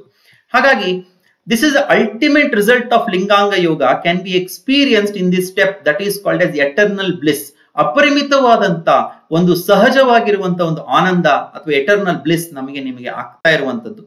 After gazing, close both the eyes slowly and try to concentrate on the imageless, formless, absolute reality, Almighty Linga, by bringing both the eyes to the center of the forehead and stand still slightly in the upward direction. ಅಂದ್ರೆ ಎರಡು ಕಣ್ಣುಗಳನ್ನ ಮುಚ್ಚಿ ಆ ಒಂದು ಲಿಂಗಾಂಗ ಇಷ್ಟಲಿಂಗ ಯೋಗ ನೋಟವನ್ನ ಪೂರೈಸಿದ ನಂತರ ಕಣ್ಣುಗಳನ್ನ ಭ್ರೂಮಧ್ಯಕ್ಕೆ ತಂದು ಸ್ವಲ್ಪ ಊರ್ಧ್ವಮುಖವಾಗಿ ಅಲ್ಲಿ ನಿಲ್ಲಿಸಿದಾಗ ಆ ಒಂದು ಪರಾತ್ಪರ ವಸ್ತುವಿನ ಆ ಒಂದು ಆಕಾರ ರಹಿತವಾಗಿರುವಂತ ಅಗಮ್ಯ, ಅಗೋಚರ, ಅಪ್ರತಿಮವಾಗಿರುವಂತ ಆ ಪರಮಾತ್ಮ ಚೈತನ್ಯದ ಒಂದು ಅನುಸಂಧಾನ ಅಲ್ಲಿ ನಡೀತಾ ಹೋಗ್ಬೇಕು. ಇಲ್ಲಿ ನಾವು ಈ ಹಿಂದೆ ಬಳಸಿದ ಹಾಗೆ ಮಂತ್ರಗಳನ್ನು ನಾವು ಬಳಸ್ತಾ ಹೋಗ್ಬೋದು. ಮಹಾಮಂತ್ರದ ಒಂದು ಜಪವನ್ನ ಕೂಡ ಅಲ್ಲಿ ಸಹಾಯಕ್ಕೆ ತೆಗೆದುಕೊಳ್ಳಬಹುದು. We can use the help of mantras as mentioned earlier or vachanas of sharanas to achieve the concentration if required. Experience the eternal bliss which is generated within the body. This is the source of true or ultimate happiness. ಇಲ್ಲಿ ನಾವು ತೆಗೆದುಕೊಳ್ಳುವಂತ ಒಂದು ಈ ಯೋಗ ಸಾಧನೆ ಏನಿದೆ, ಇದು ಎಲ್ಲಿಂದಲೋ ನಮಗೆ ಬರುವಂತದ್ದಲ್ಲ. ಇದು ನಮ್ಮೊಳಗೆ ಇರುವಂತಹ ಒಂದು ಈ ಶಕ್ತಿಯ ಒಂದು ವಿಕಾಸವನ್ನ ನಾವಿಲ್ಲಿ ಗಮನಿಸ್ತಾ ಇದ್ದೇವೆ. ಒಂದು ಧನಾತ್ಮಕವಾಗಿರುವಂತ ಒಂದು ಶಕ್ತಿ, ಆ ಒಂದು ಆನಂದವನ್ನ ತಂದುಕೊಡುವಂತ ಒಂದು ಸಾಮರಸ್ಯದ ಅನುಭೂತಿಯನ್ನು ತಂದುಕೊಡುವಂತ ಒಂದು ಇಟರ್ನಲ್ ಬ್ಲಿಸ್ ಆನಂದವನ್ನ ಇಲ್ಲಿ ನಾವು ಸಾಧಕ ಗಮನಿಸ್ತಾ ಹೋಗ್ತಾನೆ. ಸೊ ಈ ರೀತಿಯಾಗಿ ನಾವು ಮುಂದುವರೆದು ಒಂದು 10 ರಿಂದ 15 ನಿಮಿಷ ಅಥವಾ ಆ ಒಂದು ಮುಂದುವರಿಸ್ತಾ ಹೋಗ್ಬೋದು. So continue to meditate and maintain the concentration in order to experience the selflessness and calmness within our body. One can continue this step up to 10 to 15 minutes. After meditation is over, open the eyes and do Sharanu to Ishtalinga. Take the remaining water in the cup and write Basava in it. So you can use that water to prepare Padodaka. And we'll pour little bit of water 3 times on Ishtalinga, reciting silently as Guru Padodaka, Linga Padodaka and Jangama Padodaka. Drink this Padodaka by keeping the Ishtalinga at the tip of the left palm. Rub the remaining water over your body. Let the Ishtalinga become dry. Apply Vibhuti and keep it back in Chila or Karadige. ಇಲ್ಲಿ ಶಿವಯೋಗ ಅಲ್ಲಿ ಪರಿಪೂರ್ಣವಾಗಿ ಮುಗಿತಾ ಇದೆ. ಅಂದ್ರೆ ಈ ಒಂದು ಜಲದಲ್ಲಿ ನಾವು ಬಸವ ಅನ್ನೋದು ಬರೆಯೋದ್ರ ಮುಖಾಂತರವಾಗಿ ಅದು ಬಸವ ಜಲವಾಗ್ತಾ ಇದೆ. ಅದನ್ನ ನಿಧಾನವಾಗಿ ಗುರು ಲಿಂಗ ಪಾದೋದಕ, ಗುರು ಪಾದೋದಕದಿಂದ ಸಂಚಿತ ಕರ್ಮನಾಸ್ತಿ, ಲಿಂಗ ಪಾದೋದಕದಿಂದ ಪ್ರಾರಬ್ಧ ಕರ್ಮನಾಸ್ತಿ, ಜಂಗಮ ಪಾದೋದಕ ಆಗಾಮಿಕ ಕರ್ಮನಾಸ್ತಿ, ಇಂತಿ ತ್ರಿವಿಧೋದಕದಿಂದ ಈ ತ್ರಿವಿಧ ಕರ್ಮನಾಸ್ತಿ, ಇಂತಿ ತ್ರಿವಿಧೋದಕವ ನಿಮ್ಮ ಶರಣನೇ ಬಲ್ಲ ಕೂಡಲ ಚನ್ನ ಸಂಗಮ ದೇವ ಅಂತ ಹೇಳ್ತಾ ಚನ್ನ ಬಸವಣ್ಣನವರು ಯಾವ ರೀತಿಯಾಗಿ ಈ ಕರ್ಮವಾದ ನಾಸ್ತಿಯನ್ನ ಮಾಡ್ಕೊಂಡಾಗ ಮಾತ್ರ ವ್ಯಕ್ತಿ ಪರಿಶುದ್ಧನಾಗ್ತಾ ಇದ್ದಾನೆ. ಮಲತ್ರಯಗಳನ್ನ ಕಳೆದು ನಮ್ಮಲ್ಲಿ ಲಿಂಗ ಗುಣಗಳನ್ನ ನೆಲೆಸಿ ಶಿವಯೋಗವನ್ನ ಕಲಿಸಿದಂತಹ ಗುರು ಕೊನೆಗೆ ಆ ಶಿವಯೋಗ ಸಾಧನೆಯಿಂದ ನಾವು ಕರ್ಮವನ್ನ ಕಳೆದುಕೊಳ್ಳುವಂತ ಒಂದು ಪ್ರಸಂಗವು ಕೂಡ ಇಲ್ಲಿ ನಾವು ನೋಡ್ತಾ ಇದ್ದೇವೆ. ಅಲ್ಲಿ ಸಾಮರಸ್ಯದ ಅನುಭೂತಿ ಆದಾಗ ಮಾತ್ರ ಈ ರೀತಿಯಾಗಿರುವಂತ ಒಂದು ಅನುಭವ ಪರಿಕಲ್ಪನೆ ನಿಮಗೆ ಮೂಡ್ಲಿಕ್ಕೆ ಸಾಧ್ಯ ಇದೆ. ಅದನ್ನೇ ಅಕ್ಕ ಮಹಾದೇವಿಯವರು ತಮ್ಮ ಅನುಭವದ ನಿಲುವನ್ನ ವ್ಯಕ್ತಪಡಿಸಿದಂತ ಅದ್ಭುತವಾದಂತ ಕೃತಿ ಅದು ಅವರ ಒಂದು ತ್ರಿಪದಿಗಳ ಒಂದು ಕೃತಿಯಲ್ಲಿ ಅವರು ಹೇಳ್ತಾ ಇದ್ದಾರೆ. ಯೋಗಾಂಗ ತ್ರಿವಿಧಿ ಅಂತ ನಾವೇನ್ ಕರೀತಾ ಇದ್ದೇವೆ. ಮೊರೆವನಾದವ ಕೇಳಿ ಉರಿವ ಜ್ಯೋತಿಯ ನೋಡಿ ಸುರಿವ ಅಮೃತವ ಸವಿದುಂಡ ಕಾರಣ ತೊರೆದೆನು ಜನನ ಮರಣಗಳ. ಮೊರೆವನಾದ ನಮ್ಮ ದೇಹದಂತರ್ಗತವಾಗಿ ಸಾಧನೆಯಿಂದ ಬರುವಂತ ಅನಾಹತ ನಾದವನ್ನ ಕೇಳಿ ಕಣ್ಣ ಮುಂದೆ ಉರಿಯುವ ಜ್ಯೋತಿ ಅಂದ್ರೆ ಇಷ್ಟಲಿಂಗ, ಅದು ಒಂದು ಬೆಳಕಿನ ಸಂಕೇತವಾಗಿ ಉರಿಯುವ ಜ್ಯೋತಿಯ ನೋಡಿ ಈ ಒಂದು ಇಷ್ಟಲಿಂಗದ ಅನುಸಂಧಾನದಿಂದ ದೃಷ್ಟಿಯೋಗದ ಮುಖಾಂತರವಾಗಿ ನಮ್ಮ ಮೆದುಳಿನಲ್ಲಿ ಉಂಟಾಗುವಂತಹ ಬದಲಾವಣೆಗಳಿಂದ ಆ ಏನು ಅಮೃತ ಚಿದಮೃತ ಅಂತ ನಾವೇನ್ ಕರಿತೀವಿ ಆ ಅಮೃತವು ಸವಿದುಂಡ ಕಾರಣ ತೊರೆದೆನೂ ಜನನ ಮರಣಗಳ. ಈ ಒಂದು ಹಂತದಲ್ಲಿ ಸಾಧಕ ಯಾವ ಹಂತಕ್ಕೆ ಹೋಗ್ತಾ ಇದ್ದಾನೆ, ಸಾಮರಸ್ಯದ ಅನುಭವವನ್ನು ಹೊಂದ್ತಾ ಇದ್ದಾನೆ ಅಂತಂದ್ರೆ ಲಿಂಗವೆನ್ನೆ ಲಿಂಗೈಕ್ಯವೆನ್ನೆ, ಸಂಘವೆನ್ನೆ ಸಮರಸವೆನ್ನೆ, ಆಯಿತೆನ್ನೆ ಆಗದೆನ್ನೆ, ನೀನೆನ್ನೆ ನಾನೆನ್ನೆ ಚನ್ನಮಲ್ಲಿಕಾರ್ಜುನಯ್ಯ, ಲಿಂಗೈಕ್ಯವಾದ ಬಳಿಕ ಏನೂ ಎನ್ನೆ. ಇಲ್ಲಿ ನಾನು ನನ್ನದು ಅನ್ನುವಂತ ಯಾವ ಭಾವವು ಅಹಂಭಾವವು ಅಳೆದು ಎಲ್ಲವೂ ಪರಮಾತ್ಮನ ಸ್ವರೂಪವೇ ಆದಾಗ ಲೋಕಾಂತ ಏಕಾಂತ ಅನ್ನುವಂತ ಯಾವುದೇ ರೀತಿಯಾದಂತ ಒಂದು ವ್ಯತ್ಯಾಸವೇ ಅಲ್ಲಿ ಇಲ್ಲದೆ ಇರುವಂತದ್ದನ್ನ ಲಿಂಗ ಮತ್ತು ಲಿಂಗೈಕ್ಯ ಅನ್ನುವಂತ ಒಂದು ಭಾವವೂ ಕೂಡ ಅಳವಟ್ಟು ಹೋಗಿರುವಂತ ಒಂದು ಸಂದರ್ಭದಲ್ಲಿ ಸಂಘ ಅಥವಾ ಸಮರಸವಾಯ್ತು ಅನ್ನೋದಕ್ಕೆ ಈ ನದಿಯೊಳಗೆ ನದಿ ನೀರು ಬೆರೆಸಿದಾಗ ಯಾವ ರೀತಿಯಾಗಿ ಇಲ್ಲಿ ನದಿ ಮತ್ತೆ ಸಮುದ್ರ ಬೇರೆ ಬೇರೆ ಅಂತ ನಾವು ಯಾವಾಗ ಮಾಡಲಿಕ್ಕೆ ಬರುವುದಿಲ್ವೋ ಹಾಗೆ ಇಲ್ಲಿ ಸಾಮರಸ್ಯದ ಅನುಭವವನ್ನ ಅಕ್ಕ ಮಹಾದೇವಿ ತಾಯಿಯವರು ಬಹಳ ಚೆನ್ನಾಗಿ ವಿವರಿಸಿದ್ದಾರೆ. ಇನ್ನು ಶಿವಯೋಗ ಸಾಧನೆಯಲ್ಲಿ ಬಹಳ ಅಪ್ರತಿಮವಾಗಿರುವಂತ ಒಂದು ಸಾಧನೆಯನ್ನಗೈದಂತ ಹಡಪದ ಲಿಂಗಮ್ಮ ತಾಯಿಯವರು ಕೂಡ ಇಡೀ ಶಿವಯೋಗದ ಒಂದು ಸಾರಾಂಶವನ್ನ ಈ ವಚನದಲ್ಲಿ ಅವರು ಕಟ್ಟಿಕೊಡ್ತಾ ಇದ್ದಾರೆ. ಆಧಾರವ ಬಲಿಯೇ ಬೇಗ ಒರಿಯಿತ್ತು, ಕಿಚ್ಚು ಆವರಿಸಿ ಊರ್ಧ್ವಕ್ಕೇರಿತ್ತು. ಅಂದ್ರೆ ಇಲ್ಲಿ ಕುಂಡಲಿನಿ ಶಕ್ತಿಯ ಜಾಗೃತಿ ಊರ್ಧ್ವಮುಖವಾಗಿ ಚಲಿಸಿ ಆಧಾರ ಅಂದ್ರೆ ಮೂಲಾಧಾರ ಚಕ್ರದಿಂದ ಬೇಗೆ ಅಂದ್ರೆ ಒಂದು ಕಿಚ್ಚು ಆವರಿಸಿ ಊರ್ಧ್ವಮುಖವಾಗಿ ಚಲಿಸಿದಾಗ ಸಾಸಿರದಳ ಅಮೃತ ಕೊಡ ಕಾಯಿತ್ತು. ಸಾಸಿರದಳ ಅಮೃತ ಕೊಡ ಅಂತಂದ್ರೆ ಇಲ್ಲಿ ಈ ಒಂದು ಮೆದುಳಿನ ಮಧ್ಯಭಾಗದಲ್ಲಿರುವಂತ ಈ ಒಂದು ಪೀನಿಯಲ್ ಗ್ರಂಥಿ ಅಥವಾ ಆ ಪೀನಿಯಲ್ ಗ್ರಂಥಿ ಅಮೃತ ಕೊಡ ಅಂತ ಕರೆದ್ರು. ಕಾಯ್ದ ಅಮೃತ ಉಕ್ಕಿ ತೊಟ್ಟಿಕ್ಕಿ ಅಮೃತವನ್ನುಂಡು ಅಂದ್ರೆ ಅದರಲ್ಲಿ ಬರುವಂತ ಈ ರಾಸಾಯನಿಕ ಕ್ರಿಯೆಯಿಂದ ಹೊರಡುವಂತ ಈ ಚಿದಂಬೃತದಿಂದ ಹೊರಡುವಂತ ಈ ರಾಸಾಯನಿಕ ಅಂಶಗಳು ಏನಾಗತ್ತೆ, ಹಸಿವು ಕೆಟ್ಟಿತ್ತು, ತೃಷೆ ಎಡಗಿತ್ತು, ನಿದ್ರೆ ಎರತಿತ್ತು. ಹಸಿವು ಕೆಟ್ಟಿತ್ತು, ತೃಷೆ ಎಡಗಿತ್ತು, ನಿದ್ರೆ ಎರತಿತ್ತು. ಅಂಗಗುಣ ಒಳಿಯಿತ್ತು, ಲಿಂಗಗುಣ ನಿಂಗಿತ್ತು, ಸಂಘ ಸುಖ ಹಿಂಗಿತ್ತು, ಅಂಗಲಿಂಗವೆಂಬ ಉಭಯ ಒಳಿದು ಮಂಗಳ ಮಹಾ ಬೆಳಕಿನಲ್ಲಿ ಓಲಾಡಿ ಸುಖಿಯಾದನಯ್ಯ ಅಪ್ಪಣ್ಣ ಪ್ರಿಯ ಚನ್ನಬಸವಣ್ಣ. ಹೀಗೆ ಹಡಪದ ಲಿಂಗಮ್ಮ ತಾಯಿಯವರು ಇಡೀ ಈ ಶಿವಯೋಗದ ಪರಿಕಲ್ಪನೆಯ ಒಟ್ಟಾರೆ ಸಾರಾಂಶವಾಗಿ ಯಾವ ರೀತಿಯಾಗಿ ನಮ್ಮ ಚೈತನ್ಯದ ಜಾಗೃತಿಯನ್ನ ಮಾಡಿಕೊಂಡು ಏನು ಅದರ ಪರಿಣಾಮವನ್ನು ಕೂಡ ಬಹಳ ಚೆನ್ನಾಗಿ ವಿವರಿಸಿದ್ದಾರೆ. ಕೊನೆಯದಾಗಿ ನಮ್ಮ ಇಷ್ಟಲಿಂಗದ ಮುಖಾಂತರವಾಗಿ ಕೇವಲ ಇಷ್ಟಲಿಂಗದ ಅನುಸಂಧಾನಕ್ಕೆ ನಮ್ಮ ಒಂದು ಸಾಧನೆ ಸೀಮಿತವಾಗಬಾರದು. ಅದನ್ನೇ ಅಲ್ಲವ ಪ್ರಭುದೇವರು ಹೇಳ್ತಾರೆ, ಪ್ರಾಣಲಿಂಗದ ಪ್ರಸನ್ನ ಮುಖವ ಪರಿಣಾಮಿಸಲು ಹೊಸುಗ ಕರತೇಜವೆಂಬ ದರ್ಪಣವ ಹಿಡಿದಿರ್ಪನು ನೋಡ ಗುಹೇಶ್ವರ ಲಿಂಗದಲ್ಲಿ ನಿಜವನರಿದಿಹೆನೆಂದರೆ ಕುರು ವಿಡಿದು ಕುರು ಗೆಡಬೇಕು ಕಾಣ ಸಿದ್ದರಾಮಯ್ಯ.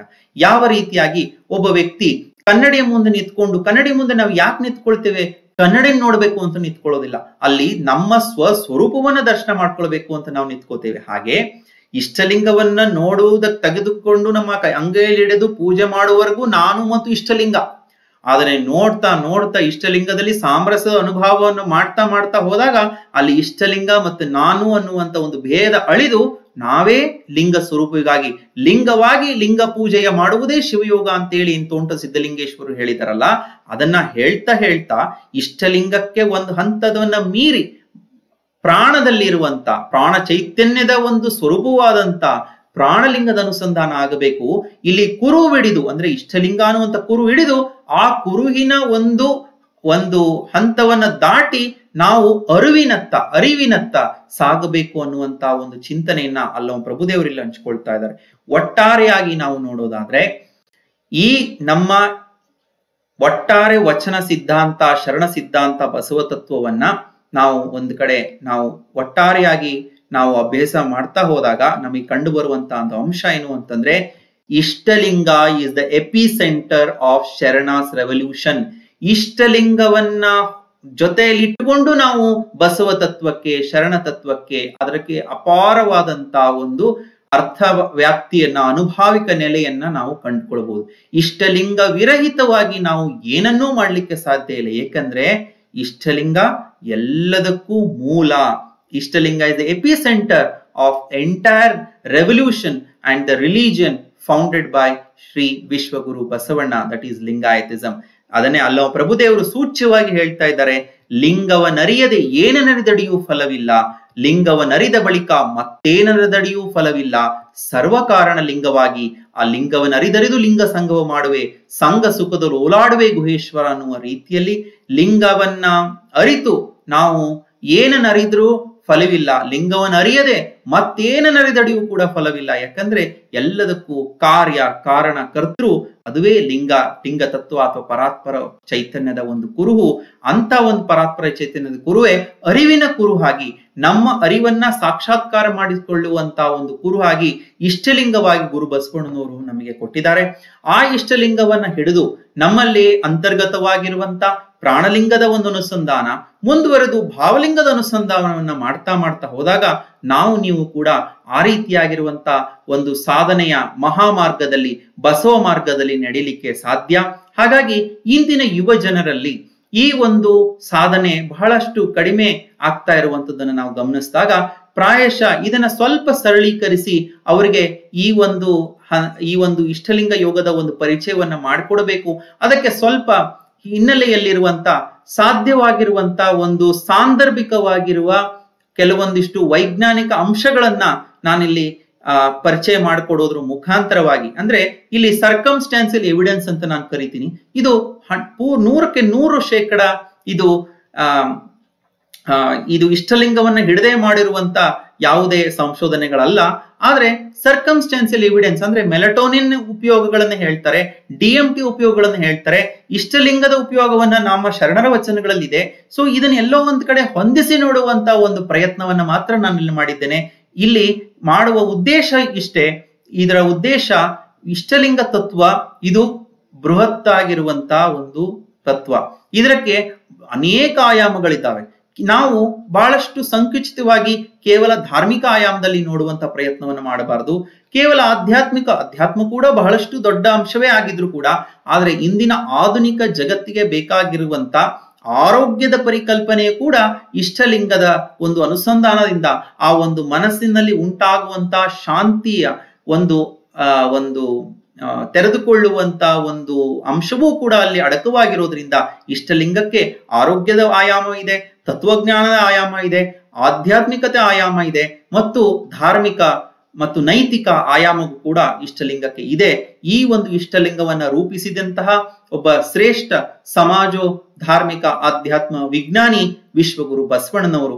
ಅಂಥ ಗುರು ಬಸವಣ್ಣನವರು ನೀಡಿದಂತ ಇಷ್ಟಲಿಂಗವನ್ನ ನಾವೆಲ್ಲರೂ ಕೇವಲ ಅದರ ಬಗ್ಗೆ ಕೇಳೋದು ಮಾತ್ರ ಅಲ್ಲ, ಅದನ್ನ ಧರಿಸ್ಕೊಂಡು ಸಹಜವಾಗಿರುವ ರೀತಿಯಲ್ಲಿ ಗುರು ಬಸವಣ್ಣನವರ ನೀಡಿದಂತ ಒಂದು ತತ್ವ ಸಿದ್ಧಾಂತದಡಿಯಲ್ಲಿ ಮಾಟ ನೋಟ ಕೂಟ ಅನ್ನುವ ರೀತಿಯಲ್ಲಿ ಇಷ್ಟಲಿಂಗದ ಒಂದು ಪೂಜೆ, ಪ್ರಾರ್ಥನೆ ಮತ್ತು ಅದರ ಅನುಸಂಧಾನ, ಧ್ಯಾನ, ಅನುಭಾವದಿಂದ ನಿಮ್ಮ ಜೀವನವನ್ನ ಇನ್ನಷ್ಟು ಉದಾತ್ತೀಕರಿಸಿಕೊಳ್ಳಲು ಪ್ರಯತ್ನವನ್ನ ಮಾಡೋಣ ಅನ್ನುವಂತ ಒಂದು ಸದಾಶಯವನ್ನ ವ್ಯಕ್ತಪಡಿಸ್ತಾ ಕಲಬುರಗಿಯ ಬಸವ ಸಮಿತಿ ವತಿಯಿಂದ ಆಯೋಜಿಸಿರುವಂತ ಈ ಅಂತರ್ಜಾಲದಲ್ಲಿ ಅರಿವಿನ ಮನೆ ಕಾರ್ಯಕ್ರಮದಲ್ಲಿ ಈ ಇಷ್ಟಲಿಂಗದ ಕುರಿತಾಗಿ ಚಿಂತನೆಯನ್ನ ಹಂಚಿಕೊಳ್ಳಲಿಕ್ಕೆ ಅವಕಾಶವನ್ನು ಮಾಡಿಕೊಟ್ಟಂತ ಶರಣೆ ವಿಲಾಸವತಿ ಕೂಬಾ ತಾಯಿಯವರಲ್ಲಿ, ಶರಣರಾದಂಥ ಅರವಿಂದ ಜತ್ತಿ ಅಣ್ಣನವರಲ್ಲಿ, ಅದೇ ರೀತಿಯಲ್ಲಿ ಬಸವ ಸಮಿತಿಯ ಶರಣ ಡಾಕ್ಟರ್ ವೀರಣ್ಣ ದಂಡೆಯವರು, ಡಾಕ್ಟರ್ ಜಯಶ್ರೀ ದಂಡೆಯವರು ಆದಿಯಾಗಿ ಎಲ್ಲ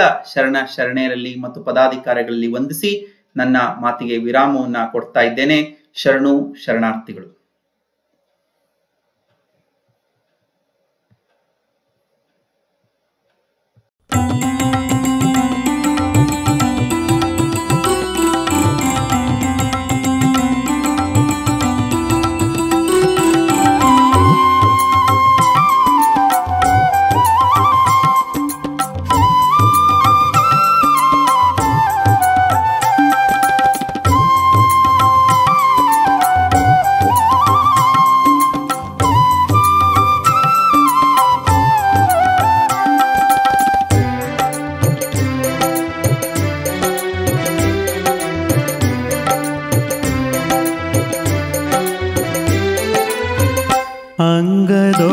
ಅಂಗದೊಳಗಣಲಿಂಗ ಲಿಂಗದೊಳಗಣ ಅಂಗ ಅಂಗದೊಳಗಣಲಿಂಗ ಲಿಂಗದೊಳಗಣ ಅಂಗ ಅಂಗಲಿಂಗ ಸಂಗ ಹಿಂಗದಂತೆ ಮಾಡಿರೆ ಅಂಗಲಿಂಗ ಸಂಗ ಹಿಂಗದಂತೆ ಮಾಡಿರೆ